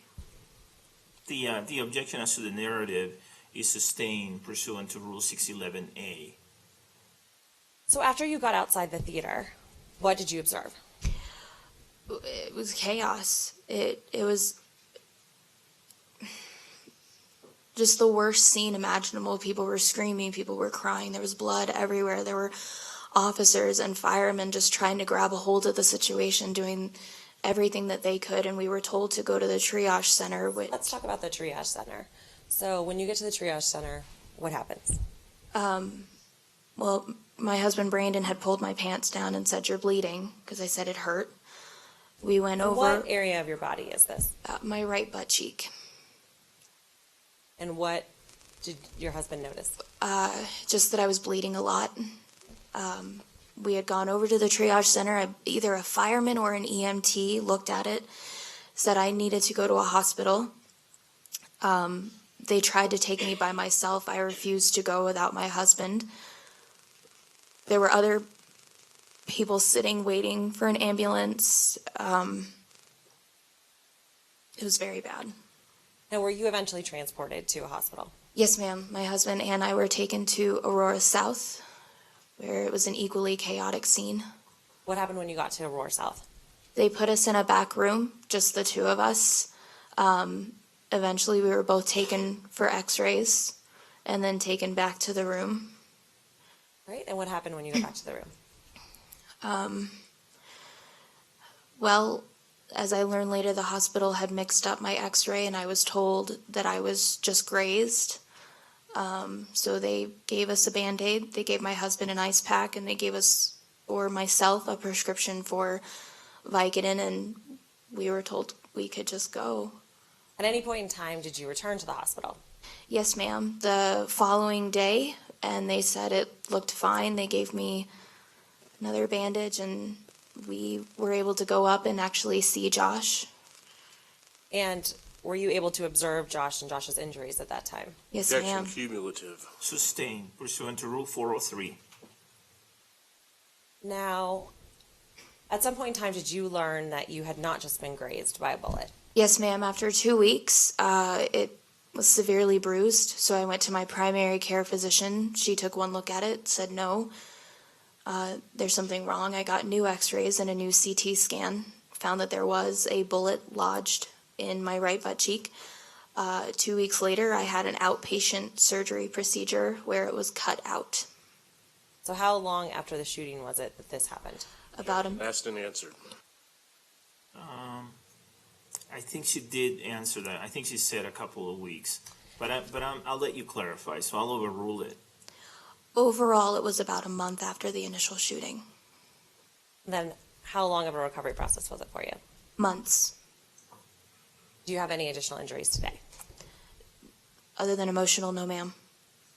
Your Honor, if I may approach the witness. Yes. Thank you, Your Honor.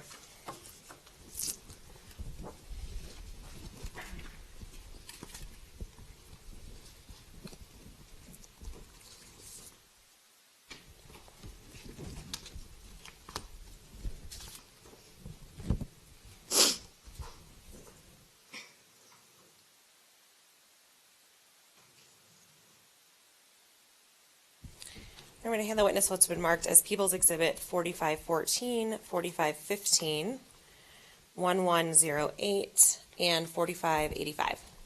Okay. Thank you. All right, Ms. Axelrod, if you could look at that first exhibit, please, and tell me if you recognize the person in that exhibit. Yes, ma'am. Who is it? Me. Okay. And is that a picture of you after the shooting on July 20th of 2012? Yes, ma'am, at the hospital. Does that fairly and accurately represent what you looked like at the hospital that night? Yes, ma'am. Right, if you could look at that next exhibit, please, and could you state that number of that exhibit for me? Yes, ma'am, 4515. All right, and what is that a photograph of? The bullet entry wound. All right, does that fairly and accurately describe the injury that you had on July 20th of 2012? Yes, ma'am. All right. And if you could look at the next exhibit, please. Yes, ma'am. All right, do you recognize that? Yes, ma'am. What is that exhibit?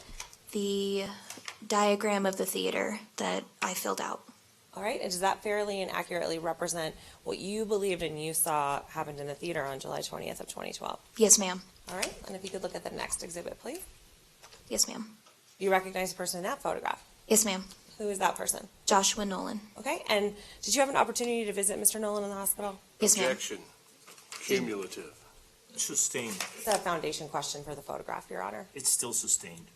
Does that photograph fairly and accurately represent what Mr. Nolan looked like in the hospital on July 20th of 2012? Yes, ma'am. Objection. Relevance.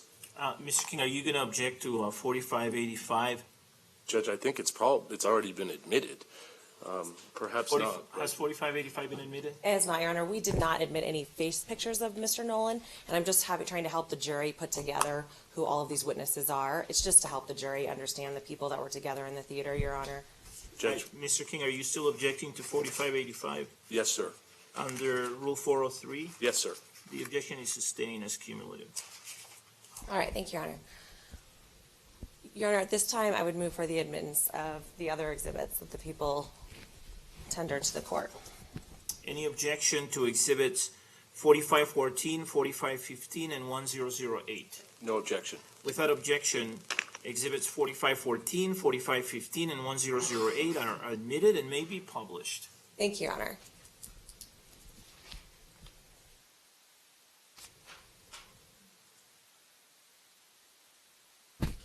Oh.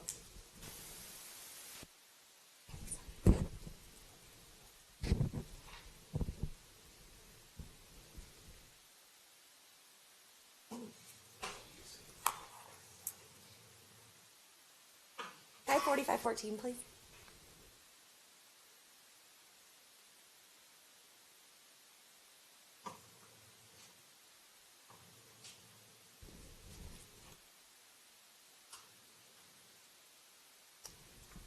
All right. Ms. Axelrod, was this you on July 20th of 2012? Yes, ma'am. Okay.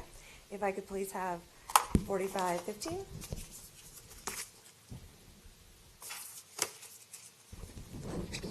Ms. Axelrod, is this a photograph of your gunshot that you sustained on July 20th of 2012? Yes, ma'am. And if I could have 1008.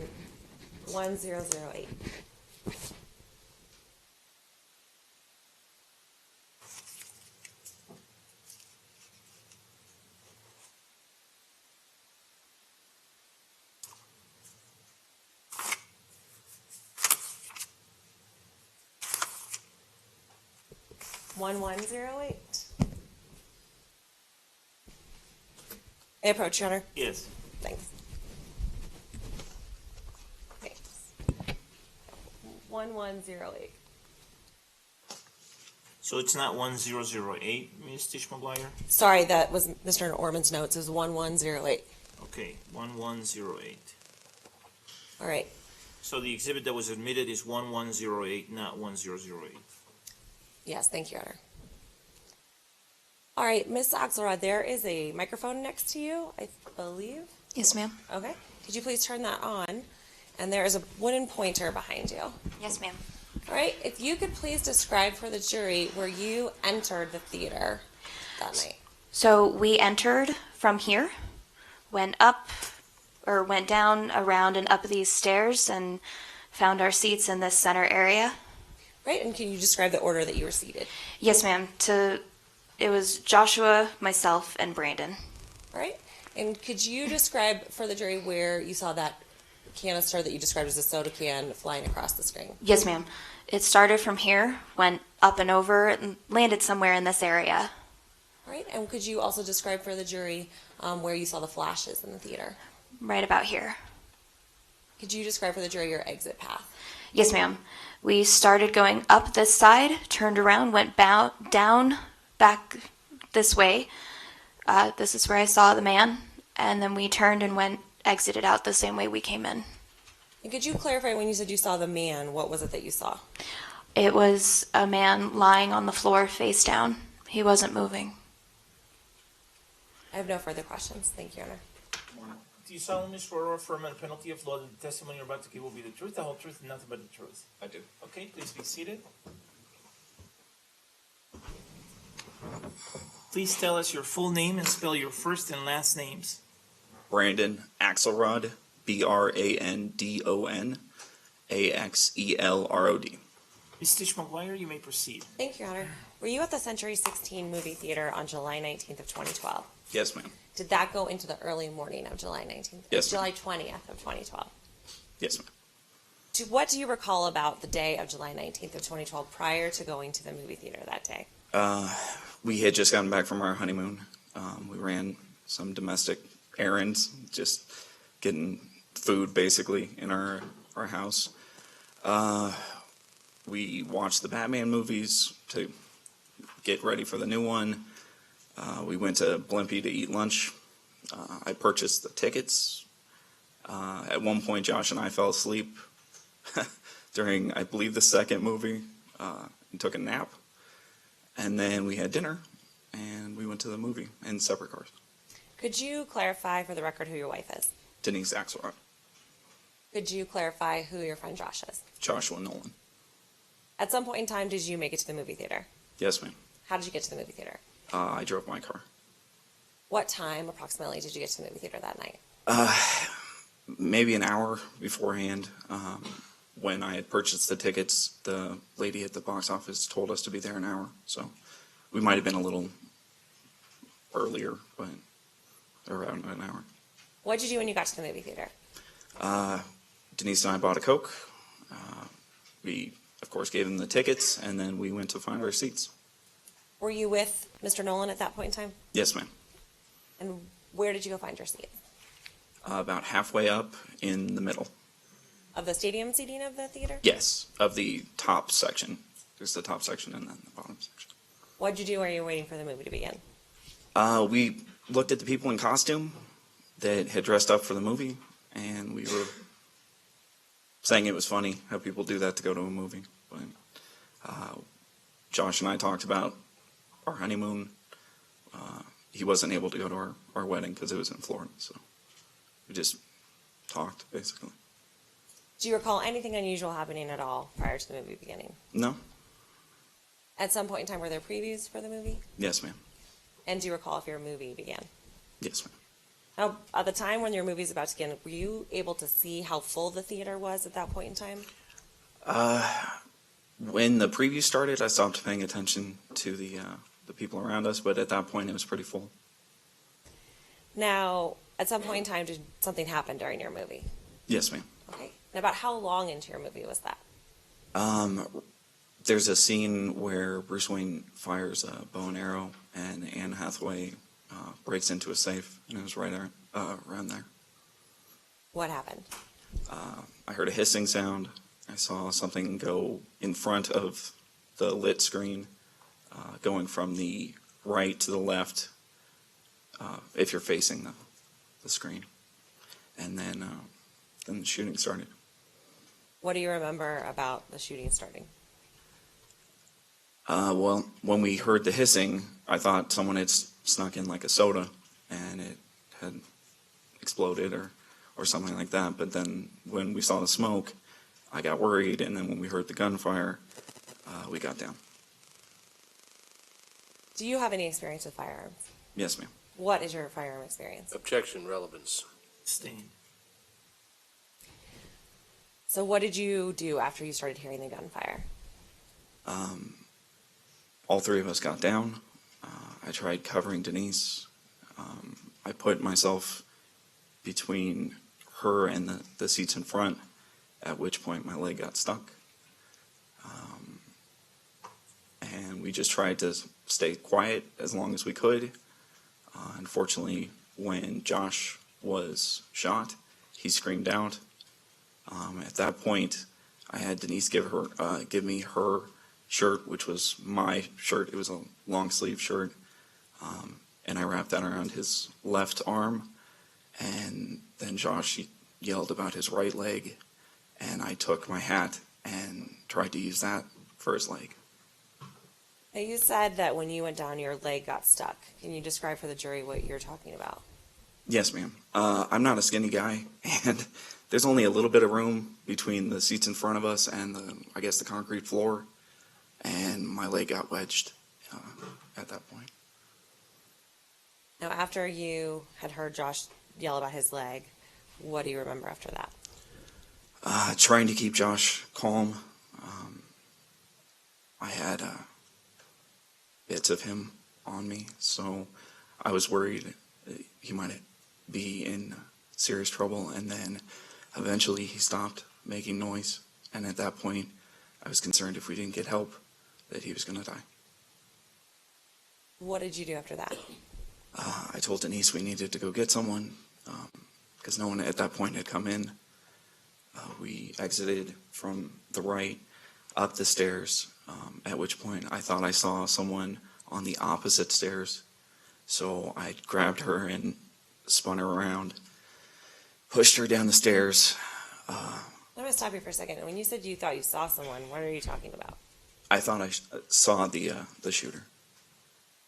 So that made you want to change direction, Correct. Of course. Go the opposite direction. Because unfortunately the door on top is at the top left if you're facing the screen. And while you're... I think it's up there. Sorry to interrupt. While you're changing direction, is gunfire going on at this point in time? Not at that point. So what do you recall as you were walking down the stairs? I probably pushed Denise a little too hard because by the time she got to the end of the stairs, she had stumbled, but I held on to her shirt the whole time. She was just wearing her undershirt or whatever.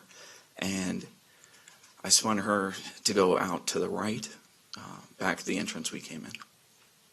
Do you recall noticing anything about your own injuries at that point in time? My leg hurt, but it didn't matter. So Why didn't it matter? I just got married, and it didn't matter. What happens when you get outside the theater? When we exit, the theater doors were approached by, I believe they were plainclothes officers, but they had guns pointed at us, told us to put up our hands. At that point, we told them Josh is still in there. I thought he had passed out, and that they needed to go back in. They then ushered us outside of the building, facing west, and they pushed us over to the right along the building exterior. At some point in time, were you able to seek medical treatment? Eventually, yes. And where were you able to go? After we had been corralled to the right of the theater, they then had us go further west in the parking lot to where they had a group of injured people together. We sat there until the EMT came by, saw what he thought was a bullet near my wife's spine, said that she was going to go right away and that I would have to wait. And then my wife, not being from Colorado, didn't want to go on her own, so we... Judge, I'm going to object as to the narrative response. I think the question was, where did you receive medical treatment? The west of the... Hold on. Oh, sorry. The question was, and where were you able to go? So the objection as to narrative is overruled pursuant to Rule 611A. Go ahead. Eventually we got into an ambulance that was in the west side of the parking lot. A nice EMT lady said that I could go with Denise, but I couldn't sit down because there wasn't enough room. But she took us together. So. What hospital were you taken to? Aurora South. Did you receive any medical treatment at Aurora South? I was given an ice bag and a Band-Aid. And an x-ray and I believe that was it. Did you sustain any injuries in the theater on July 20th of 2012? Yes, ma'am. What injuries did you sustain? I tore a ligament in my ankle. I have a slight tear in my knee. I had bits of like plastic from the seats in front of us embedded up and down my right side of my body. Your Honor, if I may approach the witness with People's Exhibits 4509, 4513, and 1107. As long as you don't ask Mr. Orman what the exhibit numbers are, yes. Thank you, Your Honor.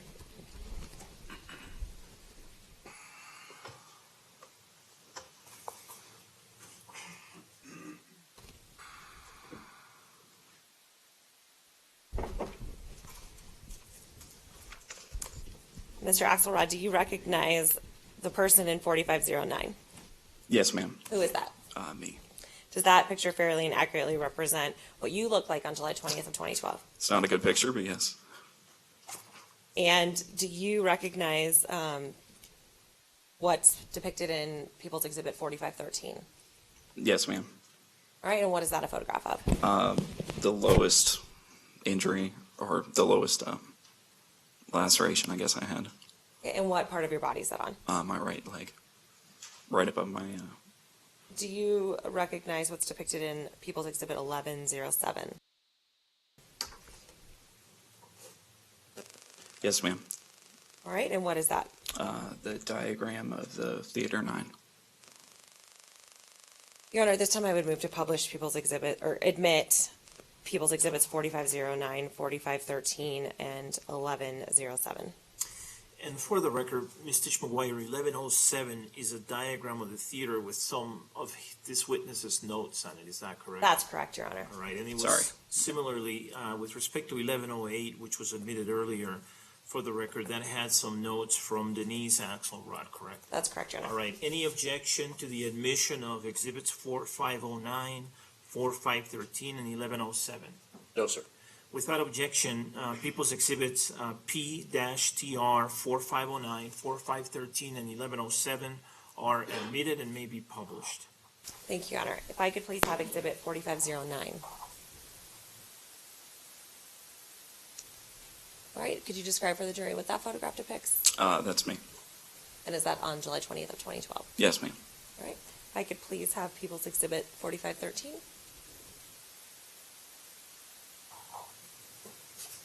Right, what is that photograph depicting? One of the lacerations on my leg. Right.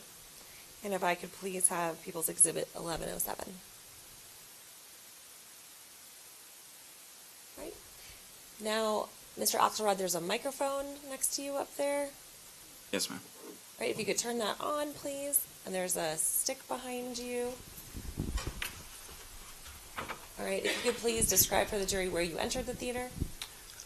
We entered on the right side and then came up to the middle of the theater. Right, and then could you please describe for the jury where your seats are? About a little less than halfway in either the 13th or the 14th row. Could you describe for the jury your seating order? I believe it was Josh, myself, and Denise, but it might have been the other way. Okay. And could you describe for the jury where you saw flashes in the theater? In the front section, I guess that's what you would call it. Okay. And did you ever see flashes in any other location of the theater? Just back and forth in the front. Okay. And can you describe for the jury where you saw that object that flew across the theater? Starting near, I guess this is an exit door, so going this way, or that way, sorry. All right. And then could you describe your exit path of the theater? Originally we went this way to try and go out this exit, but we turned around and went out the same way we came in. And could you describe for the jury where you believed that person was that you were concerned was a shooter? On the other side, so right in that area. I have no further questions. Thank you. Mr. King, do you have any cross-examination? I do not, thank you. All right. It does not appear that the jury has any questions. So may this witness be released from his subpoena, Ms. Tisch-McGuire? Yes, thank you, Your Honor. Is there any objection? Without objection. All right. You've been watching recorded testimony from this morning from Denise and Brandon Axelrod, 2 survivors inside the movie theater that were at the movies with Joshua Nolan. Again, he was a survivor that you heard from last week. He's the one that uses a cane still because of his injuries and demonstrated with his cane what he saw the shooter doing, looking for other potential victims on the ground. We bring in John Ferrugia now to give us some context. What we were hearing from this testimony with Denise Axelrod, the prosecution had given 4 exhibits. 2 were photos of her. Mm-hmm. 1 was the theater diagram, which all these survivors are getting. And the 4th was a photo of Josh Nolan. That got objected by the defense. It wasn't his injury, it was just his face. Right. And we've met him already. Right. And the defense objected, and the judge ruled, yeah, move on, essentially. And now as we get to hear from more survivors and families, I expect that's going to continue a little bit. Yeah, I think so. I think what you see here is a pattern by the prosecution. First, we go through all the victims last week. We start with all the victims. We go through, and then we start getting to the experts and police officers, et cetera. But interspersed, you see an expert, then you'll come back to a witness and say, essentially to the jury, let's not forget what we're talking about here. These are victims. This is what happened. Okay, we hear from a victim. We hear some emotional testimony. Then we go to an expert. We then hear from police officers or whatever. Now we're getting into an area where the judge has said before, well, I'm going to allow this because it's not redundant. Because even though the stories can be redundant, of the same event, your particular experience is not redundant. Your experience and my experience, we saw it from 2 different perspectives, so it's really not redundant. It's the same event. Now what we're seeing is the judge laid it out, as we know, earlier this week. Here's what I'm going to allow, and this is why I'm going to allow it. Now what he's saying is, wait a second, while your experiences may not, be redundant, now you're introducing, you were with your friend. We've already heard from your friend.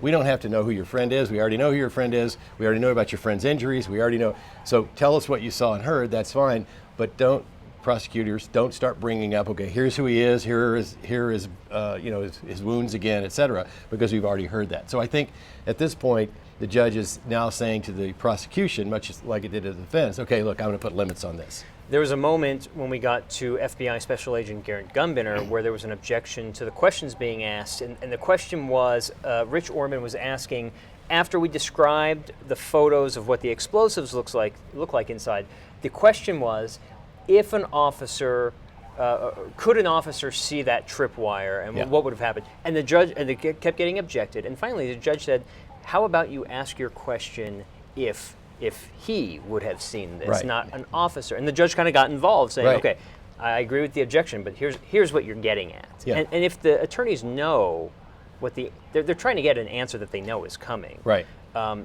But the way the objections are coming, I've heard a couple moments where that question hasn't been allowed. So why not just ask the question in a way that you're going to get the answer anyway. So why not ask it the way the judge phrased it, instead of trying to make possibly to get to the jurors and say, if an officer had gone in, what would have happened? Just say, if you had gone in, what would have happened? Right. I think what the judge is trying to say there is, and I think you see this, I've been in many trials, and again, I'm not a lawyer, but I've seen this in many trials, where a judge understands that the information trying to be elicited is admissible and should come out, and finally just gets frustrated with the lawyer and says, look, just ask it like this, okay? Because he realized, look, we need to know what the potential danger was here and whether this was deceptive in terms of that small piece of fishing line across there, and could you have actually seen it and what would have happened? So yeah, I think he basically got tired of just dickering around, and let's not quit wasting time, just ask him what he thinks. And so the point here is the judge is also trying to move this along. And he's very much aware, and you have to understand, and we've talked about this before, but each one of these objections is also set up so that if there is an appeal, okay, each one of these objections will be looked at by an appellate court and saying, okay, well, should that have been upheld?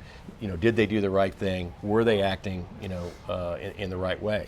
And so I think the judge just to get things moving along, is okay, just ask it this way. And to that point, you hear a lot of technical terms from the judge in terms of quoting different case law, and I believe he's doing that on the belief if there's an appeal, there's a record that says, I made this decision, and here's the case law that I was referencing, here's the paragraph, and so when you're hearing that terminology, that's why. Right, and you can that's a signal to the appeals court. If it's appealed, okay, here was his reasoning. They can go right to the book, right to, look at the law and say, okay, yeah, this is reasonable, or conversely, he may have made a mistake here. That law doesn't apply. So I mean, yeah, all the way through this, as you're seeing this kind of seamlessly go forward, you're seeing all these touchstones each time with an objection, each time with the judge coming out, that's setting this up, to be reviewed later on.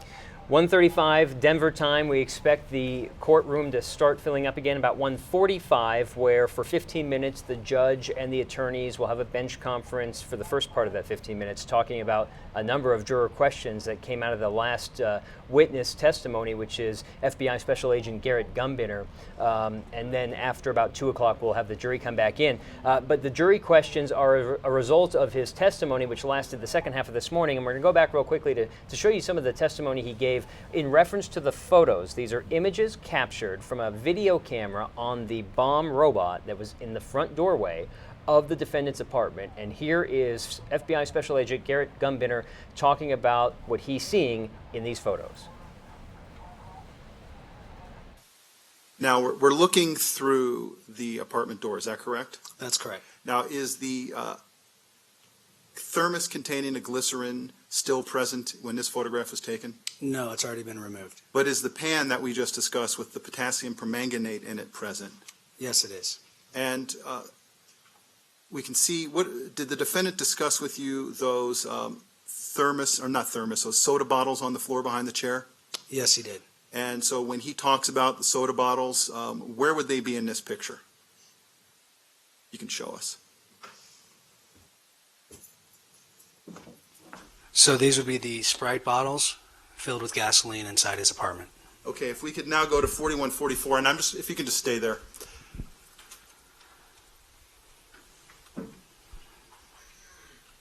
You'll hear at some point in the recording the defendant talking about making napalm and putting it in some jars with some bullets. Can you please point out where those are so the ladies and gentlemen of the jury can see that?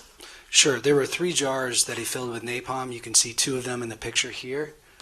1 large jar on this chair and 1 large jar on this chair. And in the bottom of the jar is the napalm the defendant put in those jars. And then he also, I think, in your discussion, talked about putting some thermite that he'd made on top of those jars, just so the ladies and gentlemen of the jury can see, where is he talking about there? Correct. You can see on top of the jars there's a half shell. Inside this shell is improvised thermite, and right underneath it is smokeless powder that he had placed in the jars. If we could please move to 4145. Would that be a close-up of the middle jar? I don't need you to describe it, just tell me if that's what Yes, that is. it would. And 4146, please.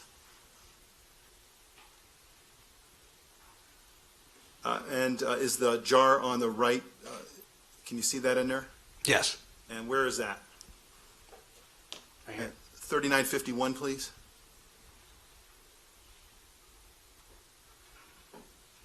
And is that the third jar that you were talking about? That is the 3rd jar on the TV stand. Correct. At 4148, please.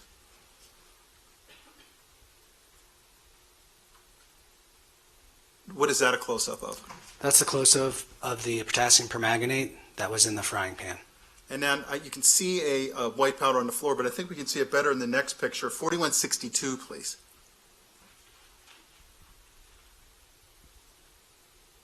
And you see a sort of a white powder on the floor there in a zigzag pattern? Yes, I do. And I think the defendant talked about that. Did he talk about that in the video? I'm sorry, in the audio? Yes, he did. What did he call that? Ammonium chloride. And then if we could actually stay with that one for a second, I think at some point, does the defendant talk about placing air fresheners in the apartment? Yes, he did, to mask the odor. And can we see those? To mask the odor of the gasoline. And can we see those in there? Yes, right here. And you also see 2 additional ones on the floor and 1 on the chair. Okay, thank you.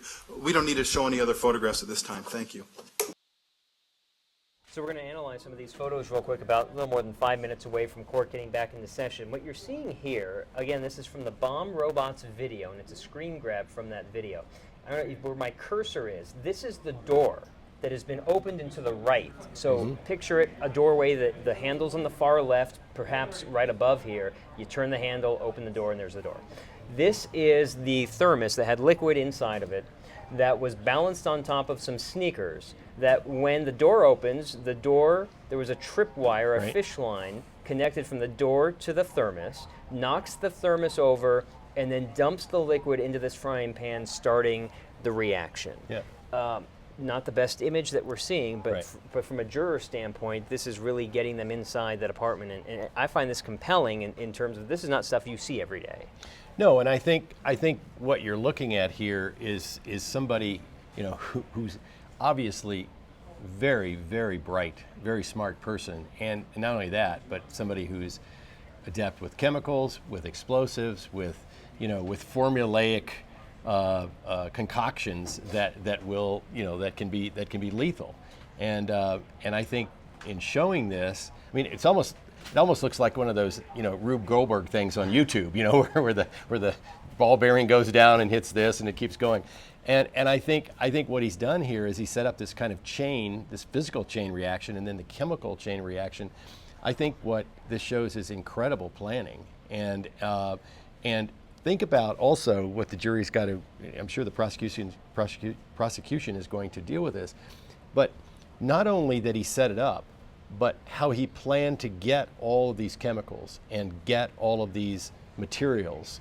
It's almost like an improvisation that he had to go through to bring all this together. I mean, who would think of setting this on sneakers and then pulling it? I mean, just household items. But to go back to what Daniel King said in the opening statements, is it's a common misconception that you can't plan and still be, or that you can plan and not be mentally ill. Oh no, mentally ill, yes. I mean, I think that's going to be one of the issues in this case. I think at the end of this case, regardless of how it comes out, I think if we talk to jurors, I don't think there are many jurors who are going to say that the defendant is not mentally ill. The question is he insane?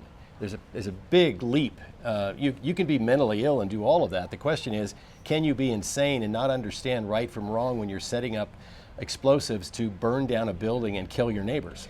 Well, it's very intricate, and you can see this being pointed out by FBI Special Agent Garrett Gunbiner, and he's pointing toward this jar on the left, and we'll take that closer look again. Yep.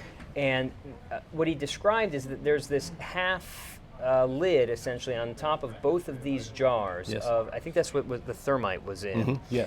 And he described the napalm being on the bottom side, this green, blackish sludge, I think is how he testified to that. Yep. But you can see all the different wires in here leading to this jar and then leading away back to those black shelled bombs down here.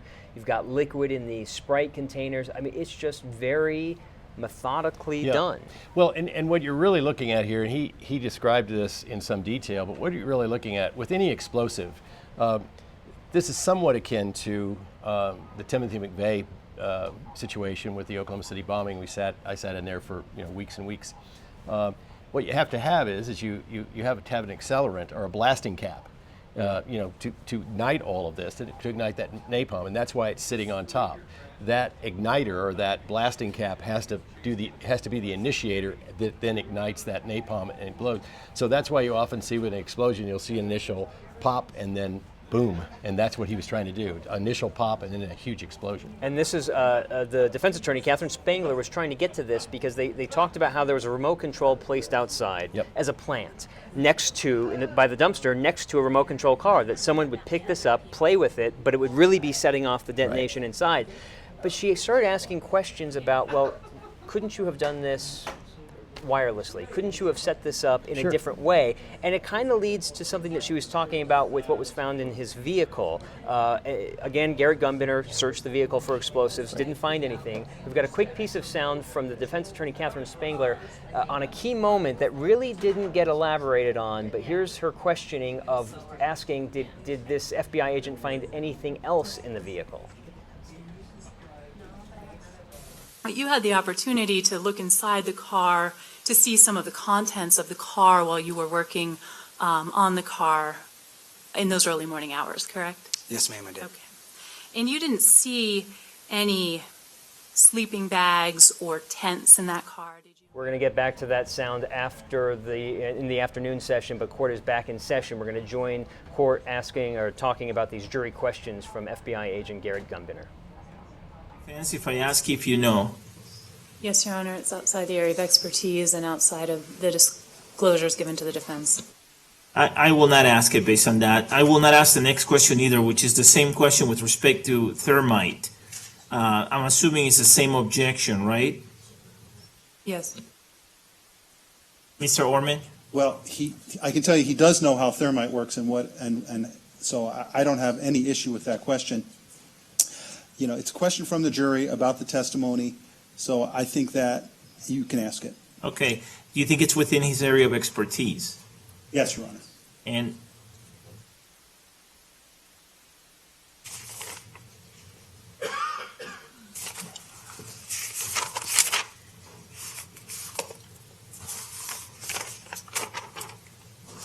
I will tell the court, there's another witness that is our global explosives witness, Mr. Rogopoulos, who I think we're planning on calling later this week, who I would be asking similar questions to. So the court may want to know that. all right, why don't we handle it that way then? So I'll sustain the defense's objection to that question as well. So I won't ask either one of those questions. The next question is, what are they used for? So that's a similar question. I'm assuming the same objection, Ms. Spengler? That's correct. And so I will sustain it, and you can cover it with your other witness. The next question is, as an expert, what is your definition of an incendiary device? Any objection?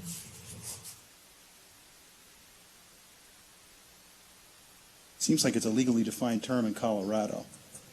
We have a statutory definition of an incendiary explosive device, but I do not object to how he understands that term being used. So that's how I understand the question, so I do not object. Ms. Spengler, do you have any objection? Yes, I object because we do have a legal definition. It would be confusing to the jury to hear his definition and then be provided with a different definition.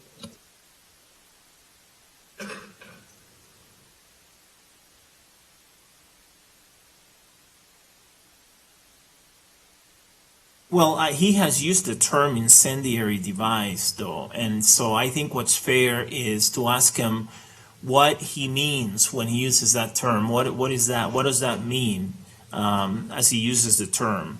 I think it's fair for him to explain that. So any objection if I modify it that way, just to have him explain what he means by that term, because he has used that term several times today. And I think the jury wants to know, what do you mean by incendiary device? You know, what does that mean to you?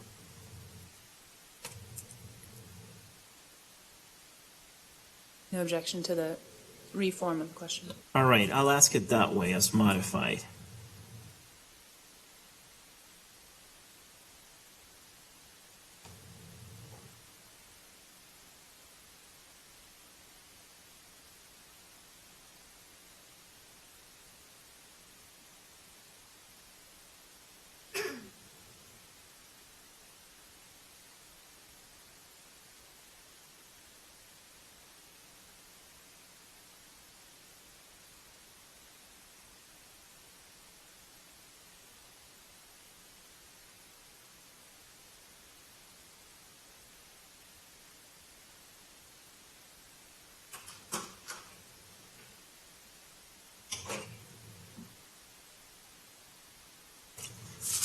Okay, the next question is on the form that I have marked as number 44.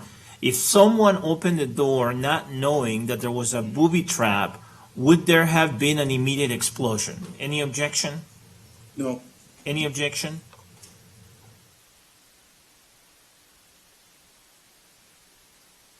Yes, Your Honor. Calls for speculation. I think it's within his area of expertise, and the cross-examination went into this area, the redirect examination went into that area as well, so I think it's a fair question. So the objection is overruled. I will ask that question. The next question on the same form is approximately how long would it have taken for the devices to explode or catch fire? Any objection?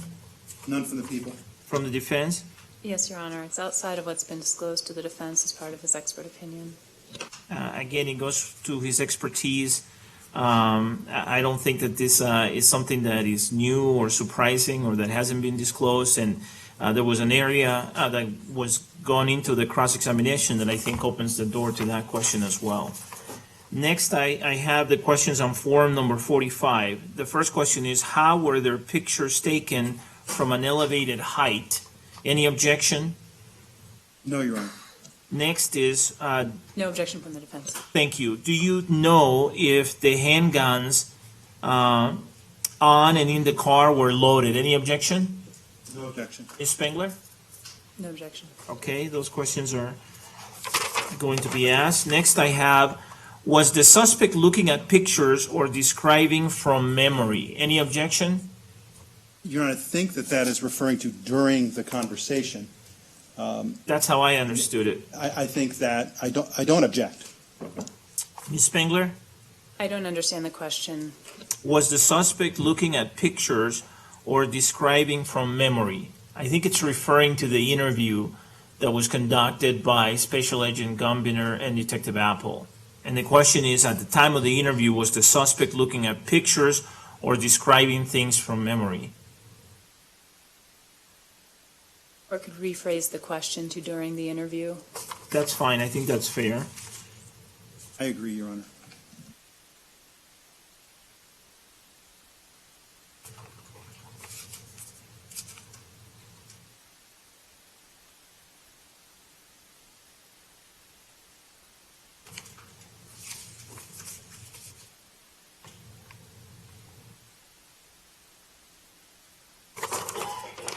The next question is on the form that I have marked as number 47. Do you know if the contents of the bottles actually contained correctly explosive material, if it was tested other than the one destroyed?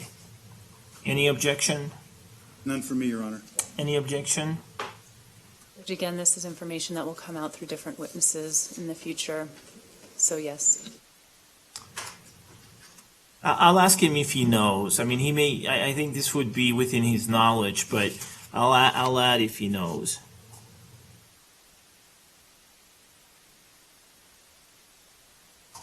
With that modification, I will ask the question.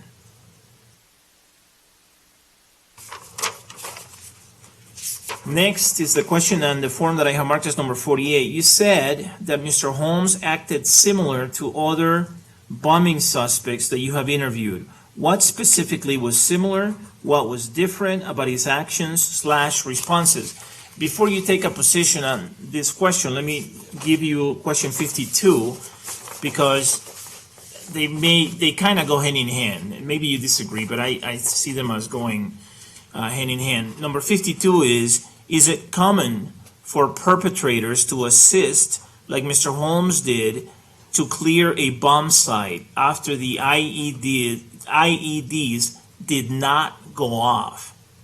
So, back to 48. What is the people's position as to the question on 48? You said Mr. Holmes acted similar to other bombing suspects you have interviewed. What specifically was similar? What was different about his actions / responses? I do not object. And then what about 52? I do not object. All right. What's the defense's position with respect to 48 and 52? Your Honor, we do object.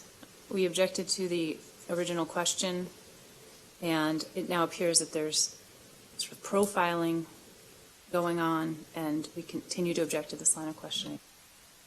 I don't think it's profiling. I think it's a question about what his observations were and whether there was anything unusual that he noticed. It doesn't go to, the question is not a specific question about was he acting abnormal or normal, which I have said in a previous order gets close to saying, was he acting sane or insane?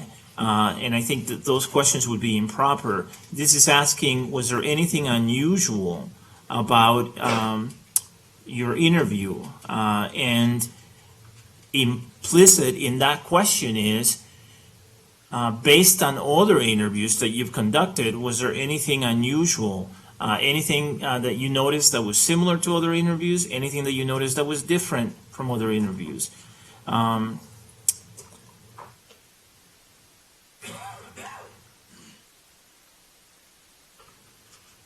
The only concern I have is it's a pretty small sample. I think it's only interviewed something like 6 people before, so I don't know, and I didn't know that when I ruled on the previous objection that was made, because that testimony came out later. I think in light of that, the more I think about this, I'm going to err on the side of caution, and I will sustain the defense's objection to both questions. So I will not ask either one of these questions. That should not be interpreted to mean that I think these questions are improper, but I think it just makes sense to err on the side of caution, especially given the sample being so small. Next question is on the form that I have marked as number 49. Did both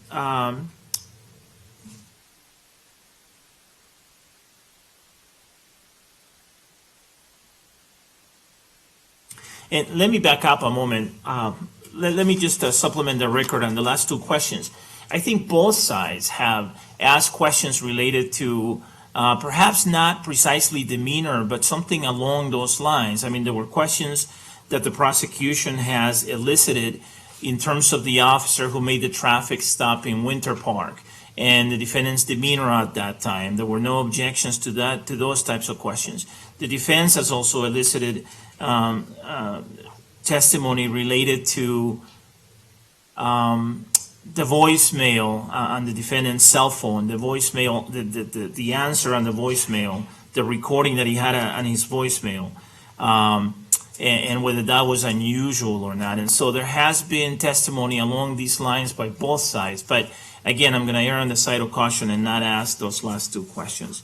The question on form number 49, did both detonating remotes need to have line of sight to set off the explosives? Specifically, had someone pushed the detonator on the RC car, would it have set off an explosion? Is there an objection from the people? I think that if it's prefaced by "if you know," I don't object. All right. Any objection from the defense with that modification?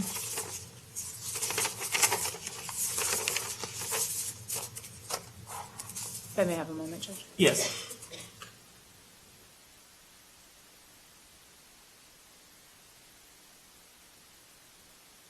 Your Honor, we do object. This is information that will come out or will be better suited for an upcoming witness. He testified about some of this, didn't he? He did, Your Honor, and I think a large amount of it was on cross-examination, which is why I don't object to it, because I think that the defense brought this up, which is why I think it's proper for the jury to inquire in this area. I will ask the question, but I will say if you know.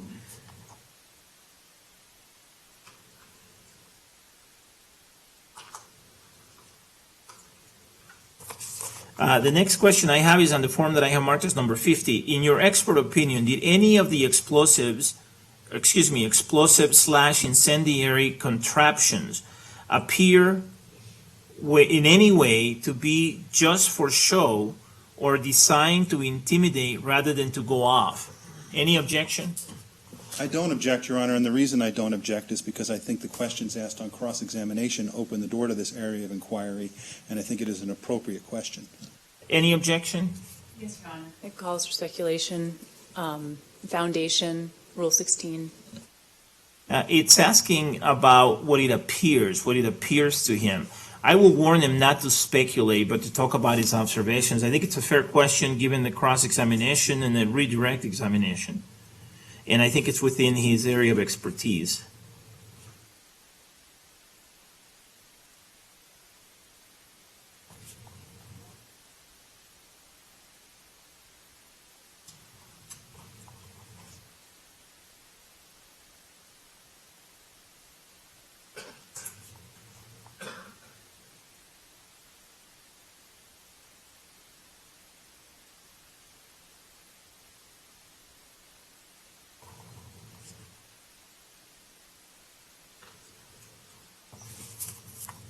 Next, on the same form, conversely, were there any devices/contraptions that were not immediately visible that posed a significant threat or danger?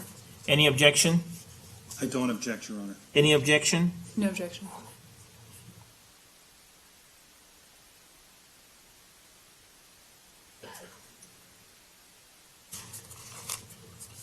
The next question is on the form I have marked as number 51. The question is, why did you refuse to speak with the defense team? Any objection? No, Your Honor. Any objection? No. Okay, without objection, I will ask it. And then 52 we've talked about. The question on form 52, I will not ask it based on the record we made. Those are all the questions. I shouldn't say all the questions. Those are the questions that the jury has submitted. Before we bring the jury in,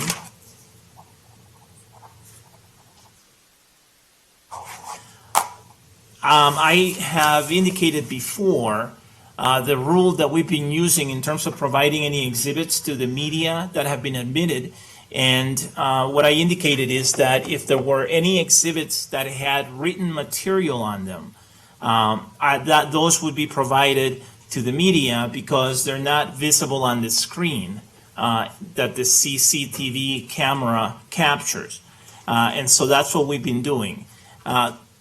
The transcript that was just introduced has written material on it. It's an exhibit that has been admitted, but it wasn't shown on the screen, so it's a little different than the other materials that my earlier ruling applies to. However, as everyone knows, the audio recording was very difficult to understand. So do the people have a position with respect to that transcript?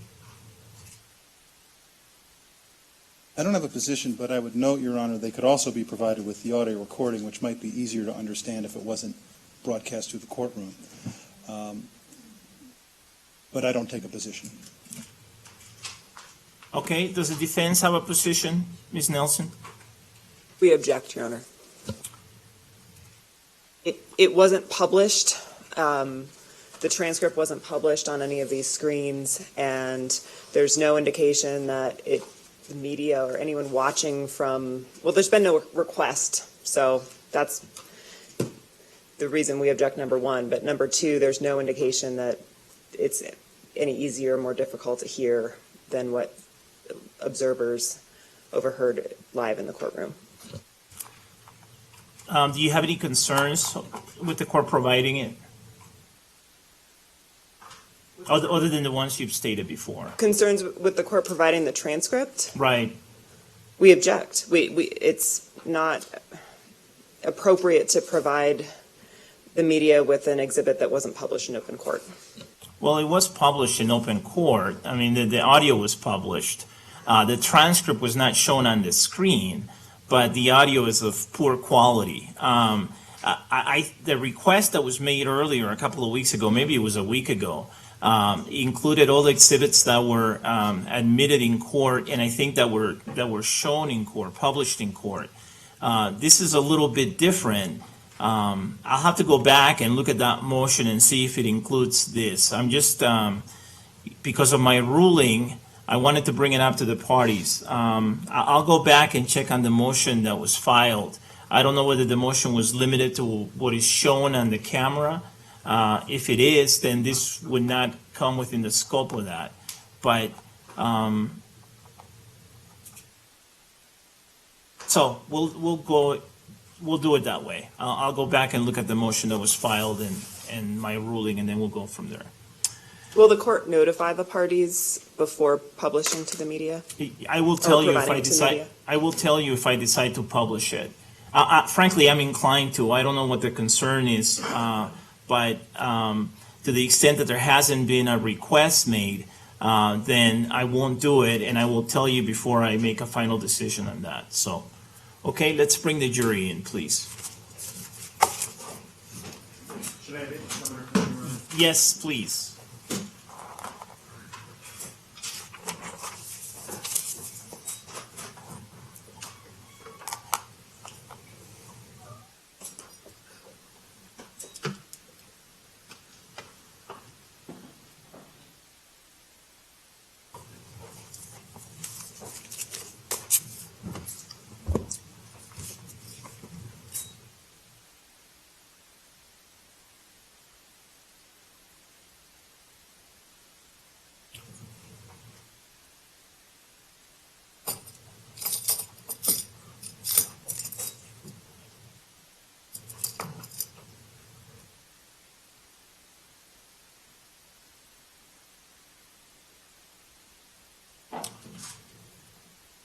Please be seated, everyone. The record should reflect that the jury has joined us again. Welcome back, everyone. I hope you had a good lunch. All right. As you know, at the end of the morning session, there were some questions that you had submitted for Special Agent Gunbiner, and Special Agent Gunbiner is now back on the witness stand. I will remind you that you're still under oath, okay? Yes, sir. All right, Special Agent, there are some questions that the jury has submitted. Some of them I have found to be appropriate under the rules of evidence and other applicable rules of law. And so I'm going to ask those questions now. The first question is, as an expert, what is your definition, or excuse me, as an expert, what do you mean when you say incendiary device? When we talk about an incendiary device, you're taking a mixture that will not explode but will catch fire, and it will burn instead of getting an explosion, such as an improvised explosive device. You will get an explosion, say a pipe bomb, for example. The other example is if you don't get the explosion, the two ingredients, an energetic material, which are a fuel and an oxidizer, and the oxidizer provides the oxygen for that explosive, it will burn or be an incendiary device. So you won't get the explosion, it will just continue to burn until all of the ingredients have consumed itself.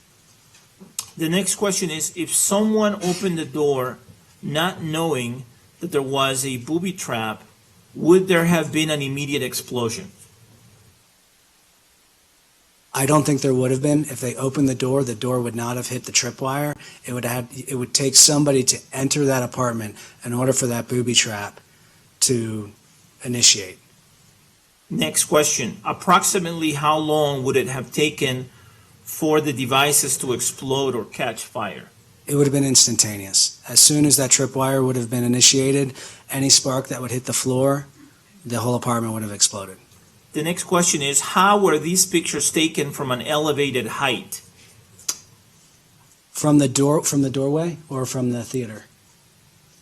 It doesn't specify. It just says how were these pictures taken from an elevated height? So at the theater, the pictures of the vehicle were taken, I believe, from our evidence response team, from the elevated area.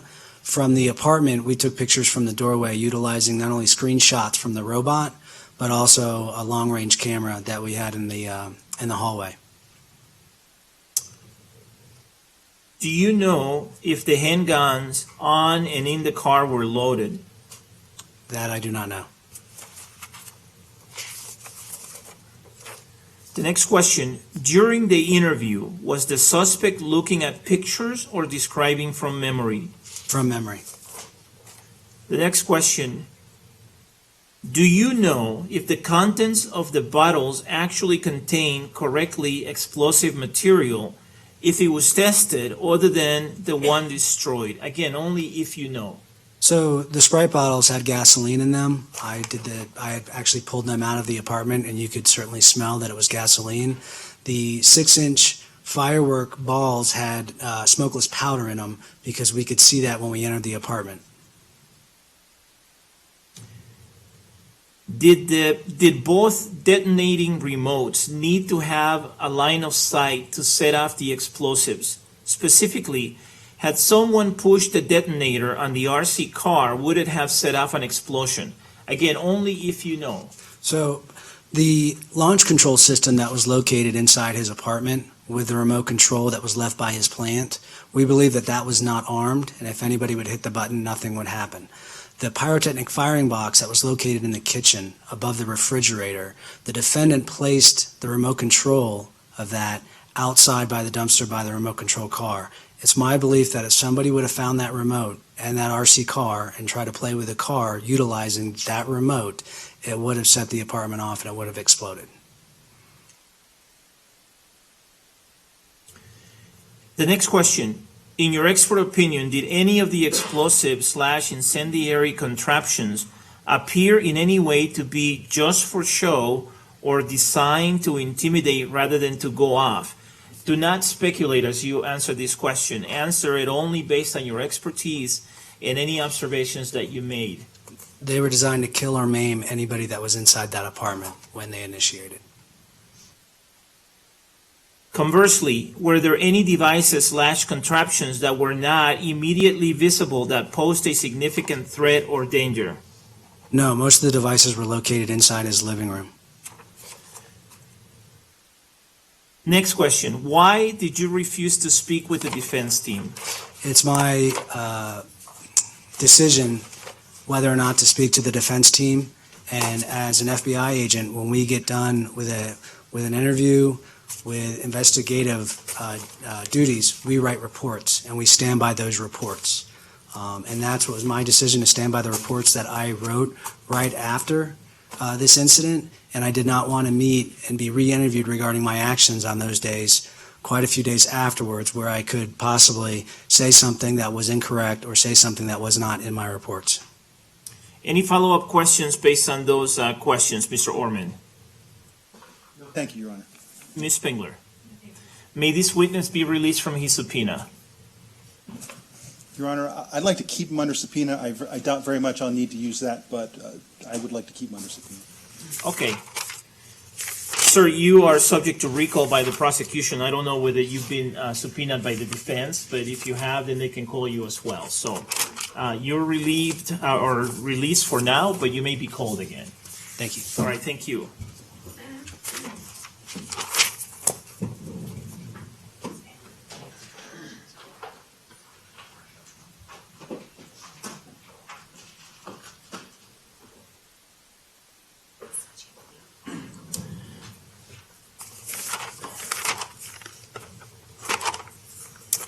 Call your next witness, please. Ms. Tish McGuire. Maria Carbonell.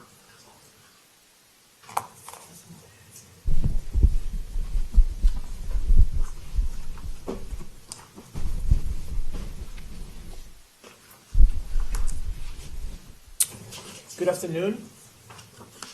Can I have you raise your right hand for me so I can administer an oath? Do you solemnly swear or affirm on a penalty of law that the testimony you're about to give will be the truth, the whole truth, and nothing but the truth? Yes, I do. Please be seated. Why don't you hand me all these pictures, transcript? Oh, okay.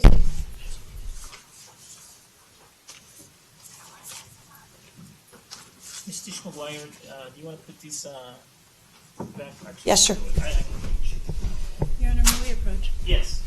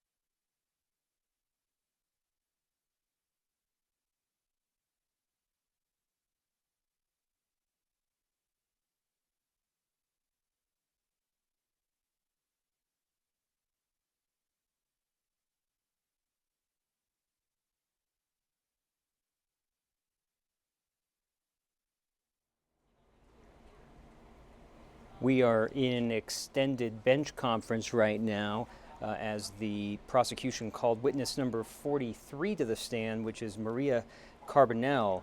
She is a survivor of the shooting inside the theater. Just prior to her, you had heard from Garrett Gumbiner, who was wrapping up his testimony with jury questions, but we're about to get back to the questioning of this new witness. Okay, you may proceed. Thank you, Your Honor. Actually, I think I may proceed. Could you please tell us your full name and spell your first and last name? My name is Maria Angela Carbonell. Can you spell your first, middle, and last names? MariaAngela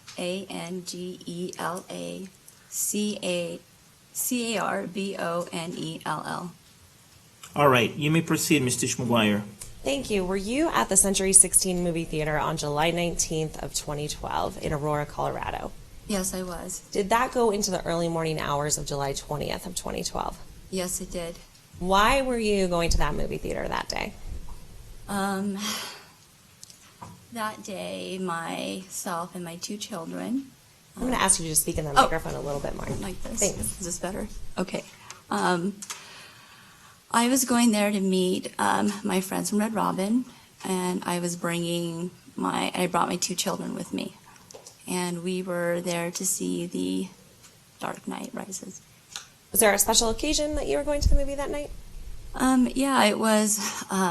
Well, the movie itself was a special occasion, but it was also Alex Sullivan's birthday.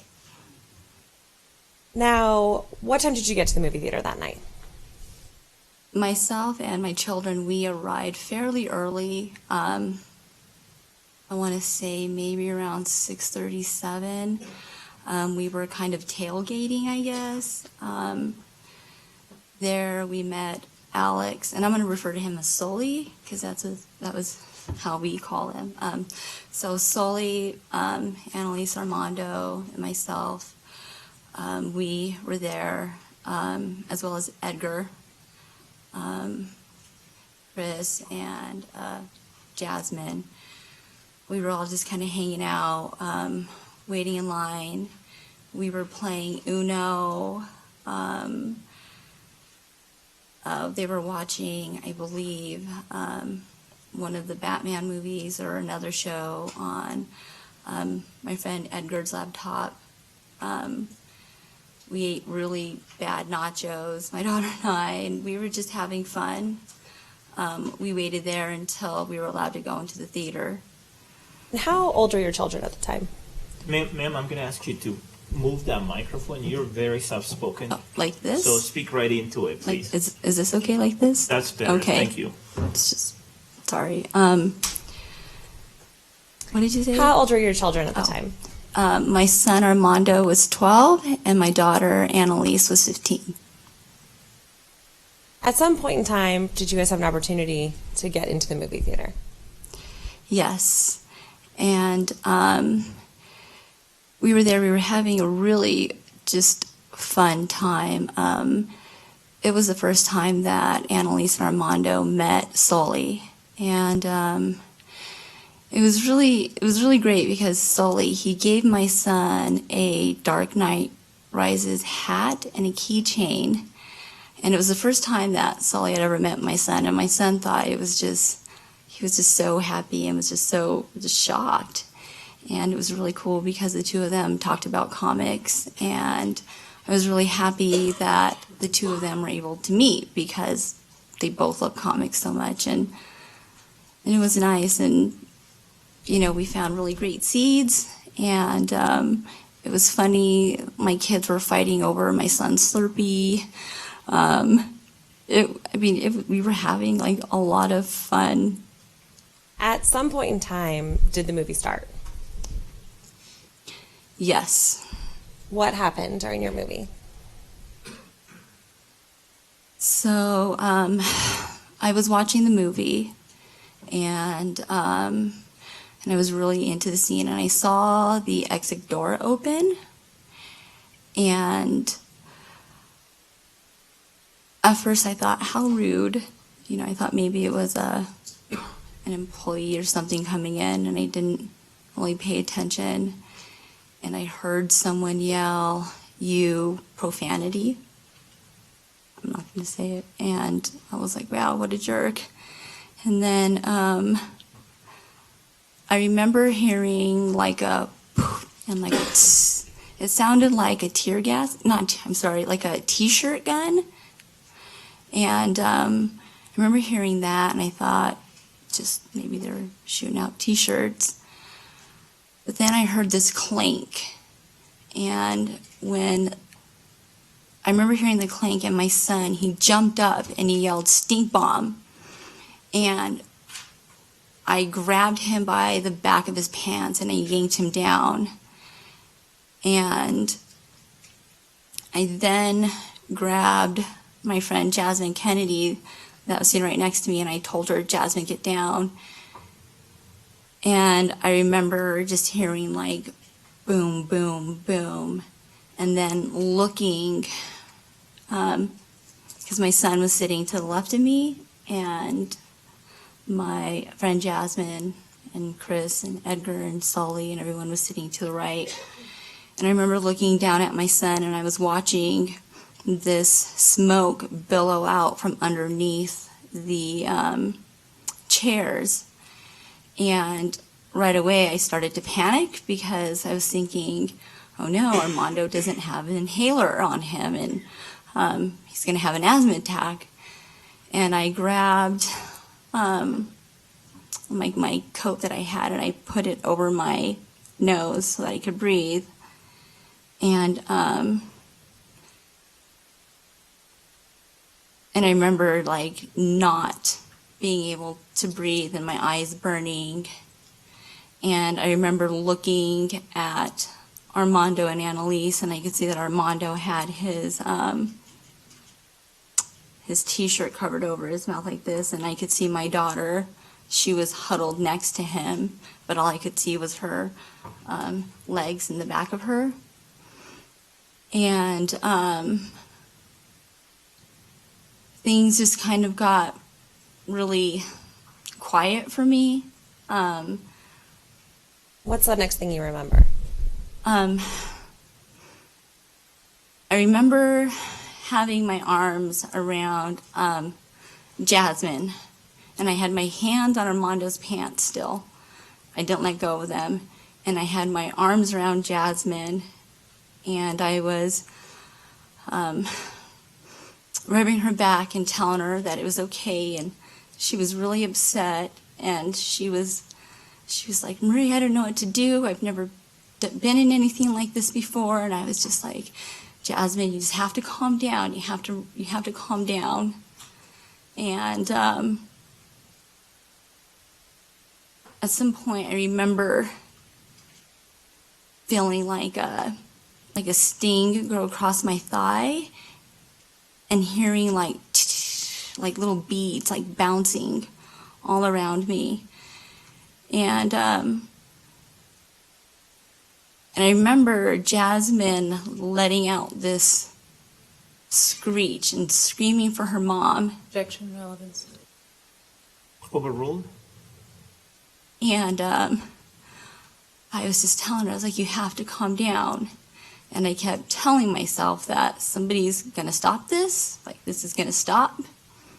And when it wasn't stopping, I started thinking to myself, how am I going to get the two of them to be quiet so that we could play dead? And then I remember hearing people say, "Run." And I look down the aisle, and I didn't see, I already seen that Bryson and Tony and Annalise were going. And so I got up and I calmly grabbed my purse from underneath the seat, and I grabbed my son's hand, and we started walking towards the left aisle. And at some point, I lost Armando's hand. He kind of just went. And I got towards the end of the aisle, and I stepped down that first step, and I looked back, and I was yelling for Jasmine to run. And I was just screaming. I was like, "Run, Jasmine, run." And I looked and I saw her holding her legs and I couldn't understand why she wasn't going. And so I turned around and I turned around and I looked down and I see these hands and they're waving up at me like in a motion like this. And I grab the person's hands and I lock them. And I pull the person, and I think it was a male, because when I put my hand on his shoulder, it felt like strong. And I pulled him in between the seats, and I bent down, and I said, "Are you okay?" And then I looked up, and I didn't see my kids, and I panicked. And then I went in to get up. I saw a woman laying there on the steps, and she appeared to be deceased with some head trauma. And so I hopped over. I had to step over her, and I kind of stopped for a minute, and I kind of looked, because I was still not really sure what was going on. And I remember seeing like the reflection of the blood against the movie on the rail. You know how there's steps that go up, and there's the rail seating. And I can remember seeing the reflection of the blood shining off of that, and people and arms and yelling. And when I kind of did, I scanned down, I could see people on the floor seats. They were looking up from underneath their seats at me. And I remember just thinking, okay, you know, where's the kids? And then I look to go down, and I see a male that appeared to be deceased at the bottom of the stairs, and I jumped over him, and I proceeded to go out the left exit out to the lobby. And when I left the lobby doors, I looked around and I saw people that they were just standing there, and I didn't understand, and I was just screaming at them to run. And I remember running out the lobby doors, and I was screaming. I was like, "Armando, Anna." And I see Annalise, she's standing there right in front of the doors next to a tree. And she's like, "Mom, Mom." And then I start screaming for Armando, and he comes running out from the right side. There was like a brick partition wall. He come running from behind there. And so we get together, and as we're going out into the parking lot, I see Tony and Bryson Bilipondo, and Bryson's like, "Hey, we're going to the hospital." And hearsay confrontation. I'm sorry. Sustained. Okay. All right, Ms. Carbonell, I'm going to stop you right there. Now, did you have to seek any medical attention for yourself? Yes, I did. What was that for? In the theater, I was grazed by something, and when I was running out of the theater, I had lost my shoes, and I had a puncture in the bottom of my foot from a stick. Right, and where were you, did you go somewhere to seek your medical attention? Yes, I went to University Hospital. Great. Your Honor, if I may approach the witness with what's been marked as People's Exhibits 2550, 2549, 1117, and 4678. Yes. Thank you, Your Honor.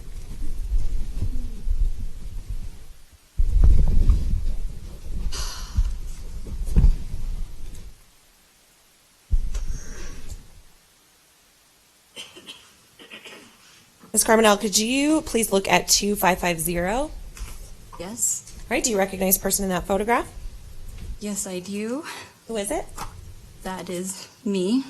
All right, and does that fairly and accurately represent what you looked like on July 20th of 2012? Yes. And does that photograph depict any of your injuries? This one, 2550. No, but the next one does. And is that 2549? Yes. And what does that photograph depict? It is the picture of my graze as well as my legs covered in blood. All right. And does that fairly and accurately depict your injuries on July 20th of 2012? Yes. Now, if you could please look at diagram 1117. Yes. All right, do you recognize that diagram? 1117. Yes. All right, and is that a diagram that you drew of where you were seated at the theater and things you observed? Yes. All right, and does that fairly and accurately depict what you believe, where you believe you sat in the theater on July 20th of 2012? Yes. And do you recognize 4678? Same diagram? Oh, sorry, the next exhibit, 4678? Yes. All right, and what is that? That is a picture of Alex Sullivan. At this time, I would move for the admission of People's Exhibits 2550, 2549, 1117, and 4678. Has 4678 been admitted before? Yes, Your Honor. Sorry, so I just moved to publish that one. All right. Is there any objection to the admission of 2549, 2550, and 1117? And that would be P-TR, 2549, 2550, and 1117. Ms. Spangler? Sorry, I lost the numbers. I can tell the court. Could you show the Sure, pictures to her again, and please, I so did, that she Your Honor. understands which one you're moving to admit?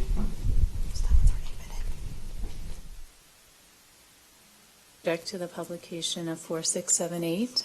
It's cumulative. It's already been published to the jury.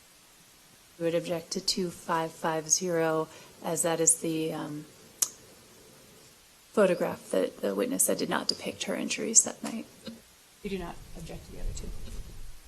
I'm sorry, I couldn't hear you. Your objection on 2550, I couldn't hear you. She indicated that the picture did not depict her injuries that evening.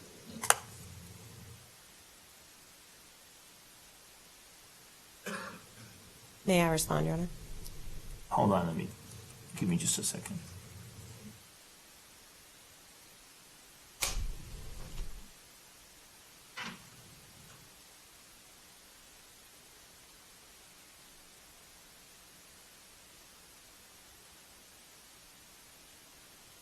I'll sustain the objection as to 2550, but I'll let you establish more foundation if you want, Ms. McGuire. Thank you, Your Honor. 2549 is admitted and may be published, and 117 is admitted and may be published.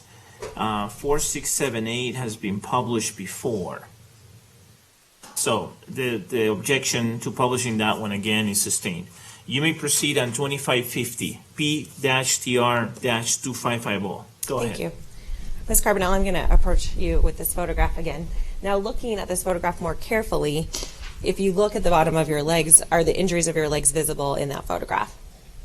Yes, one is just more of a close-up. So People's Exhibit 2549 is just a close-up that depicts the injuries on your Yes. legs, but that's also visible in 2550. Yes. But 2550, you can tell that that's actually you. Yes, it is me. And the other picture is just a picture of a leg. Well, it's still me. Two legs, but still Two you. legs, yes. Okay. Your Honor, at this time, I would move for the admission of People's Exhibits 2550. Any objection based on that additional foundation? No objection. Without objection, P-TR-2550 is admitted and may be published. May I please have 2550?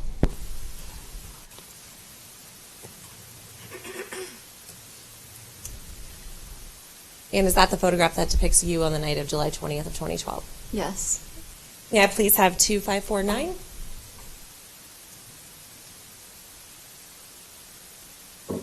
Is that a close-up of the injuries on your leg on July 20th of 2012? Yes. May I please have People's Exhibit 1117?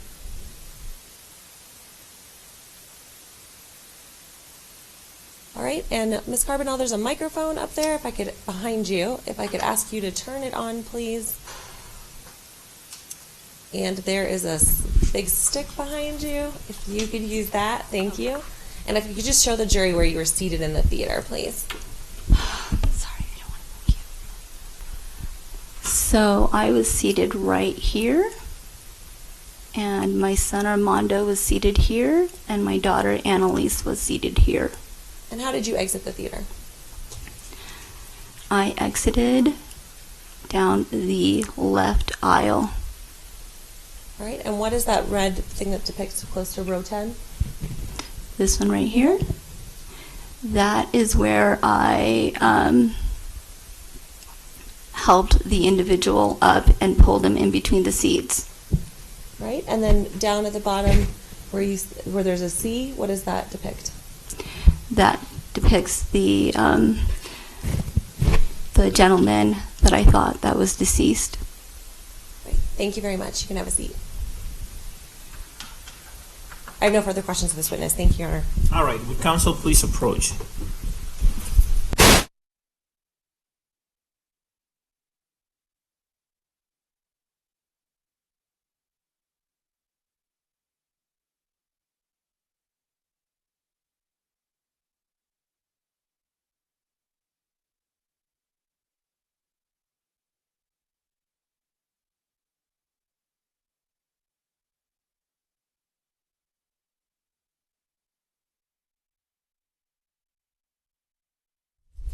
Spengler, any cross-examination? No. And there do not appear to be any questions from the jury. So may this witness be released from her subpoena? Yes, thank you, Your Honor. Is there any objection, Ms. Spengler? No objection. All right, thank you, ma'am. Thank you. Call your next witness, please. People call Sukumar J.R. Hoppen.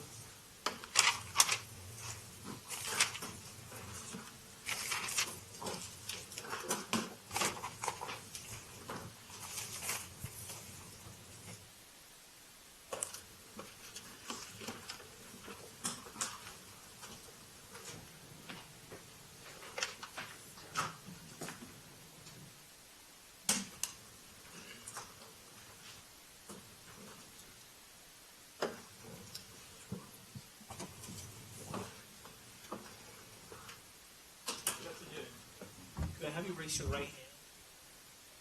Solemnly swear or affirm, penalty of law, that the testimony you're about to give will be the truth, the whole truth, and nothing but the truth. I do. Please be seated. Please tell us your full name and spell your first, middle, and last names. My full name is Sukumar Vijayaraghavan, and the first name is spelled Sukumar, and the last name is Vijayaraghavan. So just as it sounds. Just as it sounds. All right, Mr. Brockler, you may proceed. Sir, would you please tell us what you do for a living? I am a professor at the Department of Physiology and the director of the Neuroscience graduate program at the University of Colorado Anschutz Medical Center. Here's what I'm going to ask of you, sir. If you would pull that microphone up even just a little bit closer. You're a little soft. Okay. Is that okay? Yeah, that's great.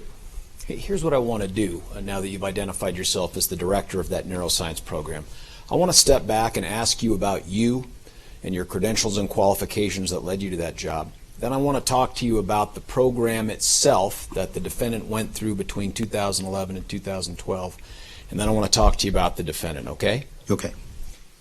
First off, let's talk a little bit about you. How does someone become a professor of, did you say physiology? Yes. How did you become that?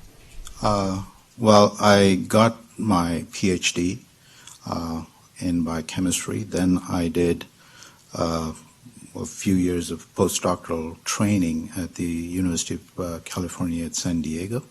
And then I joined the Department of Physiology here as an assistant professor and rose up the ranks to be a professor as I am today. Okay, and again, I'm going to ask you to just keep your voice up as much as you can, just so everyone can hear you. Now, okay. I detect a bit of an accent. Are you from Texas? Yeah. Minnesota. Is it? Now, when you're a professor of physiology with that PhD, how do you work your way into neuroscience?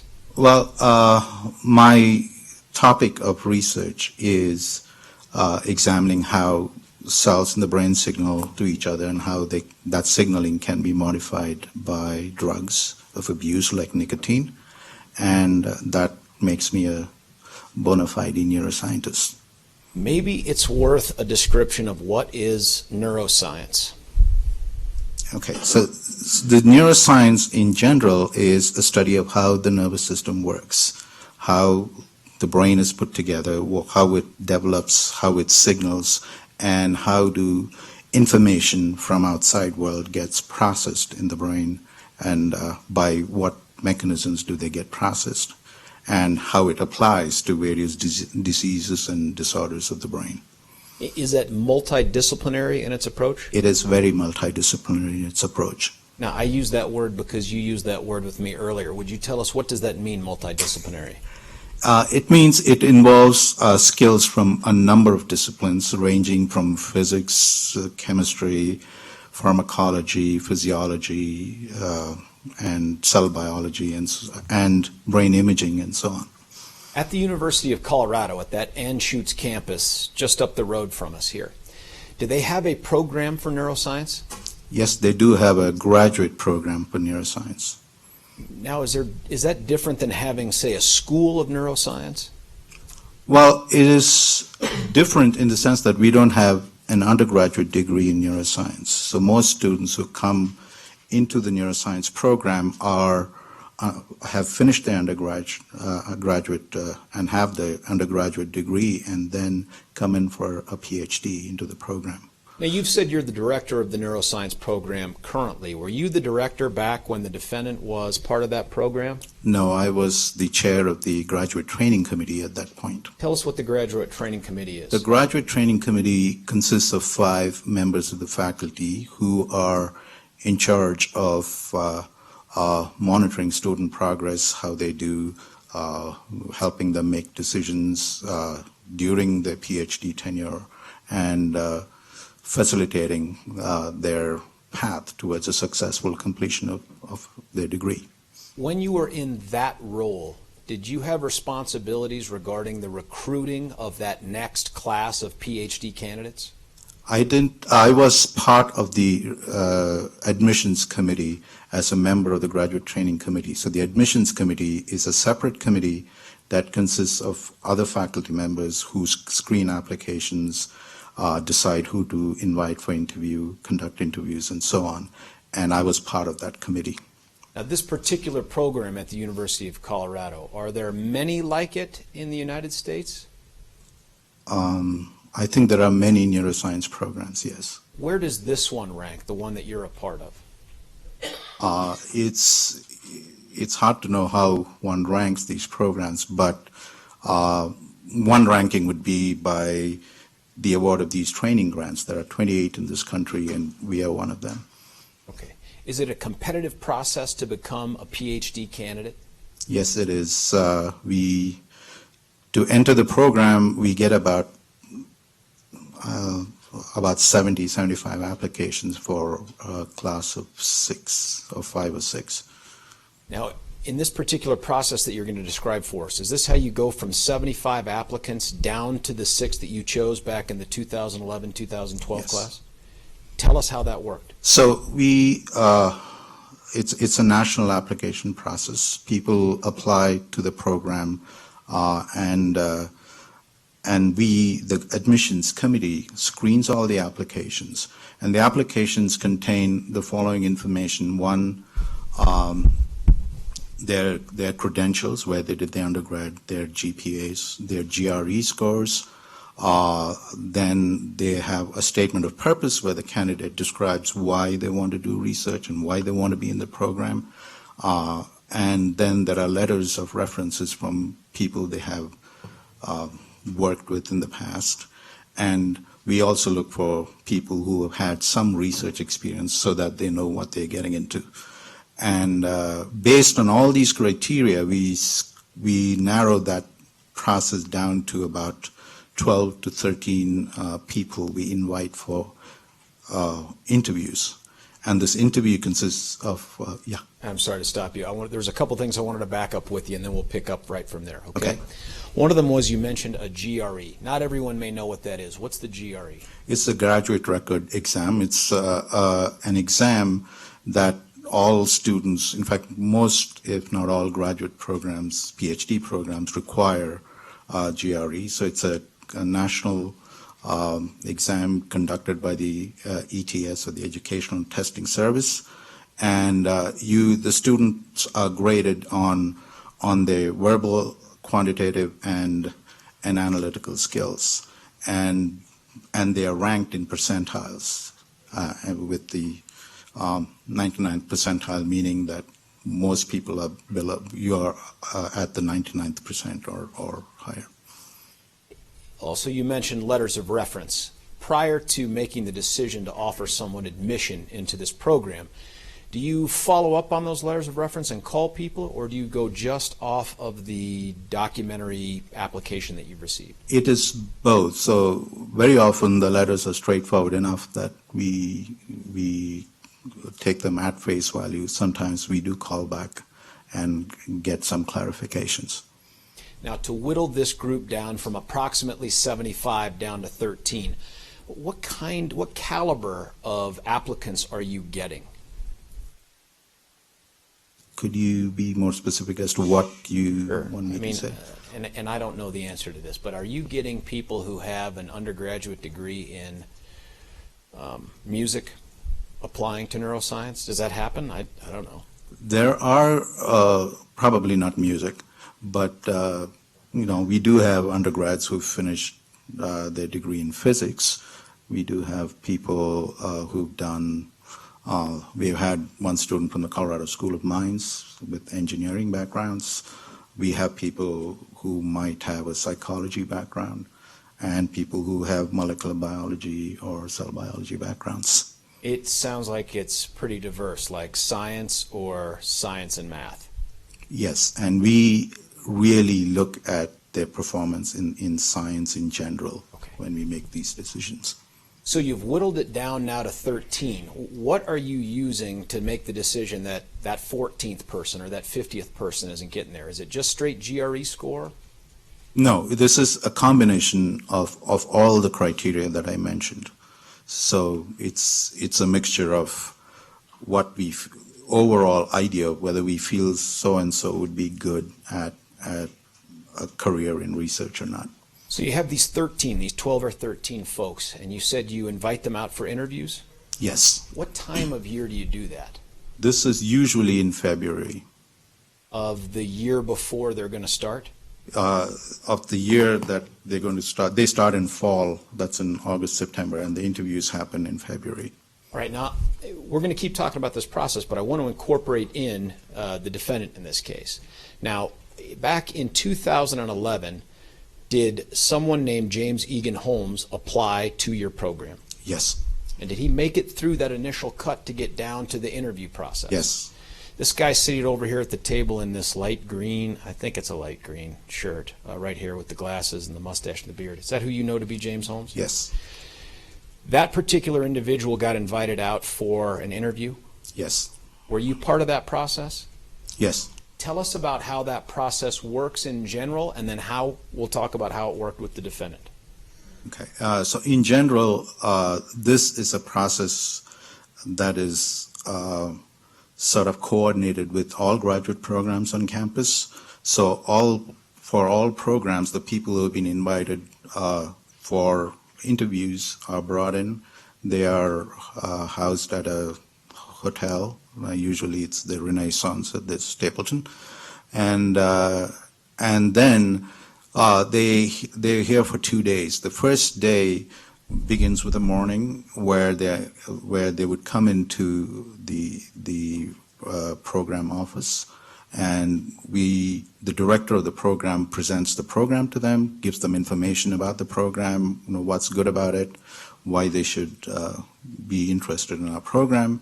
And then they go through about 6 or 7 individual interviews with faculty, each of which last about 30 to 35 minutes. Back in February of 2011, did the defendant go through that process? Yes. Were you one of the interviews that he did? Yes. Tell us about your observations of him in that interview. I rated him quite highly. So the rating is from a score of 1 to 5, 1 being the best and 5 being the worst. And I think I rated him at about 1.5 or 2. He appeared to be extremely quiet, very reserved, but as I talked to him more and more about his science as well as my science, I was quite impressed by the fact that he understood what my project was about, asked some good questions, and my overall impression was that he was quiet and a little socially awkward, but definitely somebody who had the caliber to be in the program. Now, before you interviewed him, you had the opportunity to look at his application, including the letters of reference, the GRE, the GPA from undergrad, and all that stuff. True? Yes. How did he rate on paper? I think on paper he was among the top of our pool of interviewees. Now, in terms of that interaction with you and the other professors with whom he interviewed, did he rate as highly in person as he did on paper? Probably not. But I think the common concerns that was echoed through all the interviews was that he was sort of withdrawn, not very interactive, and hard to get a sense of. Now, look, in the course of your time doing this, making these selections, how many people like the defendant do you think that you have interviewed through this process? Well, totally, I've interviewed maybe a few hundred students. Yeah. And these several hundred students are all applying to be scientists? Yes. Where would you put the defendant in sort of that, what you've described as socially, I can't remember the word you used, limited, or what was the word you used? Awkward. Awkward, socially awkward. Where would you put him in that group? I would put him at one end of the group with people who are socially awkward and who are more introverted and not very communicative, but along with a few of the people I've interviewed, yes. You've seen other people as introverted and socially awkward as the defendant? Yes. And they've gone on to be good scientists? Yes. Is there anything about being a good scientist that requires you to not be introverted? You mean in a career of a scientist? Sure, at this entry-level stage. At this entry-level stage, I think communication skills are important, but not necessarily in a social context. The ability to stand up and present your work, for example. I mean, those are skills that are important to succeed at this stage. Now, in addition to the interviews with these 6 or 7 different professors, were there other opportunities for the defendant and other PhD would-be candidates to interact with other students? Yes, so as I was saying, so on the day of the interview, each incoming interviewee is assigned a student from the program. And at the end of the interviews, the students host events, social events, where they get to know and get to interact with the candidates. And there's also an event where they're taken around the city to show, what the city looks like and where, living opportunities and so on. And all that is done by the students, so they do get a lot of opportunities to interact with students. Based on everything that you go through in this process with the defendant, is he ultimately offered a spot in this neuroscience program? Yes. How many others were offered a spot in 2011? Maybe about 10. I'm not very sure it's the exact number. Could be as little as 6? I think we make more offers than how many accepted. Thank you. So So there are about 6 who accepted. Okay, thank you. And all of those people competitive candidates? Yes. Great grades? Yes. Good GRE scores? Yes. Good interviews? Yes. Okay. This offer gets made to the defendant when? At what point in the year?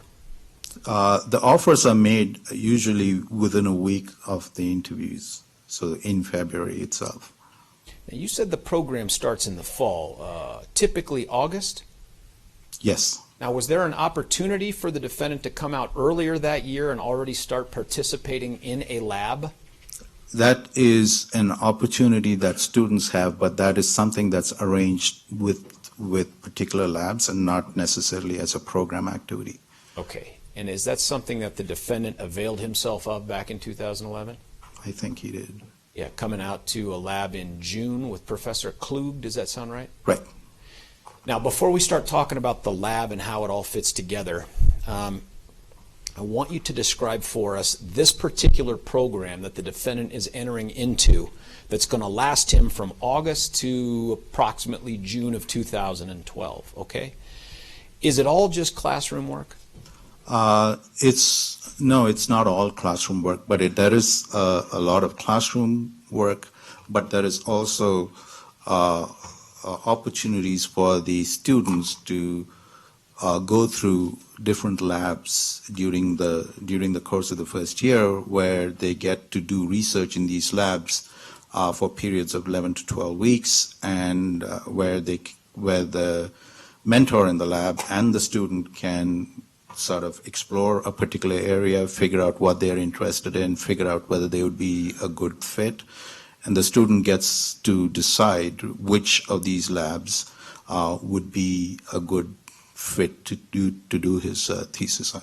Is it fair to describe this program as having the classroom component and the laboratory component? Yes. And they're not necessarily even completely matched in terms of when they start and stop? Yeah, they're not matched. Okay. There are grades given for all of these things? Yes. Now, for the labs, how many credits do you get for a lab in figuring out your GPA? You get each of these lab rotations are 1 credit. But it's way more important than that, isn't it? Yes, it is, because it helps the student to actually make a decision on what they're going to be doing research on. Now, you've described 3 labs that every student has the opportunity to go through, and we'll talk about when they occurred during the year. But once you get past that first year, how do you go on to get your PhD? How do you go on to become a doctor? So at the end of the first year, you rotated through 3 labs, and you've finished your coursework. You do a preliminary exam, which qualifies you to go into the second year and continue in the program. And at that same time, they make a decision based on the labs they've rotated, which lab they'd like to do their thesis in. And upon agreement, a mutual agreement of the mentor and the student enters that lab around July at the end of the first year. And once he enters the lab, they go through a period of about a year and a half, where they're developing research projects. At the end of that period, they have to take this exam called the comprehensive exam, where they have a committee of scientists who they choose to be their advisors, and they present to the whole program their thesis project and what they plan to do. And then they have a closed-door exam with their committee for about a couple of hours, where they are tested on how much they know, how much they've thought about, what their reasoning skills are, and at the end of it, if they pass the the comprehensive exams, then they get to advance to candidacy. That's when they become a candidate for PhD. And then they continue working on their projects based on the proposal that they made, and it takes another maybe 2.5 years of work, at which point, if the committee, the advisor, and the student are all agree upon it, then they decide on a date where the thesis can be defended. And the student then writes up a thesis which is a compilation of all the research that he did, and they're supposed to publish papers in the interim, and then they present their whole thesis to the whole program, and then the committee meets and decides whether or not to award them the degree. I feel like I just got the PhD. Thank you. The thing I want to get back to is this. If you as a student, if you can't find a lab that you want to do, or a lab that wants to bring you on board, that keeps you from progressing through the rest of the program? Yes. So these 3 labs are pretty critical. Yes.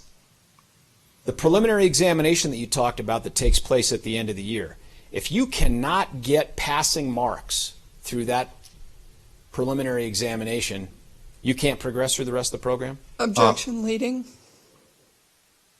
It's a follow-up, so I'll allow it. It's just overruled. Go ahead, You sir. can answer. If a student does not pass the prelims, usually the committee that examines him meets and decides whether to give him further opportunity to repeat it or repeat parts of it, or to take remedial actions like taking extra courses in the second year. So it's not the be-all and end-all. Okay, not like the rotation part? Not like not finding a lab. Yeah, you're right. Okay. All right. For the defendant, back in 2011, 2012, every student is assigned a mentor? Objection leading. It was foundational overruled. Is that yes, sir? Yes. And who was the defendant's mentor during 2011, 2012? That was me. Now, because you're his mentor, did you have increased contact with him versus other members of the admissions committee or the training committee?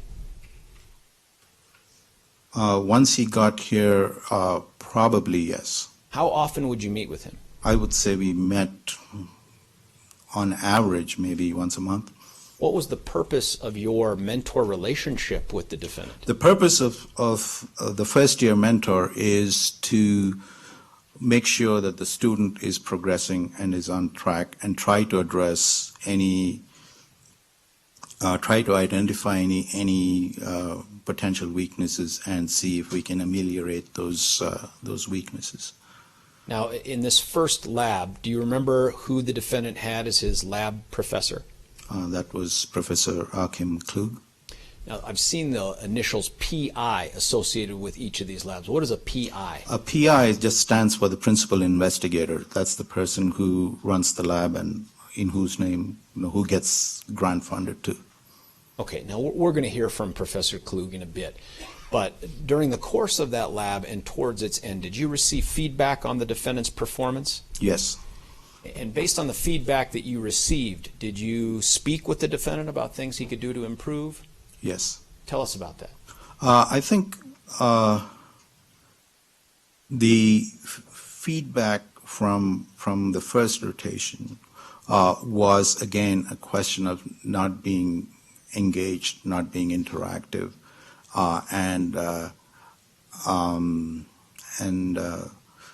not getting as much done as one could.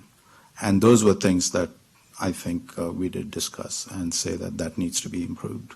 Now, did you interpret that to be something that is an intellectual limitation or an effort-based limitation? At that point, probably an effort-based limitation. Okay. And is there a lot of social aspect to the laboratory portion of this program? Could you repeat that, please? Is there a social aspect of this laboratory part of the program? Usually there is, because you spend a lot of time with the people who are already in the lab, and so there's a lot of interactions, both scientific as well as non-scientific. Is there a presentation at the conclusion of each one of these 3 labs? Yes, so there are what are known as rotation talks, where the students come and present what they did during that period of rotation to the faculty in the program at large. Your Honor, may I approach the witness with what's been marked as People's Exhibit 1195? Yes. Hey, sir, I'm handing you this aforementioned People's Exhibit 1195. Do you recognize what that is? Yes. Tell us what that is. So this is an online evaluation sheet that was filled in by me after the first rotation. And is this an evaluation that you did of the defendant after his presentation that we just described? Yes. Do you remember whenabouts that would have taken place? This could have been within a week or so after the rotation talks, which would have been in November, sometime in November. Of 2011. 2011. Now, for this presentation talk, where is it given? It's given in the seminar room of the program.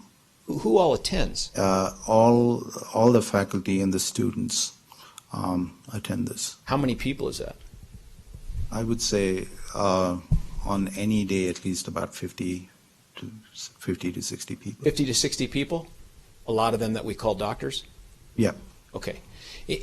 In these presentations, is there use of PowerPoint? Yes. And did the defendant develop a PowerPoint that you recall for this? Yes.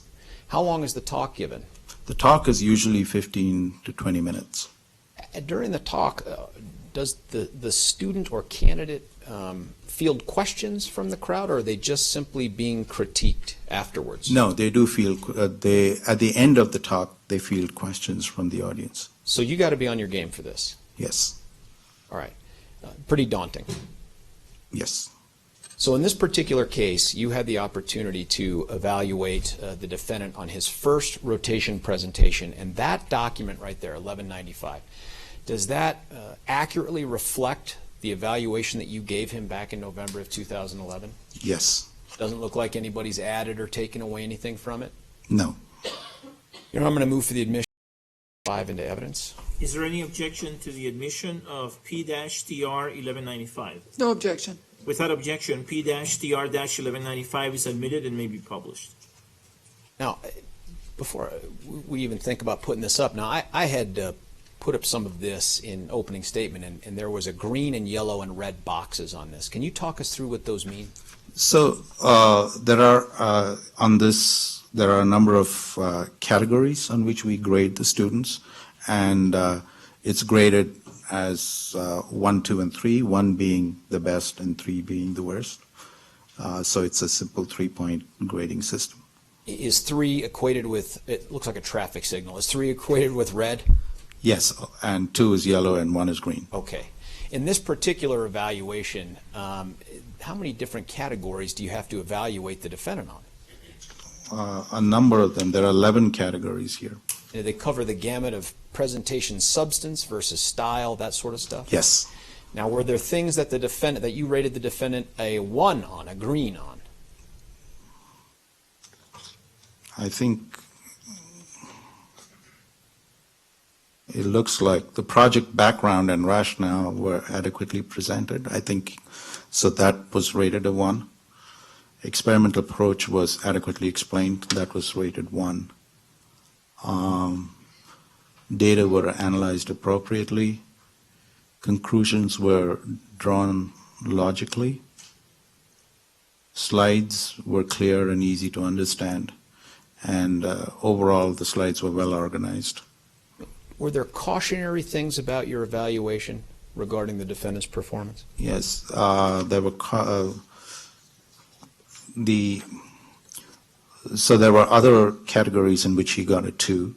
One was hypothesis not being that clearly stated. Quality of data,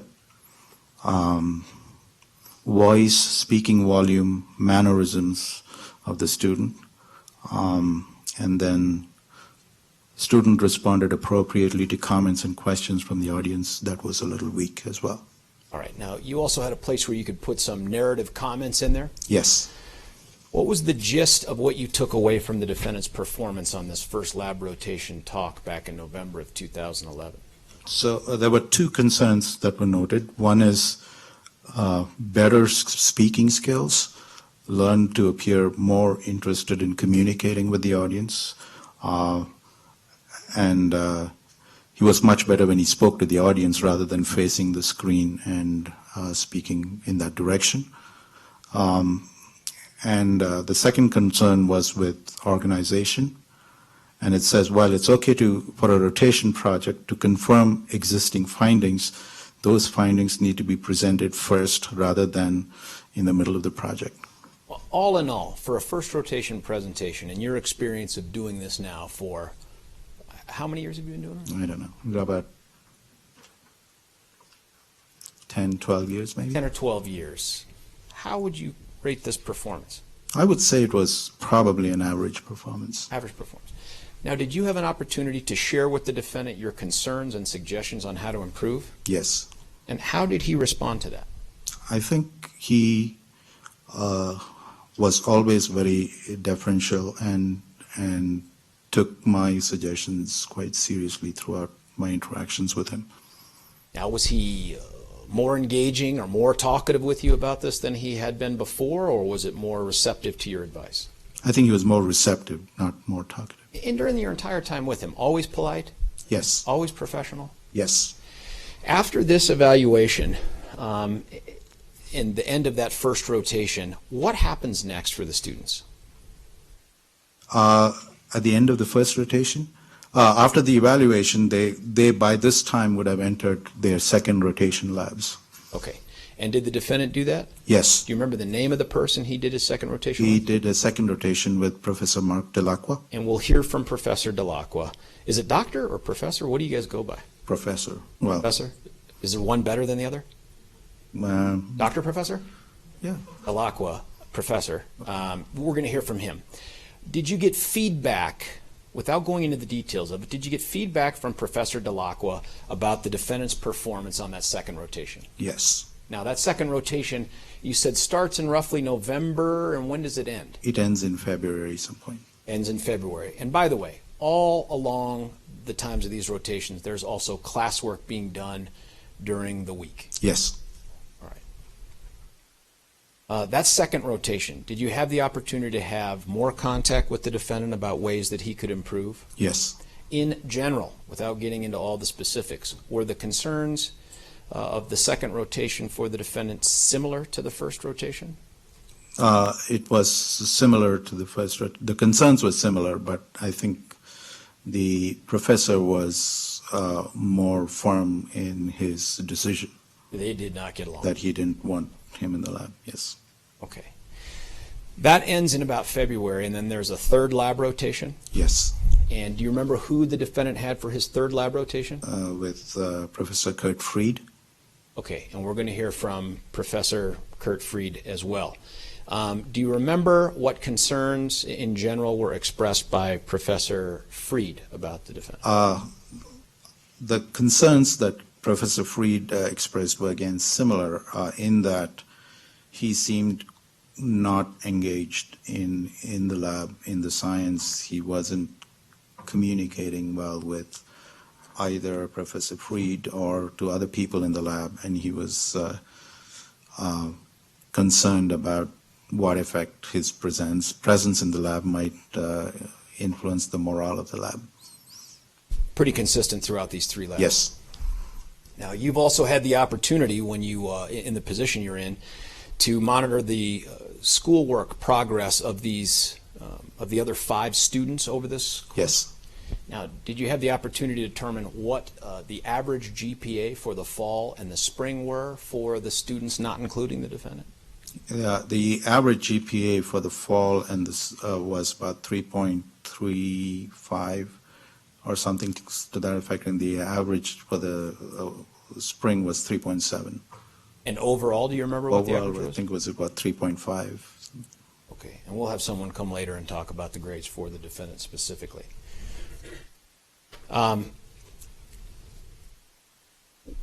One of the ways in which you've said you've communicated is you've had face-to-face meetings with the defendant. And how many do you think you had over the course of the time you were with him? Probably 10, 12 maybe. Okay, and we'll talk about those, the last one in a bit here. But leading up to June, were all of the meetings pretty consistent with the defendant in terms of his presentation and demeanor? Yes. Did you also have the opportunity to communicate with him in writing? Yes, by emails, yes. Do you make any distinction between the way he communicated with you in writing and the way he presented in person?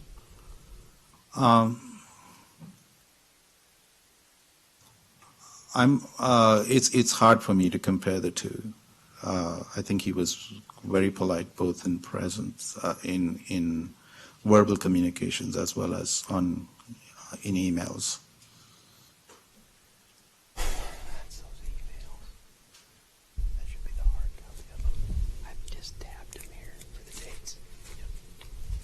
Could I have a moment, Your Honor? Yes.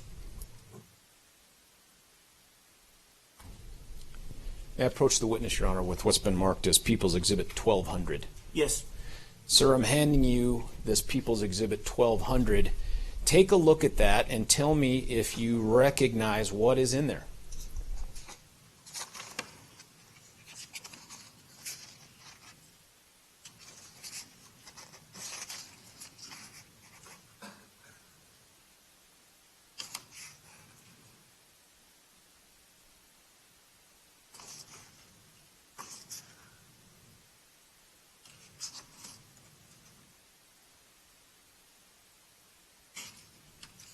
These are all more or less housekeeping emails where I've asked him about his rotations, his rehearsing his rotation talk with me before presenting it to the rest of the audience and so forth. Is that pretty normal, by the way? That's very normal. Now, in terms of that packet, that People's 1200, does that include every single email ever possibly sent between you and the defendant? Or just a sampling of them?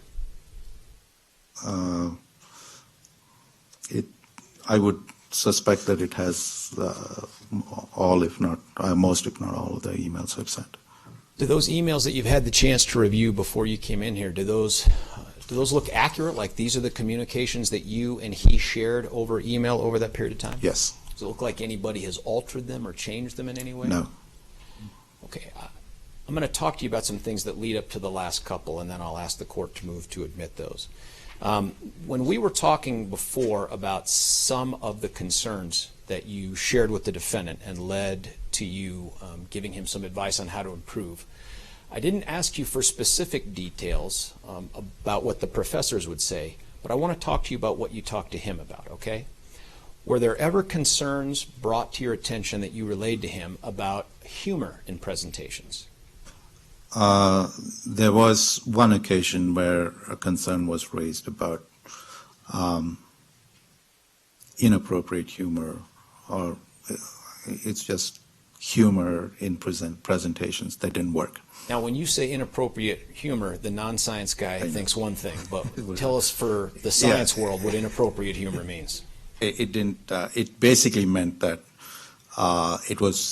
he inserted, funny jokes in the middle that didn't work and distracted from the rest of his presentation and substance. And that was it? That was the complaint that you got from someone that, hey, this just isn't the right forum for any humor? I guess the complaint was that, it wasn't the forum. I think the complaint was that it just distracted. No, it wasn't the right thing to do. Do you remember what it was? It was about some factor, which I don't remember, which could be abbreviated as ATM, and there was a joke which said, to the effect that I have characterized this ATM and you can take it to the bank, which... And scientists don't find that funny? Oh, well, I found it funny, but not everybody. Okay. And so you talked with the defendant about, hey, let's tone down some of the humor part of this. Yes. And he seemed amenable to that. Absolutely. All right. And does it seem like he made that change moving forward with the other presentations? Yes, he did. Never got that complaint again? No. Okay. Now, for the preliminary exam, you'd mentioned that earlier. That particular exam, is it a capstone type test for the year that you've had in neuroscience? Yes. Well, and you know what, don't use my word. Just describe for us what it is and whether it's written or oral, all of that. Okay, so it's an oral exam, or it was in 2011 an oral exam, and it was conducted by a committee of faculty who had participated in teaching the first-year students throughout the year, and there were two committees of 3 faculty each representing three major areas of neuroscience, and the oral interview consisted of, or the oral exam consisted of them asking questions, testing students' ability to reason, to think on their feet, their conceptual knowledge, and so forth. And those 3 professors are peppering them with questions? Yeah. What is the scope of the material covered? The scope of the material covered is essentially the material that was covered in various lectures throughout the course of the year. And as the PhD candidate person, you're just responsible for being up to speed on all that? Yes. Now, before we start to get to this performance stuff, there's a couple areas I want to talk to you about. You had the opportunity to meet with the defendant one-on-one. Describe his demeanor and his affect to you in those settings? I think his demeanor has always been courteous but withdrawn. His affect was flat. No, I never seen him get very excited or enthusiastic, at least outwardly. And he throughout the process came across as a person who was very introverted and socially awkward. No, it didn't say a lot of words. Yeah, I mean, I think didn't say a lot of unnecessary words. Okay. For the presentations that you had the opportunity to observe, how was his demeanor and affect? Essentially, it was the same criticism in the sense that his presentations were more mechanical, lacked enough affect, and definitely lacked the enthusiasm that could be communicated to an audience in such settings like these. So do you remember the date of the prelims for the defendant back in 2012? It was June 7th, I believe. All right, now you give those students a lot of advance notice on this? Yes. And did you weren't participating in the prelims? No. Did you get feedback after the conclusion of those prelims? Yes. And all 6 students in neuroscience do it on one day? Yes. And the defendant did it? Yes. Now, up to that point, by the way, had you ever received any feedback the defendant didn't come to class? Not that it was communicated to me. How about that he wasn't coming to the lab? Again, no. That he wasn't turning in his homework? No. All right. And in this particular case, he shows up, as far as you know, on time, at the right place, at the right time? Yes. You got feedback on his presentation, and, well, tell us what the feedback was. I think the feedback was essentially that there were a lot of conceptual weaknesses. There was weaknesses in using concepts and reasoning abilities to extrapolate, a concept to the next level. And I think those probably were the major concerns. Now, at that point, had you just made the decision, that's it then, we're just going to part ways with the defendant? No. Why not? It is, so I had talked with his committee, which consisted of the 3 faculty members, and talked about how bad was it something that's redeemable, and the conclusion we arrived at was that he should be given another chance to take the prelims, and he should, before that, talk with the members of the committee to know what his weaknesses were, and then be given some time to prepare for a retake. Now, had this happened before in your 10 to 12 years there, that someone has had to retake the prelims? Yes. Yes. It has happened. So the prelims, let me just clarify that. Sure.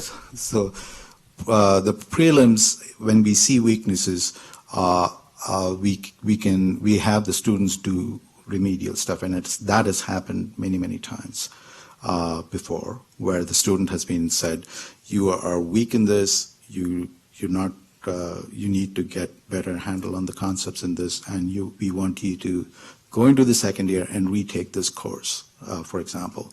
And those kind of decisions have been made a number of times in the past.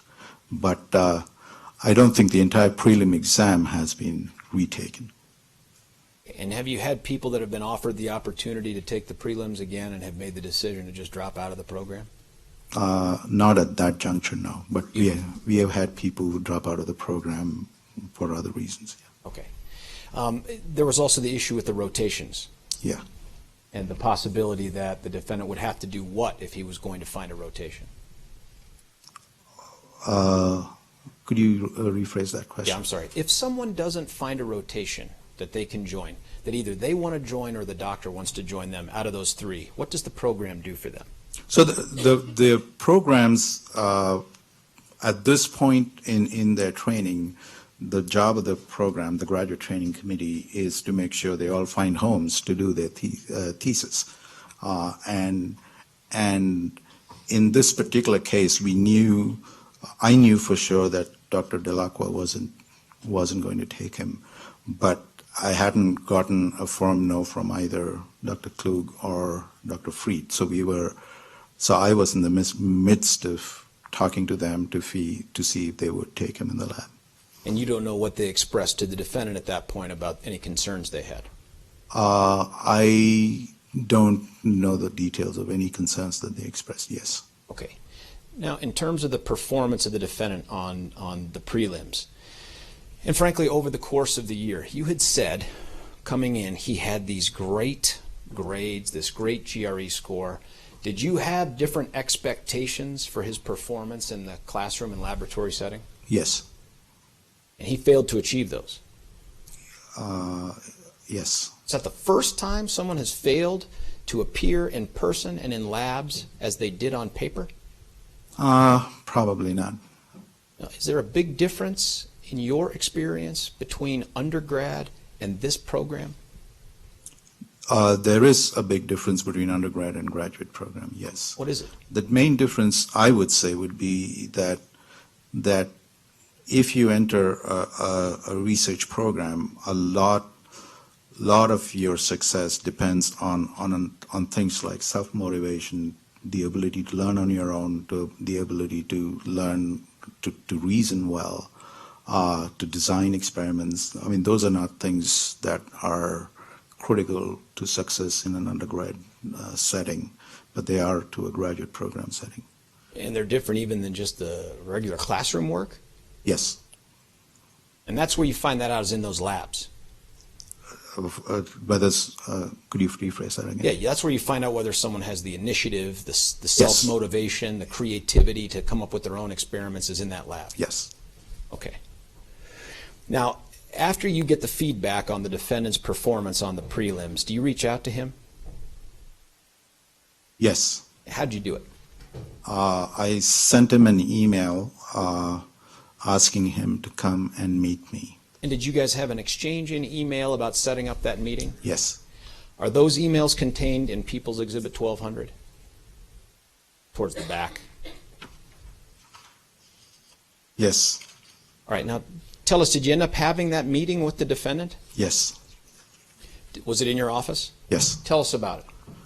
It was a short meeting. It was much shorter than I had anticipated. And we just met for maybe a few minutes. And I had sent him an email saying that the reviewers were concerned about the examiners were concerned about his performance in the prelims, and that we needed to talk about it. My intention was to give him that feedback and set up times to do a retake. So when he came in, I said, you did poorly in the exam. I think I also said something to the effect of, is this what you wanted to do? No, is this what you want to do with as a career? And that we we would have a retake of the exam, at which point he told me that he had decided to quit the program. And was that unexpected? That was unexpected. And how did he tell you? I think he just said he decided to leave the program. And did you try to talk him out of it? No, I think I said, no, if that's what is best, you feel is best for you, that's something that we could go with. What's the rest of that conversation that you had with him? I think the gist of the conversation is what I just relayed. I'm not sure exactly what else. I mean, does it end with a handshake, a hug, chest bump? How does it end? Yeah, high fives. No, I think it just ended quite cordially. And he said he was planning to leave, and I said, if you're planning to leave, then you need to send me an official email saying that you are, with effect, immediately leaving the program. And did he do that? Yes. Is that also contained in People's Exhibit 1200? Yes. Describe for us his demeanor and his presentation to you in that final meeting. I think his demeanor was still reserved, still withdrawn, and still devoid of affect. Now listen, over the course of this time, from the time that you first interview with him in February of 2011 until he is walking out of your office in June, I may not have asked you this, Doctor, what day was it in June that you met with him? This was June 9th, I think. June 9th? Yeah.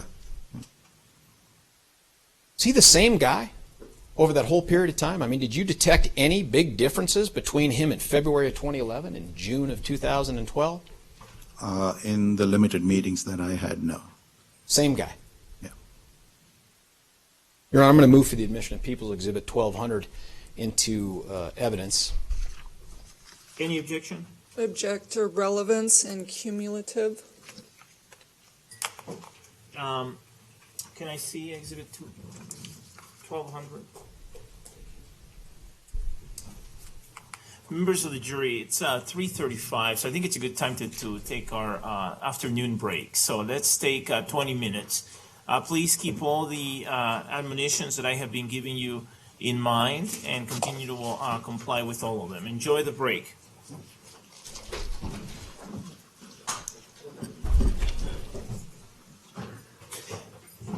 Tell me that couldn't have been made any more scintillating. Jesus God. What? This is it. This is the whole thing.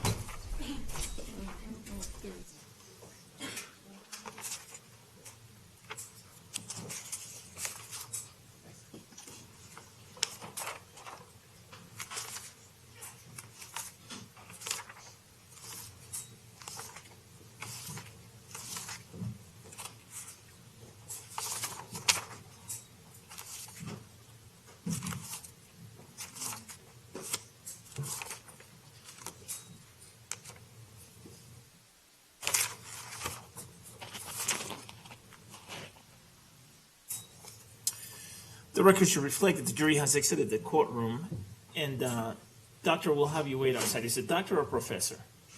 Either way. All right, thank you. Should I leave this? You can leave that there, yes, thank you. I included by error on the back of the exhibit copy I gave to the public defender a sheet that's not, but it's a subpoena on a case that we grab up.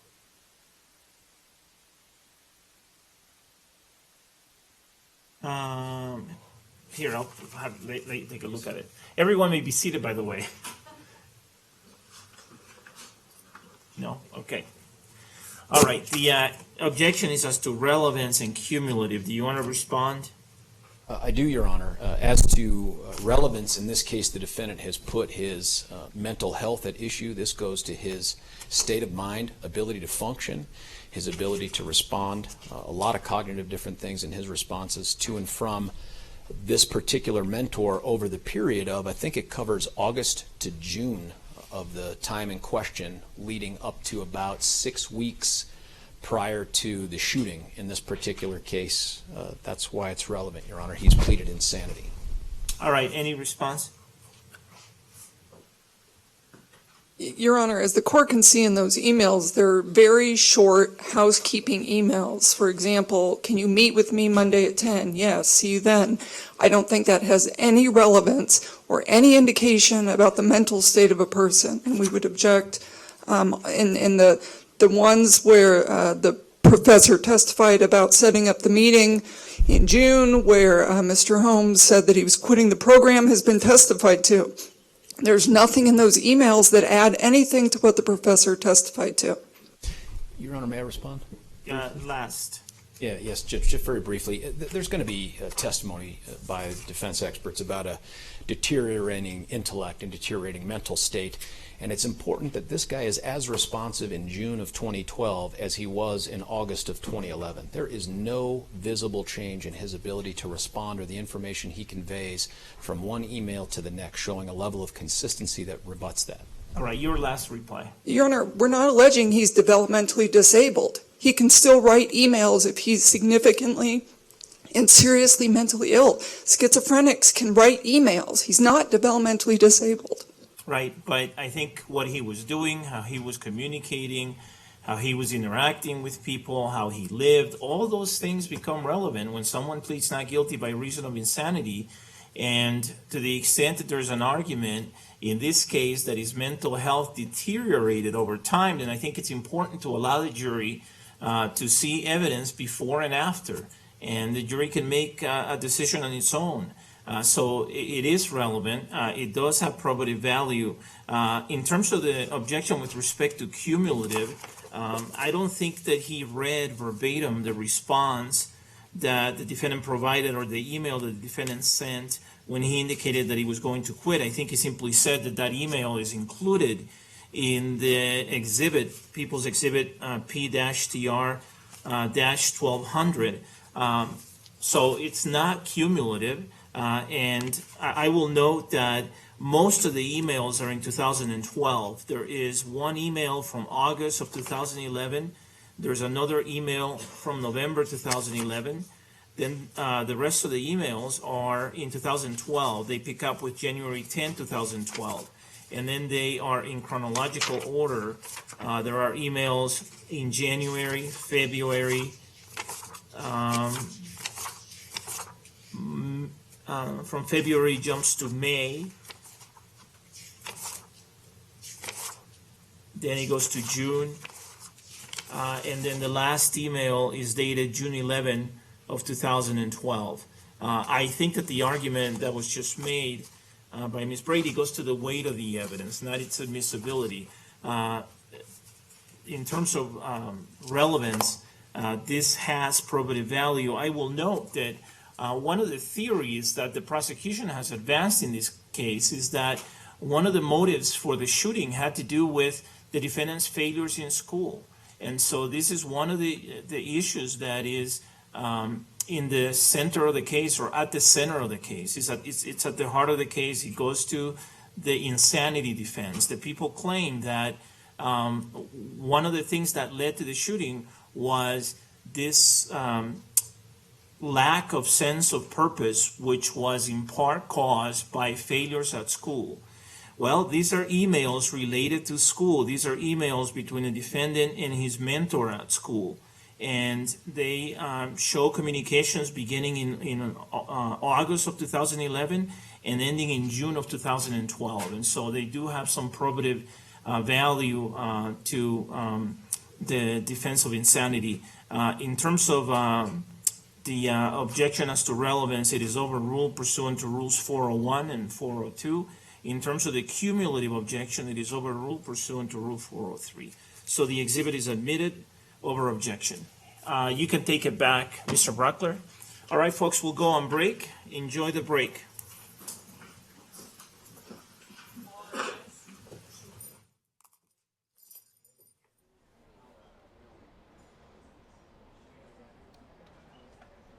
Well, we got a bit of an education lesson in neuroscience as we heard from the professor and director of neuroscience that District Attorney George Brockler had called souk in his opening statements, and I don't dare try to pronounce his name because I don't want to butcher someone well respected within the neuroscience community.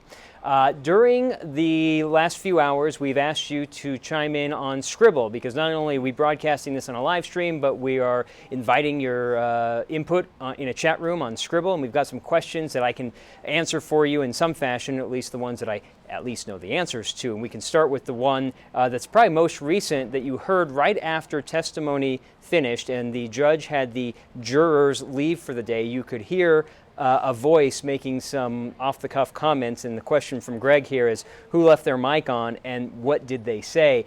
I was transitioning from my location over where I'm watching the feed over here. The person who left their mic on, the voice was District Attorney George Brockler, and here's why. When he talks, he uses a wireless microphone like this versus standing at the podium where the microphone is at. He likes to walk around, as does Lisa Tisch McGuire. They both wear a wireless microphone. He has been pretty good about reaching for the receiver and turning it off, but there clearly he didn't. But as to what he said, I'd have to go back to the recording and find out what he said, but it seemed like off-the-cuff remarks to the prosecuting attorneys about how it was going, at least with this witness on the stand. We have another question from NT8. How many viewers do you have on the live stream? That's a great question because we monitor that often. And right now, just to let you know, I'm looking at almost 1,900 people watching at the moment. At any given time, we have seen anywhere between 1,500 and 4,000 people watching at one moment. So, and there have been plenty of different individuals watching throughout the day. So even though it's 4,000, we know we've gotten into the tens of thousands of people watching it throughout the day. Another question here, has the defendant made eye contact with any of the witnesses? Is the defendant reacting at all? I did notice during today's testimony that when the images from inside the apartment were on the screen, I did notice the defendant looking up and watching the screen.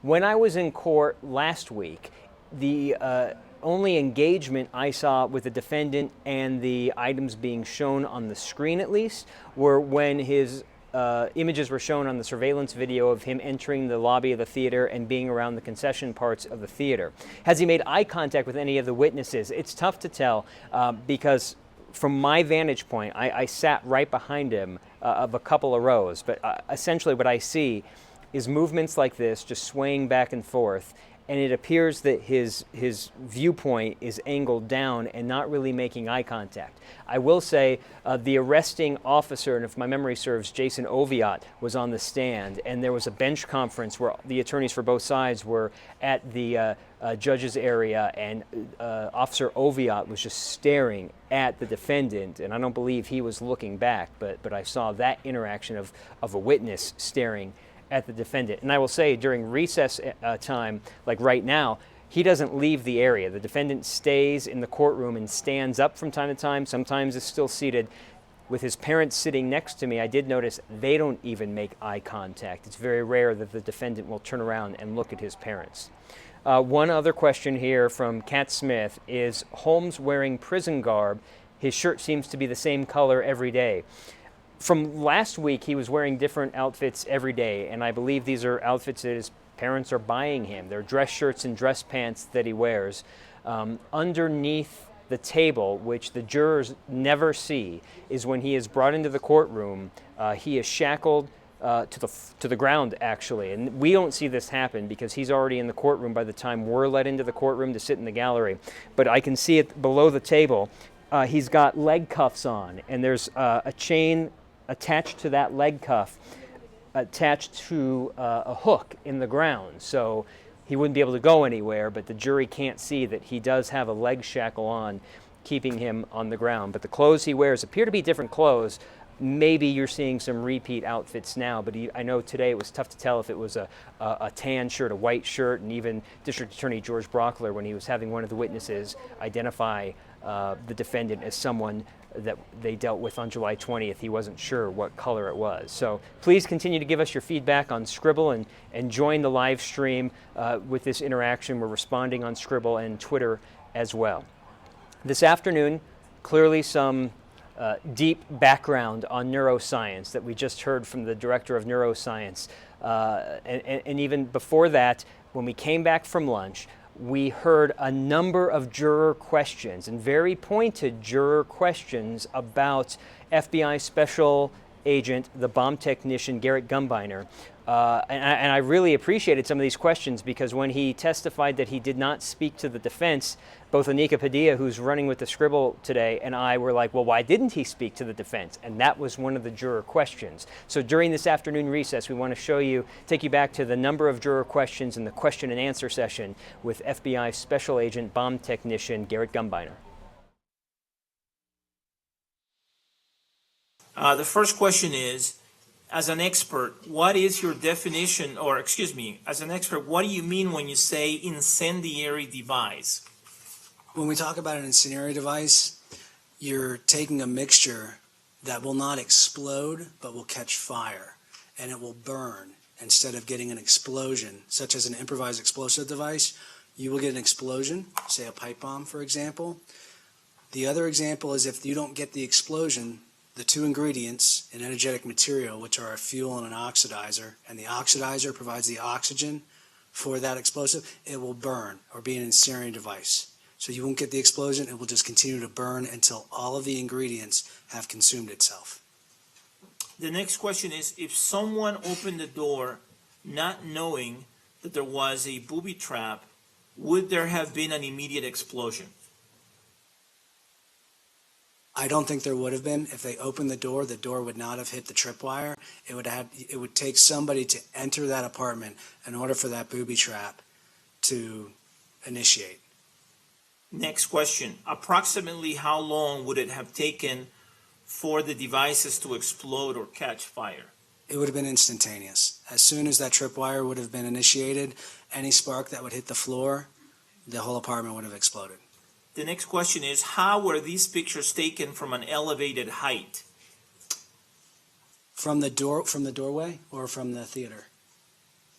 It doesn't specify. It just says how were these pictures taken from an elevated height? So at the theater, the pictures of the vehicle were taken, I believe, from our evidence response team from the elevated area.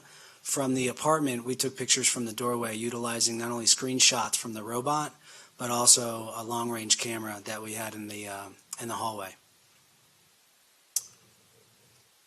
Do you know if the handguns on and in the car were loaded? That I do not know. The next question, during the interview, was the suspect looking at pictures or describing from memory? From memory.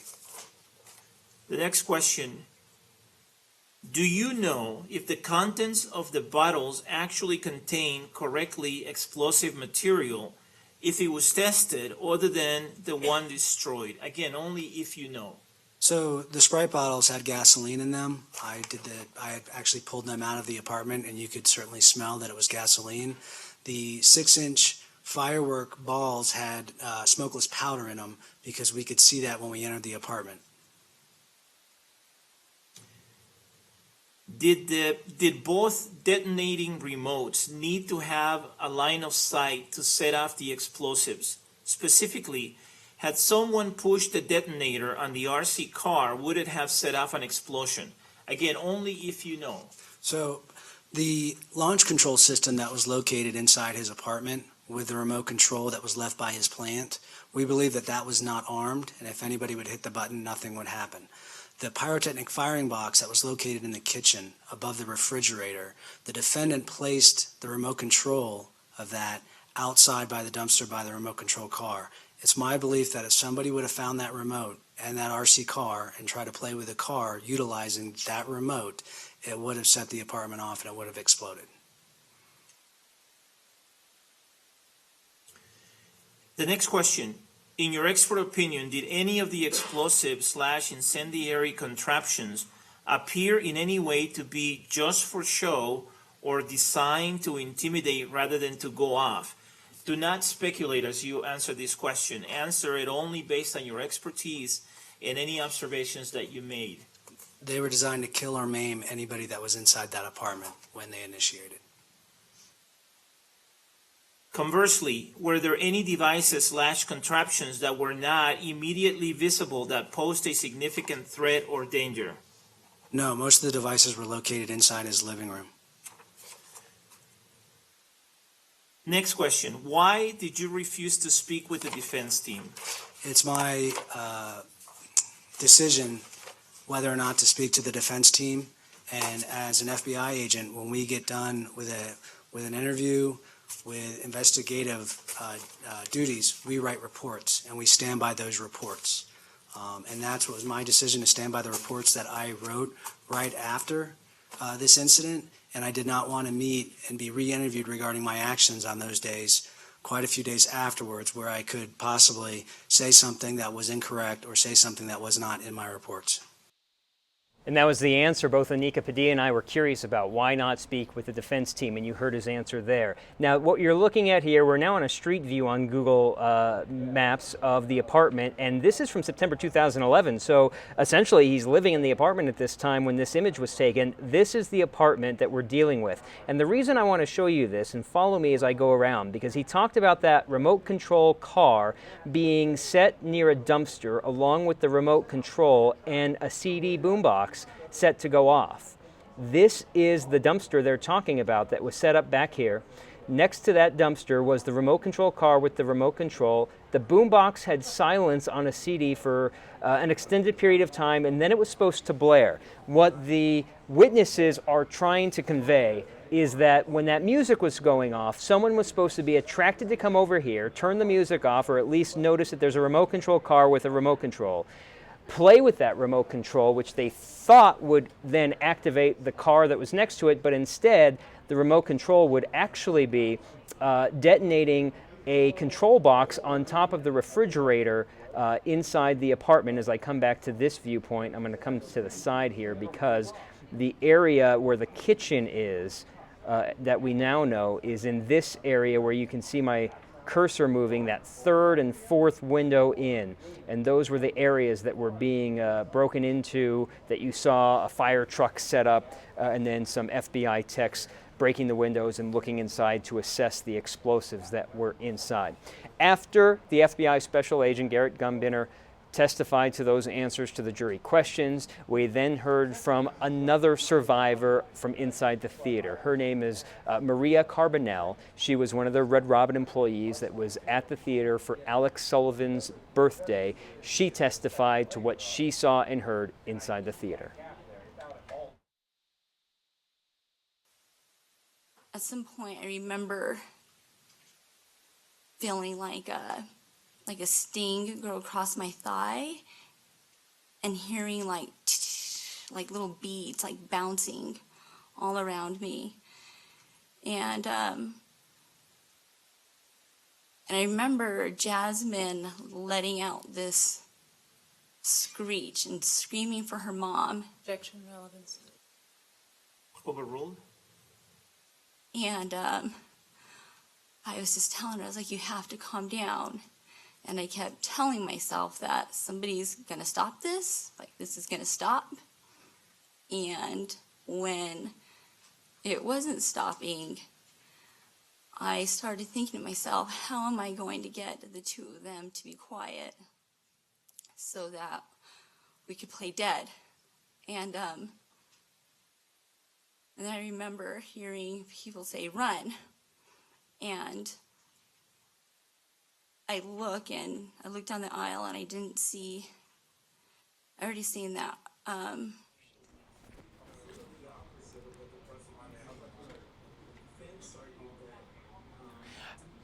This is Mark Stewart in the 7 Newsroom. We are going to go back now to live court testimony, court back in session.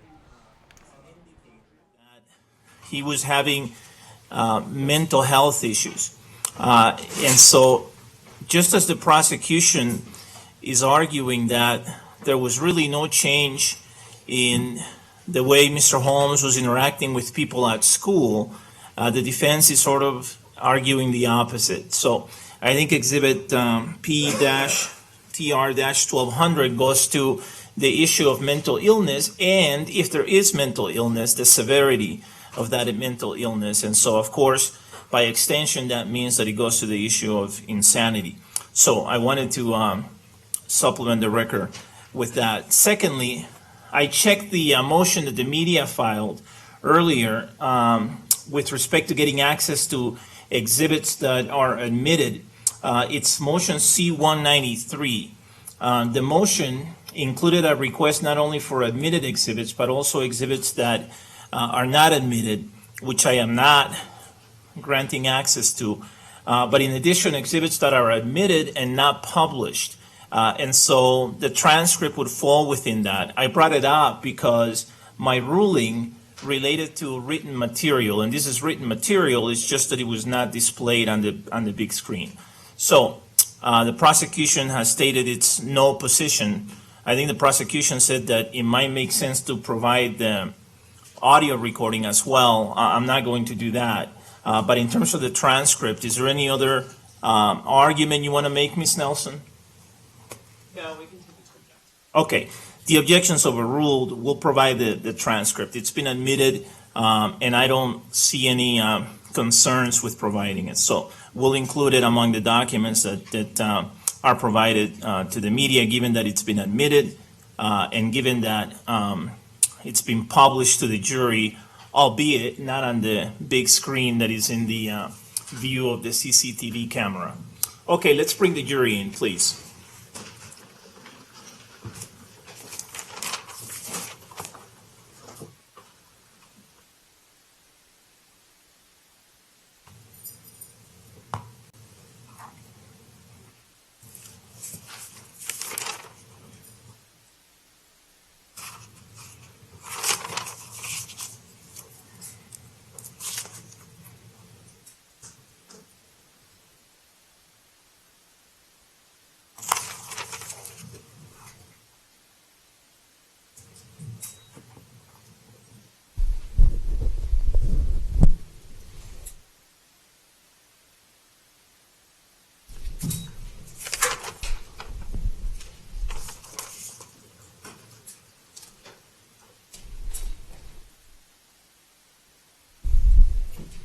Please be seated, everyone.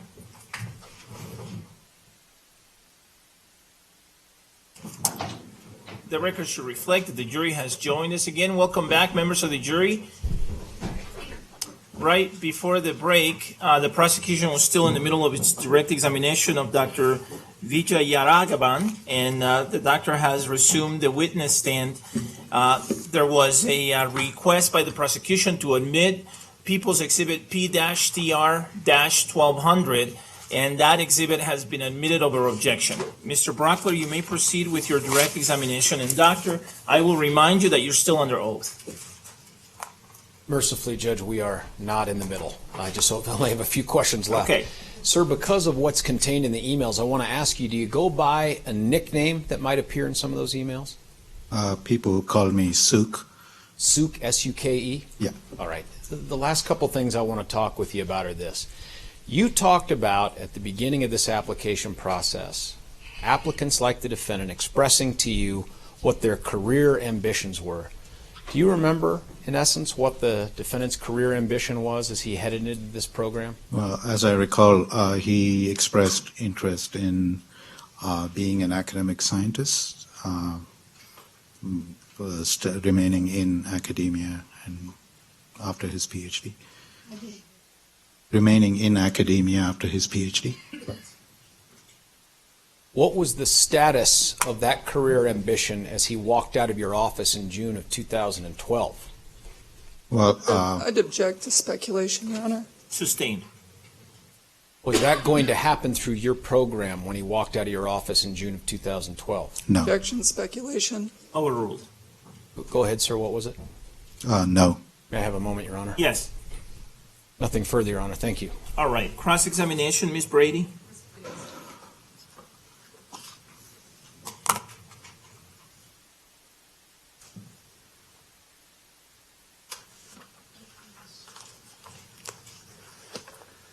Good afternoon.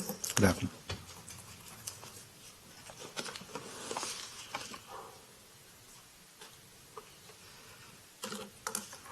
So James Holmes applied to the graduate school at UC Denver in early 2011. Is that correct? Yes. And as you testified on direct, that's a competitive process to get accepted into that graduate school. Yes. And I think you testified that there were approximately 75 applications to get into that program. They are usually 75. I'm not sure what the number was for that particular year. But that would be an average number? Approximately. Yeah. Okay. And approximately 12 or 13 are invited back to that recruitment weekend that you described for the jury. Yes. And Mr. Holmes was one of those 12 or 13 that was invited in for an interview. Yes. Out of the 12 or 13 that are interviewed, approximately 5 or 6 are accepted. More than that are accepted. Some choose to go to other places. Got you. So approximately 10 are offered spots, and then maybe half of those accept. Yeah, something around that. Yeah. Okay. And you knew at that time that Mr. Holmes was coming from University of California at Riverside. Yes. And he did his undergraduate degree in neurobiology. Yes. And as you testified, he came in with an excellent grade point average. Yes. And he came in with an excellent GRE score. Yes. Would you agree with me that it would take someone who was pretty self-motivated to get out of undergraduate degree in neurobiology, it would take someone who's pretty motivated to get those kind of scores? Yes. You couldn't be lazy and get those kind of scores. Yes. He came to your program with 3 letters of recommendation. Yes. 2 of those were authored by well-recognized scientists who were known to you and your committee, correct? Yes. And those letters of recommendation were extremely positive in describing Mr. Holmes. Yes. They did not say that he was unmotivated, did they? No. It said that they described him as motivated, smart, and committed to research. Yes. Because of those things, Mr. Holmes was considered at the top of the application pool when he showed up here in Denver. Yes. He did 7 interviews with faculty members for about 30 minutes each, you said. Yes. And some of the concerns from those interviews were that he appeared extremely quiet. Yes. And there was some concern about whether he was interested in the program. Yes. Despite those letters of recommendation that said he was very committed to research. Yes. So that seemed to be inconsistent, what was coming from UC Riverside and what your folks were seeing when they interviewed him. Not necessarily. If he wasn't interested in joining our place, he could appear disinterested. Did he seem to you like he was interested in joining your school? Yes, or at least I didn't have any evidence to suggest otherwise. Okay, and you had conversation with him about the kind of research that you do, and you thought that he seemed interested in your research. Yes. But there was this continuing concern about how socially awkward he was. Yes.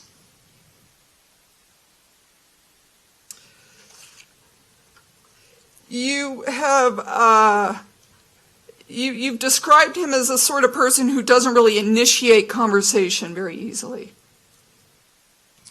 I would agree, yeah. And he's not the type of person to tell stories over dinner, I think you've said. Yeah. Is that true? Yeah. Okay. But you did feel that he was very smart. Was that your impression? Yes. You testified just a few minutes ago that he wanted to be an academic scientist. What does that mean to you?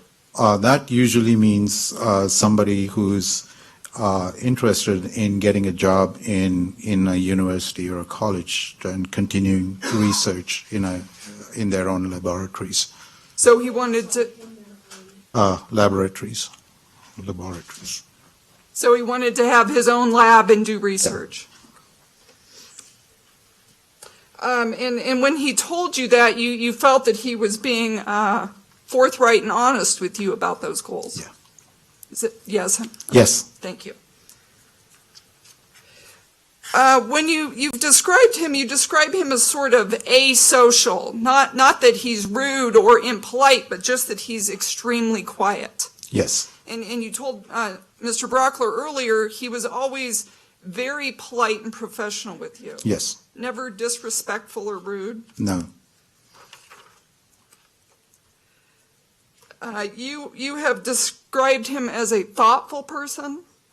Is that your impression of him?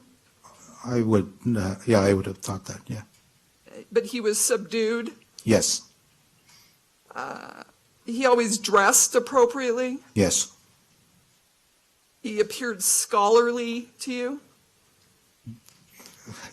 If you could define that. But, I yes. guess just another word for smart and interested in learning. Yes. And you were pleased when he was accepted at your school. Yes. School began in August of 2012. The official school year began August of 2012. Yes. And as you testified, you were his academic advisor while he was there. Yes. And met with him approximately once a month for maybe 30 minutes. Yeah, I would assume something like that. Okay. So didn't spend a great deal of time with him. No. Did he ever seek you out, knock on your door or seek you out for questions or conversation? He might have, but I don't recall. Okay. And is it fair to say you didn't have much of a personal relationship with him? Yes. At one point you said that he was a complete mystery to you. Is that fair? I don't remember saying that, but it would be fair. Okay. He did have some mannerisms that you were trying to help him with. Yes. And in the past, you've sort of described those as tics or odd mannerisms. Can you tell the jury a little bit more about what those involved? I think most of them involved some kind of not in context hand gestures or facial expressions, more than tics. So more than a tic? Yeah, I mean, I would explain it as some out of context hand gestures and facial expressions, yes. Okay, that didn't seem appropriate for the, Yes. the context? Yeah. And again, appropriate meaning what you would, not rude or offensive, No, but it's just that it didn't go with the context. Okay. He never appeared to be an attention seeker to you? No. Quite the opposite. He seemed to be someone who sort of stayed in the background. Yes. In fact,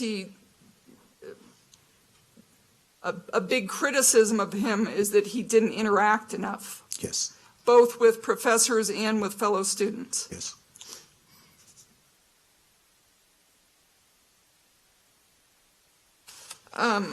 While you knew him, was his hair always the color that it is now, brown? I think so. Your Honor, if I can approach the witness, I'm going to show him Defense Exhibit D-TR-7. Yes.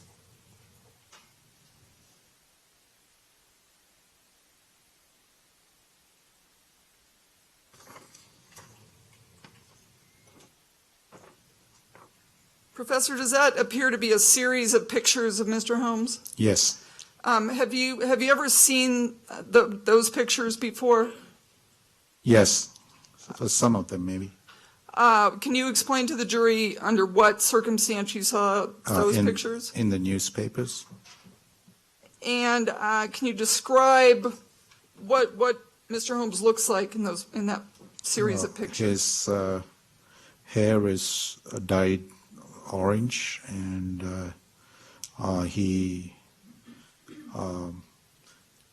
his eyes look vacant or tired in some of these photos.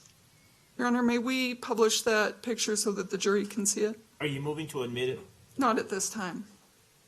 Or I can, I'll move to admit it at this point. You can't publish it without it having it admitted, but if you're moving to admit it, is there any objection?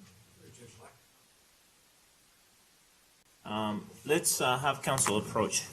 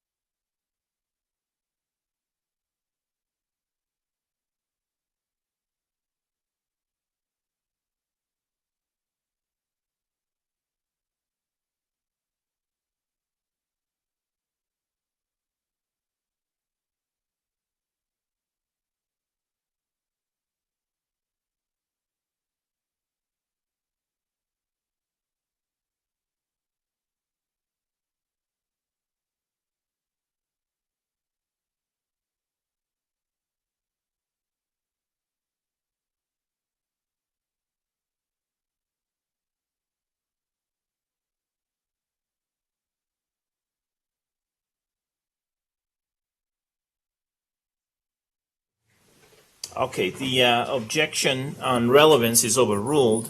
The objection on foundation or lack of foundation is sustained pursuant to Rule 602.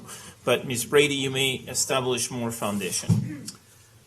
When you saw that picture of Mr. Holmes with the orange hair in the newspaper, was that shortly after July 20th of 2012? Yes. Within days? Yes. Had you ever seen Mr. Holmes with orange hair before? No.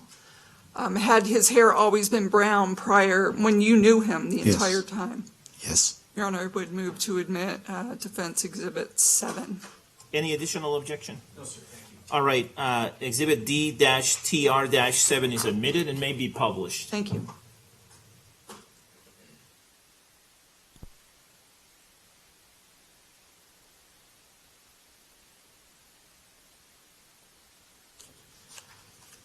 Thank you. Professor, I want to talk to you about just an overview of Mr. Holmes's first year at the school. As his academic advisor, were you familiar with sort of the schedule that he kept as a first-year grad student there? Yes. Your Honor, if I can approach the witness, please. Yes. I'm going to show the witness what's been marked D-TR-8.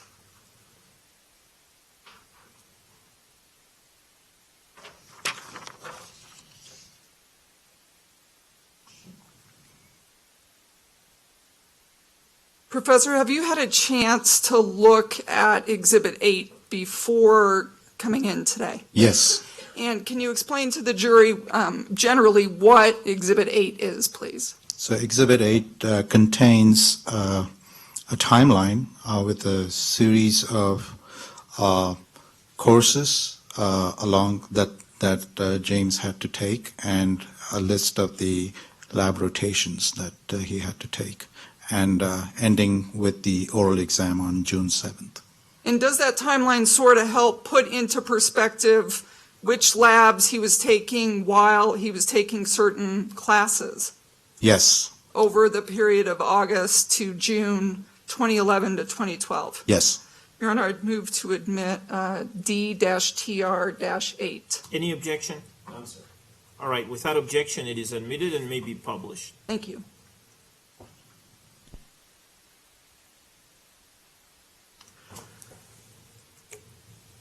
If we could zoom into the three top boxes there, please.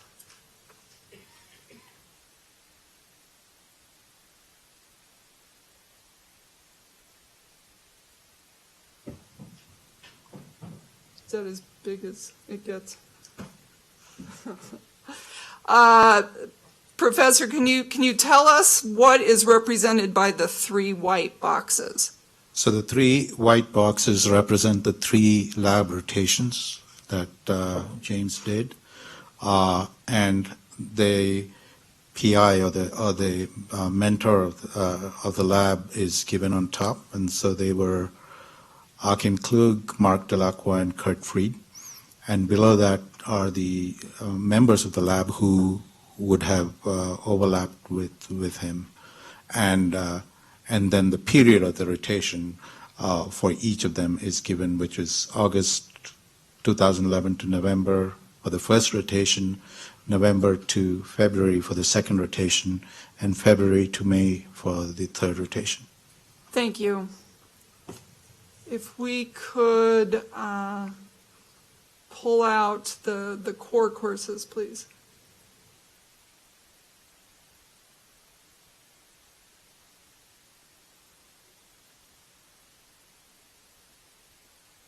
That's better. Professor, if you could tell us what is represented by each of these boxes with the core courses. So the core courses are a list of courses that all our incoming PhD students take, irrespective of what program they're in. So this is taken by all the students who matriculate in a particular year, and this core is split into 5, and usually goes through fundamentals of molecular biology and biophysics for all students. All right, and then what do the dates correspond to? So the dates are the start and the end dates for each of these core modules. Thank you. If we could call out the bottom boxes, please.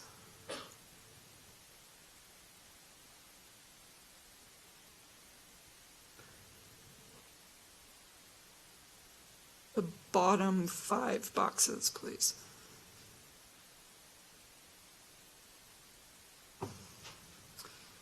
Professor, what do these represent?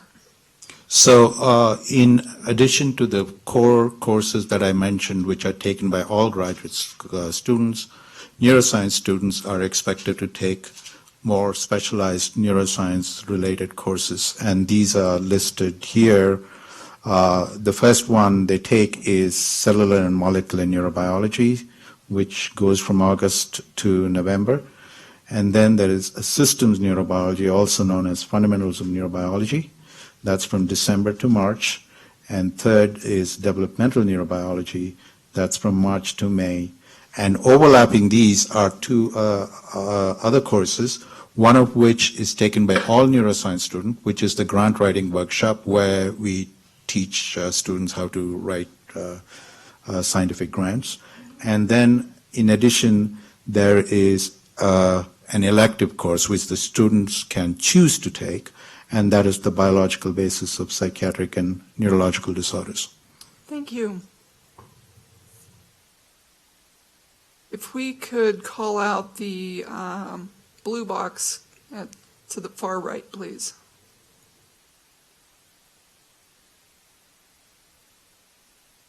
And Professor, what does this box represent? So this represents the preliminary exam that I had talked about previously. And this was, as I said, an oral preliminary exam. And it was held June 7th, 2012. And the 3 members of the examining committee are Drs. Sather, Restrepo, and Fenninger. Right, thank you. Did you actually have an opportunity to lecture at one of the classes that Mr. Holmes was in? I think I gave, I think I did give 2 lectures in that class. Okay, and was your observation that Mr. Holmes remained completely silent unless you specifically called on him? Yes. Okay. One of the 3 committee members for that final oral exam, I think you said, was Carl Fenninger. Yeah. Has Dr. Fenninger passed away since 2012? Yes, I think last month.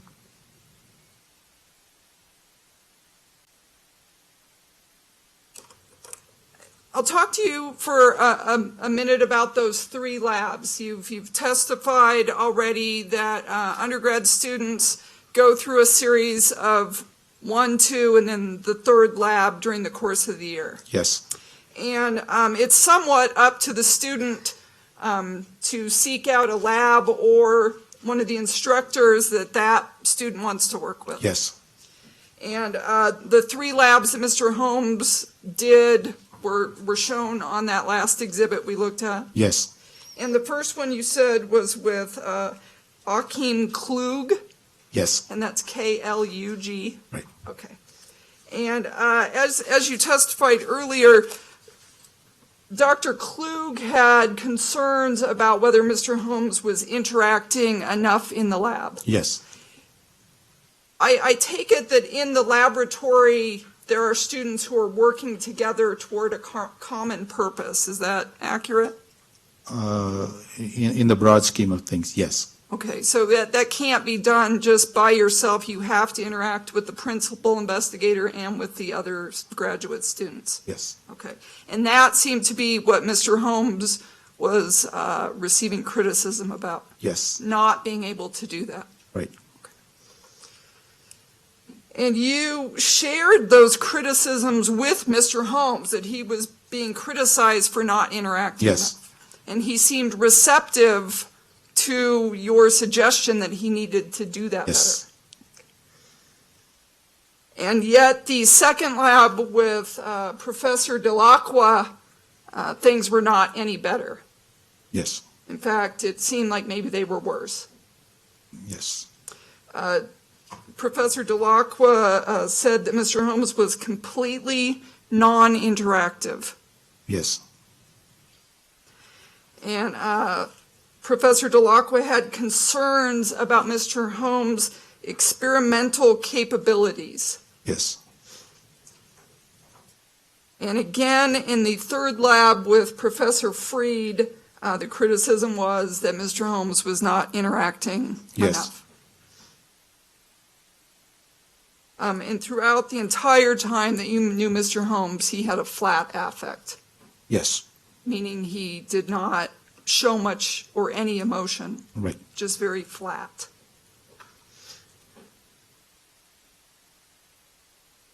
When a grad student is in these labs, at the end of the lab, they have to do a short oral presentation. Yes. And that was what you were describing, that there's a PowerPoint and they do the short presentation, and then the people in the room can ask questions. Yes. And you said that part of the criticism of Mr. Holmes in those lab presentations was that he appeared, I think you said, mechanical or very sort of flat still. Yes. But he would awkwardly try and insert these jokes into the presentation. Yes. And the people watching the presentation were very uncomfortable with his attempt at humor. Yes. Were there also concerns about these funny hand gestures and facial expressions that you talked about earlier? Not that anybody raised them as concerns. Okay, but those were concerns that you were addressing with him. On the lab sheet that the prosecution talked to you about, that green, yellow, red evaluation sheet, you filled that out because you watched Mr. Holmes in his first lab presentation. Yes. And I think, if my memory serves me, you gave him 7 marks in the green area, that he did pretty good in 7 of those areas. I assume so, yeah. I don't remember.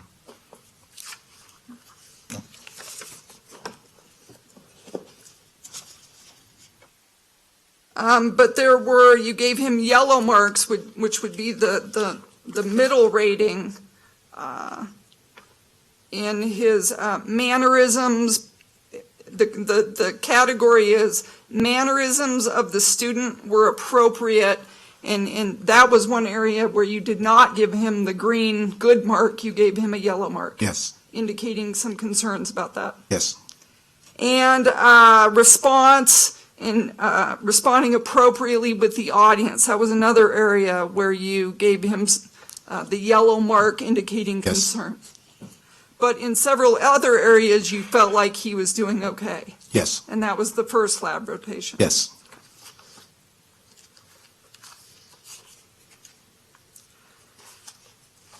Do you agree that the mannerisms and the interaction with the audience, those are both areas that involve the social aspect of graduate school? Yes.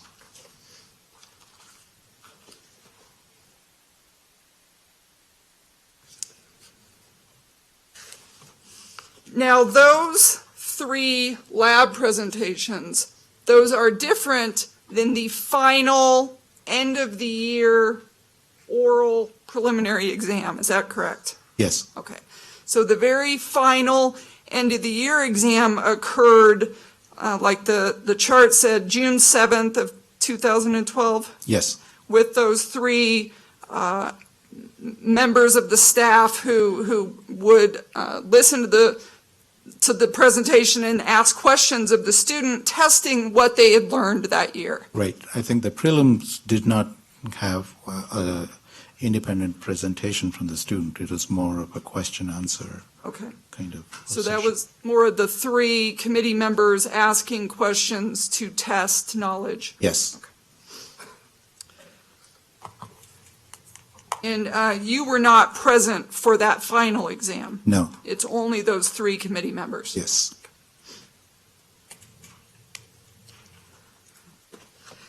And the committee expressed after that final exam concern that Mr. Holmes did not conceptually understand the topics. Is that correct? I think that he was weak on certain concepts that were covered in these topics. And they were concerned that he didn't have any more than a superficial understanding of the concepts? Yes. And despite that, the committee, in conversation with you, decided to have him do a retest. Yes. And that would have involved Mr. Holmes going to those 3 committee members and saying, hey, what did I miss? What do I need to work on to do better at the next test? Yes.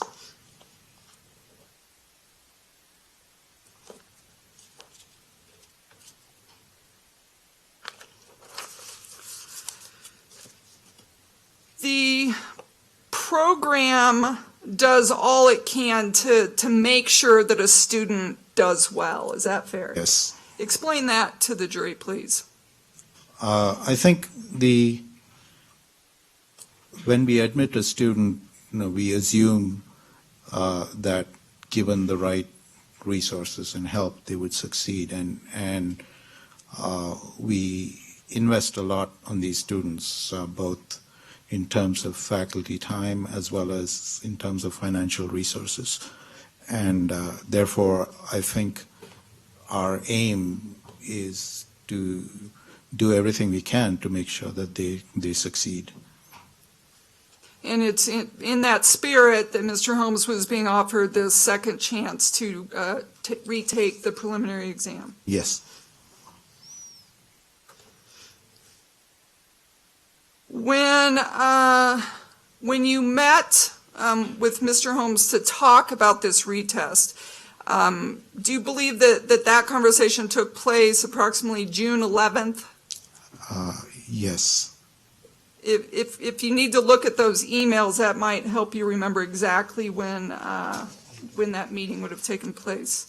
I think I don't have it with me. Are you referring to Exhibit P-TR-1200? Yes, sir. I don't have him. I think I give him back to Mr. Brockler. Do you have him, Mr. Brockler? Mm-hmm. Okay, there we go. Thank you, Ms. Curlings. Thank you. And I can maybe help you. I think it's 3 pages from the back might help you with that date.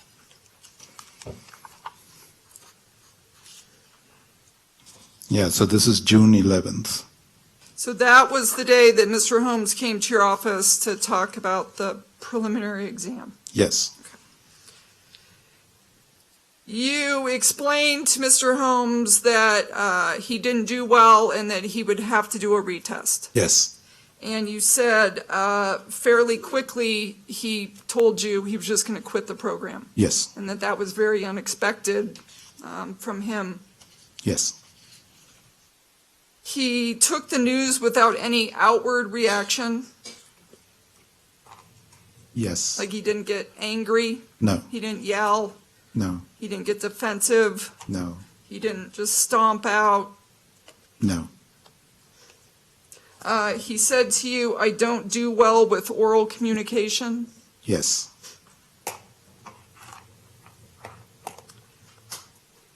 Was that the last conversation that you had with Mr. Holmes? Yes.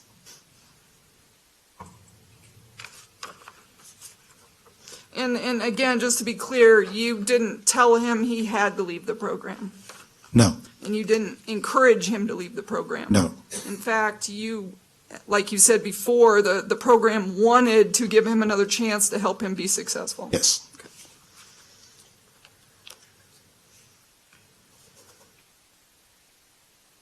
The status of Mr. Holmes' academic situation at that point was he was going to have to take this retest, correct? Yes. And there was figuring out whether Professor Klug or Professor Freed would have him back in their lab.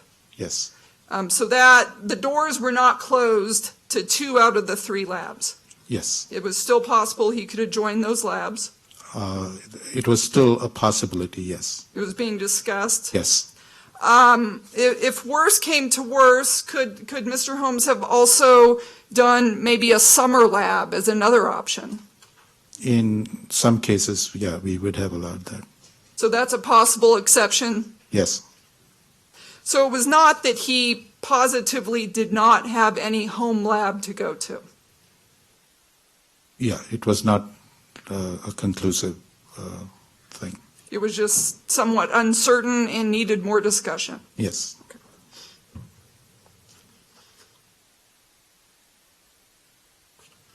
Can I have a moment, Your Honor? Yes.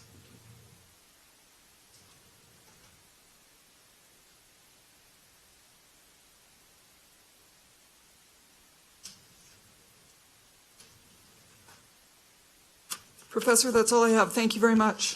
Thank you. Do you have any redirect, Mr. Brockler? I want to pick up where Ms. Brady left off, Professor, and that is, to be certain, the status of Mr. Holmes' academic career at CU was that he was going to be afforded the opportunity to do again those things at which he had struggled and not improved since the very beginning? Yes. There were a couple other things that Ms. Brady had asked you about I want to talk to you about. Can we put up the defense exhibit that was the picture of the defendant with the orange hair in court? And I don't remember which number that is, I'm sorry. It's 7. D-DR-7. 7. Could that be published again? You talked about this, remember that, Professor? Yes. And you hadn't seen the defendant like this before. No. Do you know why he changed his hair color? You mean his motivation for doing it? Yeah, do you have any idea? No. Did he always appear to you when you met with him with glasses on? No. He didn't wear glasses at all, did he? No. So that's a change too, right? Right. How about facial hair? I don't recollect him having facial hair. Now, had you ever seen the defendant in court before this? No. Had you ever met with him after he tried to murder a theater full of people? No. Objection, Your Honor. What's your objection? Overruled? Go ahead, sir. No. Had you ever seen him sitting in a situation where he was utterly in fear for his future? No. Do you know who picked these specific expressions or mid-expressions to put into this picture? No. All right, that's all I have on that one. Thank you. Thank you. Hey, go ahead. Yeah, I'm sorry, Judge. Sir, one of the questions you were asked by Ms. Brady was if the defendant himself had ever affirmatively reached out to you for input or something. Do you remember that question? Yes. I want you to take a look at People's, I think it's TR 1200 is how to, and I want you to go to an email dated August 16th of 2011.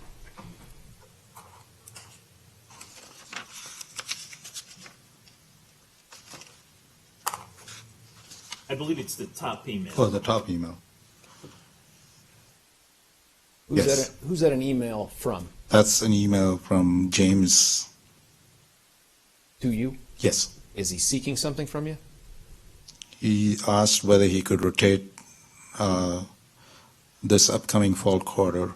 Let me just read this. Will this upcoming fall quarter be a good time for me to rotate with you?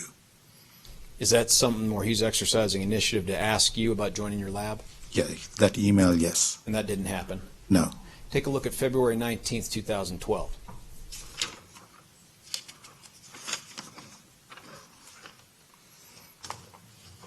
That email there, who's that Yes. email from? So that's an email from James. To you. To me. What's he seeking in that email? It says, when would be a convenient time for you in having a practice rotation talk? He's reaching out to you to ask you to help him with his... That's a mandatory thing to do. So all students have to rehearse their rotation talks with their advisor. And this is him not waiting on you, but him reaching out to you to set it up. Take a look at May 14th, 2012.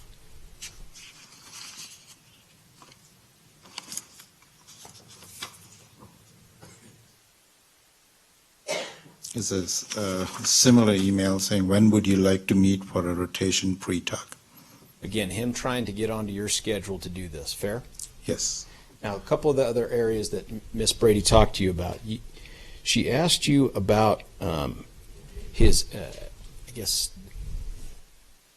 motivation perhaps to be in this program, and you had responded with, well, maybe it wasn't our particular program that he may have been interested in. Do you remember that exchange? Yes.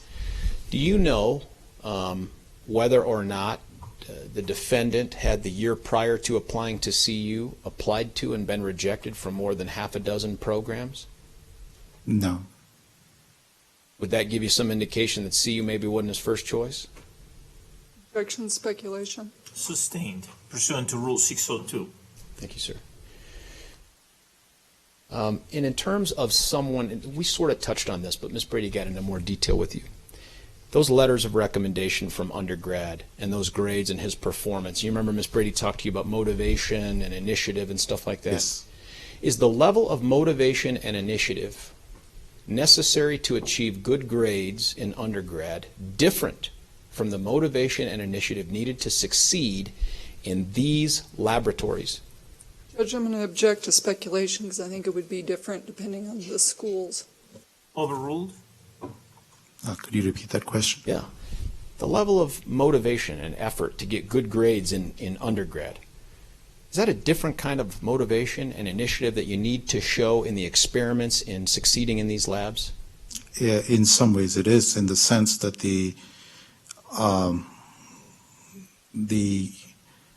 ability to succeed in undergrads is much more defined, whereas with research it's something that you're not sure what the outcome is going to be, even if you put in an effort. So it's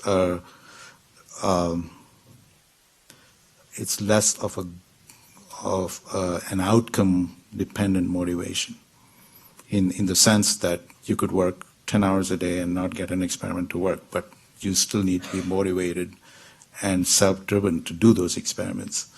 Whereas I know from my undergrad that if I put in 10 hours and study my course material, I'll do well in the exam. Can I follow up with that? Yeah. For classroom setting, even here in this grad course, you get a syllabus, is that fair? Yes. What's the purpose of that syllabus? In the classroom setting is to sort of outline the elements of what the students need to know. And maybe the materials you're supposed to read. Yes. And the lectures you're supposed to attend. Yes. There's nothing like that for these labs. No. Finally, sir, there were two other things that were missing from the defense exhibit that sort of captured otherwise the entire course of that first year of the grad program. Is that fair? Yes. One of them was the grant writing workshop. Was that not on there, or was that on there?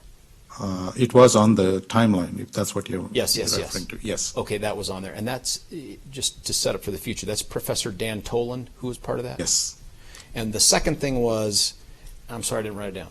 The psychiatric basis or the? So that is the biological basis of psychiatric and neurological disorders. Okay, and all the things that were on that defense exhibit, this defendant successfully completed, other than the prelims? Yes. Nothing further, Your Honor. Thank you. Any requests, Ms. Brady? I just want to be sure, Professor, Why don't you go to the microphone, please? Sorry. Thank you.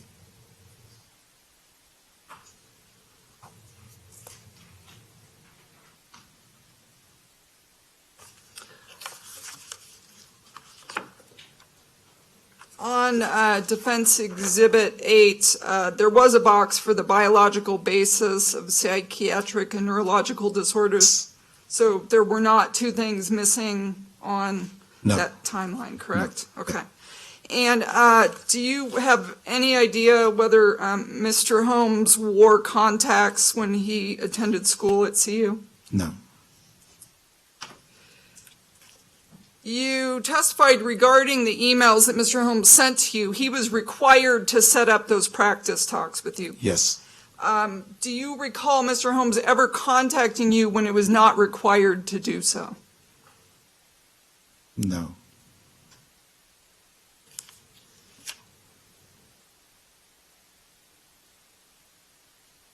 Would you say it's fair to say it's more rare than not that people try and complete the program? They don't just drop out as soon as something gets hard? Yes, it is a rare thing.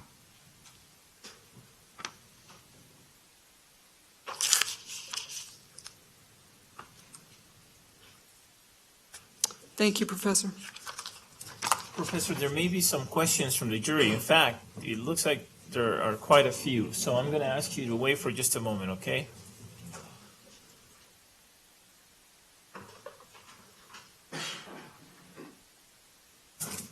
Members of the jury, there are enough questions here that I think it makes sense to have you step out and stretch your legs and go on break for just a little bit.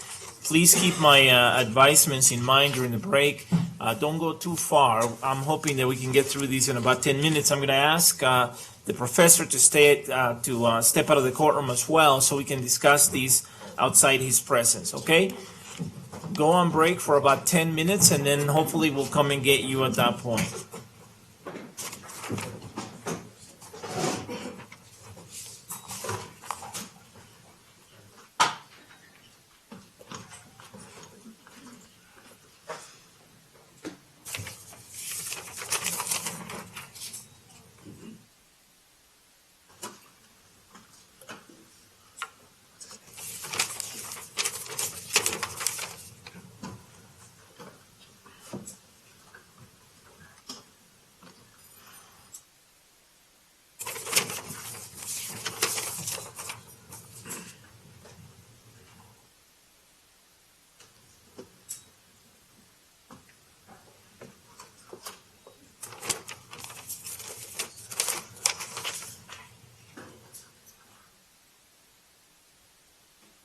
Everyone may be seated, please. The record should reflect that the jury has left the courtroom now.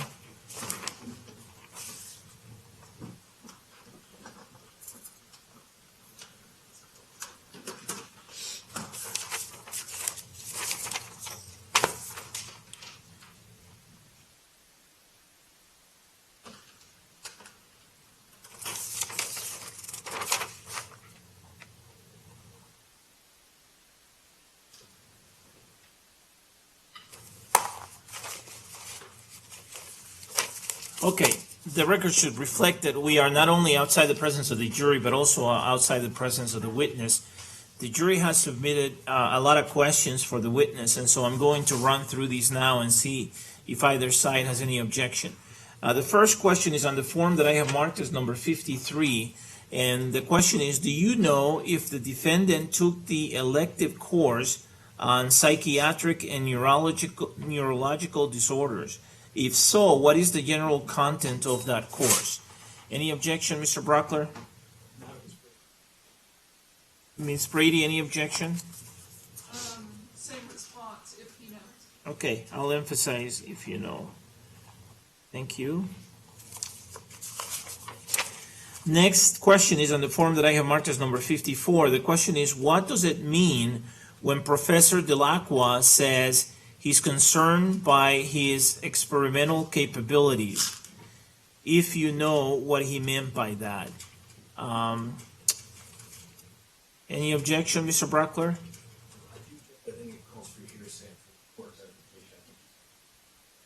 Okay. Ms. Brady? I would know talked about, both sides talked about what criticisms were, and if he knows what that means,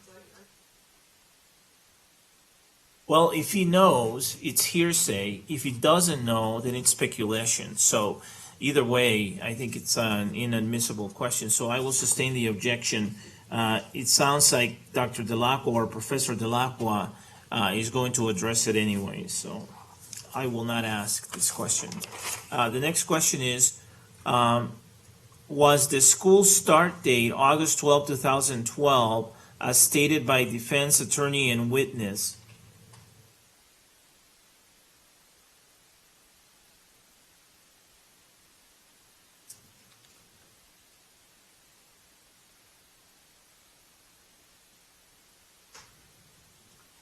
And then the rest of the question says, on August 12, 2013, was early on the defendant's interrogation.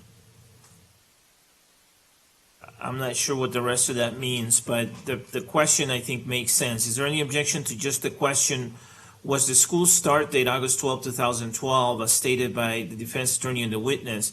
And I think I can just modify it to delete the last part of the question and just ask if the school start date was August 12, 2012. I'm assuming that he's going to correct that.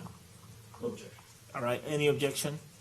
No objection. What was the last? I didn't understand the part the court didn't. Then not right after that, below that, it says on August 12, 2013. And then below that, in parentheses, it says was early in the defendant's interrogation, in parentheses. So I don't understand what the rest of that says.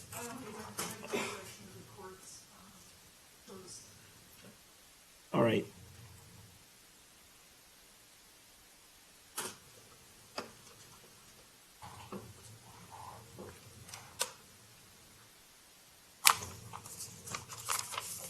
The next question is on the form that I have marked as number 56. The question is, were the defendant's facial expressions in the picture consistent with what you've seen during one-on-one sessions? Eyes wide, tired. Mr. Brockler? Ms. Brady? No objection. Okay, next question is on the form that I have marked as number 57. Could you demonstrate the odd hand gestures and facial expressions that James made? Mr. Brockler? Ms. Brady? No objection. Okay.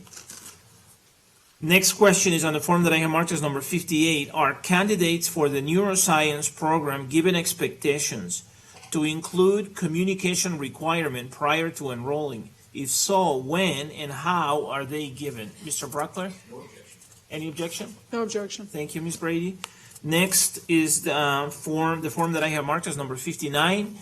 The first question is, in your opinion, can people who are introverted / socially awkward / quiet / reserved excel / succeed in the program at CU? Any objection?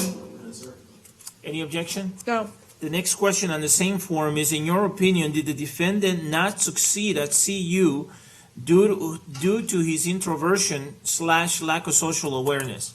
Any objection? Any objection? Judge, I worry that might be speculation. So I would object as speculative. Well, this was his academic advisor, and this was his mentor. And so I think this calls for something that would be within his knowledge. I will emphasize that he cannot speculate, and he can only answer the question if he knows.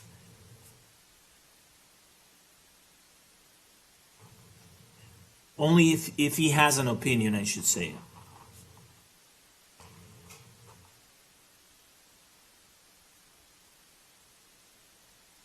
that's based on observations.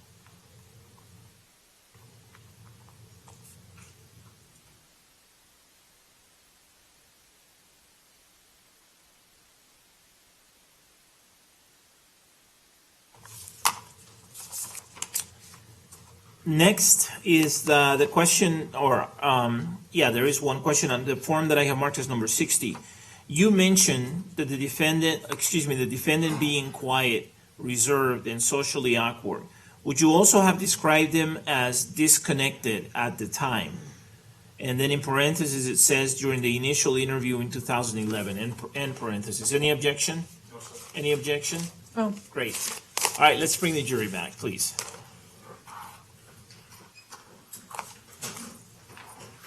And let's bring the witness back as well, please.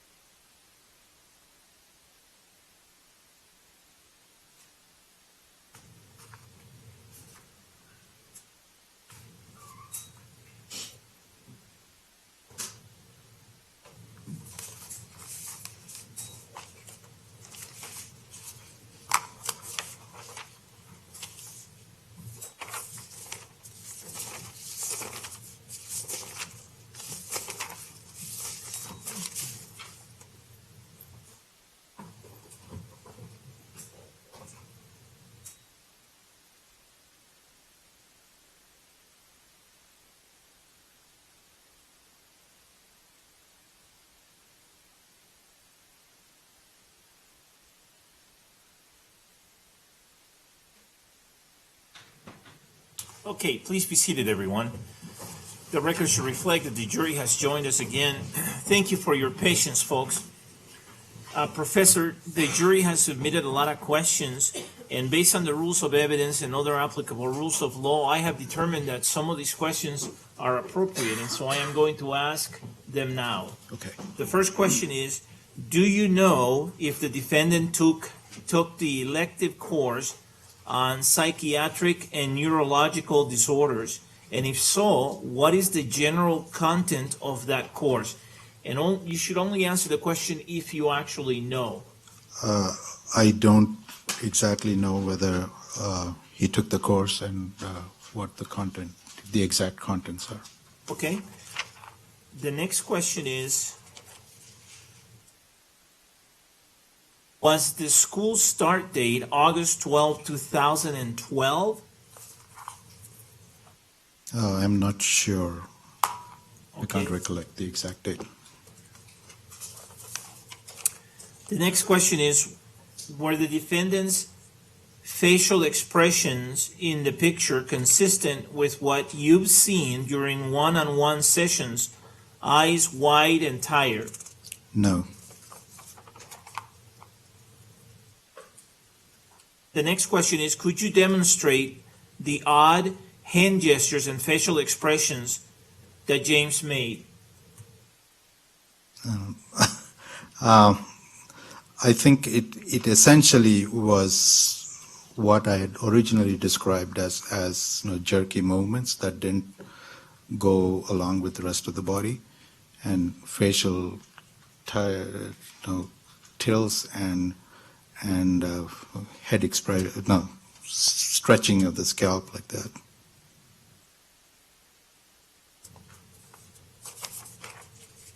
The next question is, are candidates for the neuroscience program given expectations to include communication requirement prior to enrolling, and if so, when and how are they given?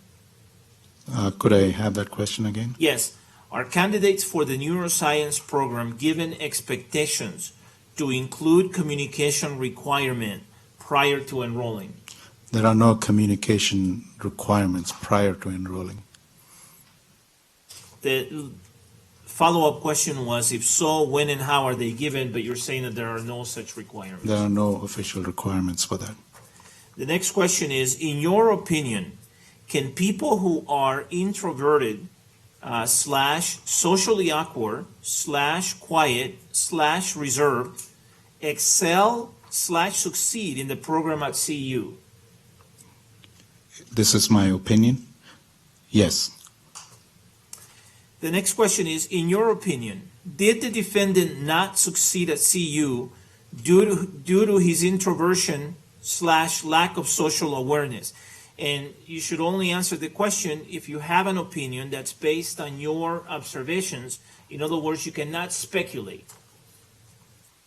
So the question is, in your opinion, did the defendant not succeed at CU due to his introversion / lack of social awareness? My personal opinion would be probably not.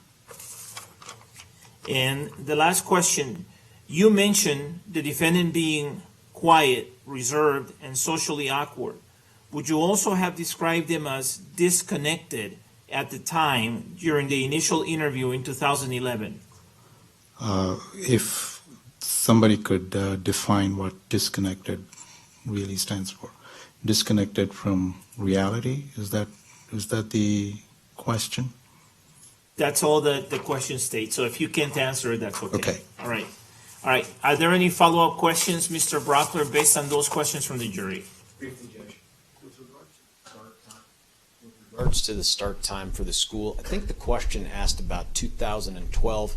Does it make any difference if we change the year and say August of 2011 as to when school started? I don't know. The school start date sort of varies a bit in August. So like this year it's August 31st. So I don't exactly remember what the start date for that particular year was. Okay. With regard to the question about the picture that we put up there, and I'd asked you a couple, but I want to follow up on the one you got asked here.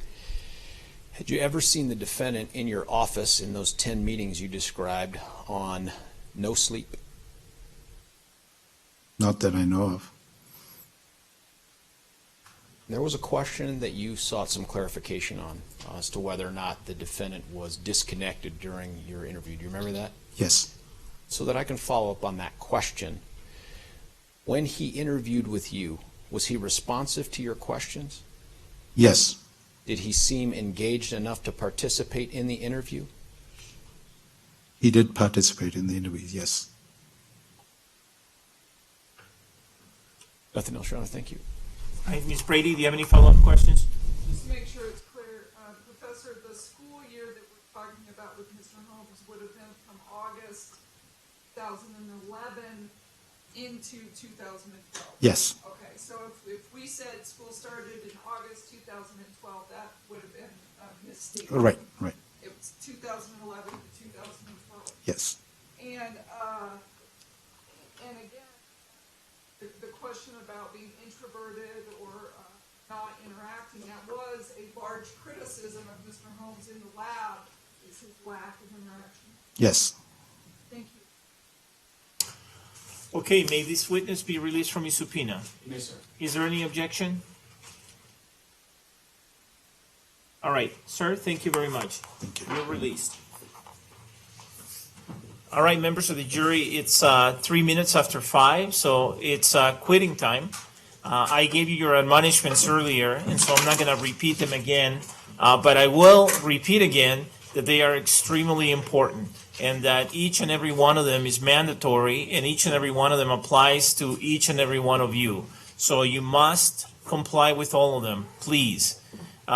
Even if a single juror violates a single one of the advisements, it would create major problems for us. So we're trusting that you will do that. I know it takes a lot of discipline, but I have all the confidence in the world that each and every one of you will comply with all of my advisements. We have sort of an honor code, if you will, and we trust that you will do as I'm asking you to do. All right? Thank you, folks. Enjoy your evening, and we'll see you back here tomorrow morning at the usual time, 8:15. Thank you. Thank you.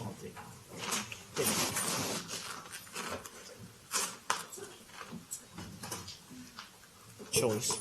Do you want to put this down there? Sorry. Thank you. Thank you. Thank you.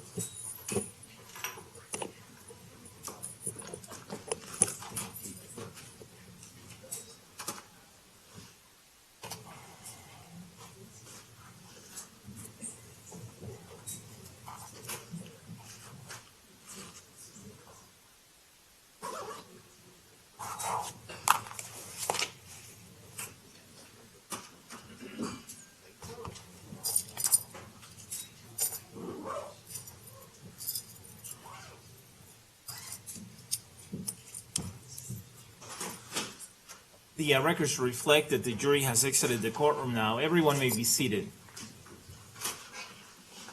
Is there anything we need to take up on behalf of the people at this time? Can I bring up something really quick, Your Honor? It's a request more than bringing something up. Yes. We've had a couple witnesses, in referring to distances, say, oh, it's like about as far away as that wall or the back corner or something like this. What I would like to do is I asked Detective Apple to bring out one of these 100-foot measuring things. I want to have him measure a couple of things, like from the witness stand to that corner in the back, maybe to that pillar, and then I might call and testify about, did you measure that? How far is that? Just so that we have a record of how far it is when people are actually talking about those things. Is that okay with the court? It's okay with me. Let's see if the defense has any objection. Mr. King? No? Yeah, I think that makes sense. Thank you. Thank you. Anything else, Mr. Orman? Oh, Ms. Tish McGuire has something? And can he do that then when we're done with court tonight? Yes. Thank you.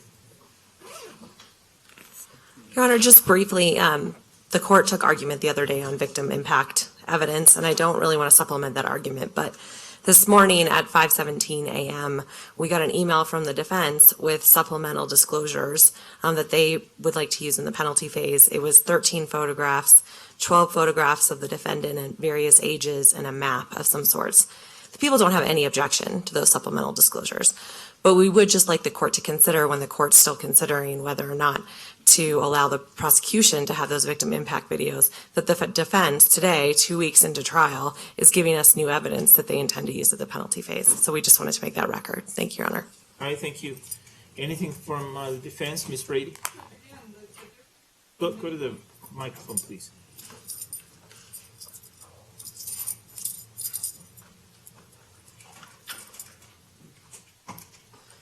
Again, Your Honor, there's a difference between mitigation in a capital case and the confines and rules regarding victim impact. So what we submit as mitigation is not held to the same rules, the same standards, and the same requirements as victim impact. So I would note that the pictures we submitted are mitigation. They don't take any additional preparation. They can object to them if they think they're untimely, but I don't think that justifies victim impact coming in at this late date.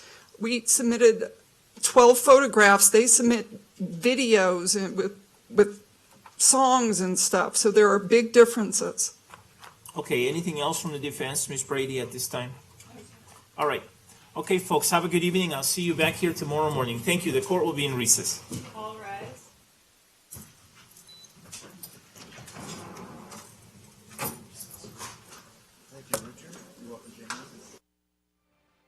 I think it's fair to say that if you ever wanted to apply to the neuroscience program at the University of Colorado, you now have a crash course on what is expected of you based on the testimony we heard all afternoon from Suk, the director of the neuroscience program at the University of Colorado. Just a quick recap of what we heard today. We started with two survivors again from inside the theater, Denise and Brandon Axelrod. We heard from Detective Craig Apple about his interview with the defendant about the explosives at his apartment, including the 2 minutes that was not recorded. We heard the 30-plus minute audio recording, which we expect to get the transcript of tomorrow, so we'll be able to tell you a better sense of what that was, and we'll probably post that transcript for you to read for yourself. Then we heard from Special Agent from the FBI, Garrett Gumbiner, who is a bomb technician and who looked at the vehicle behind the theater to check that for explosives, and also was a key person in the checking of the explosives at the apartment complex. And then we wrapped up this afternoon with a very long testimony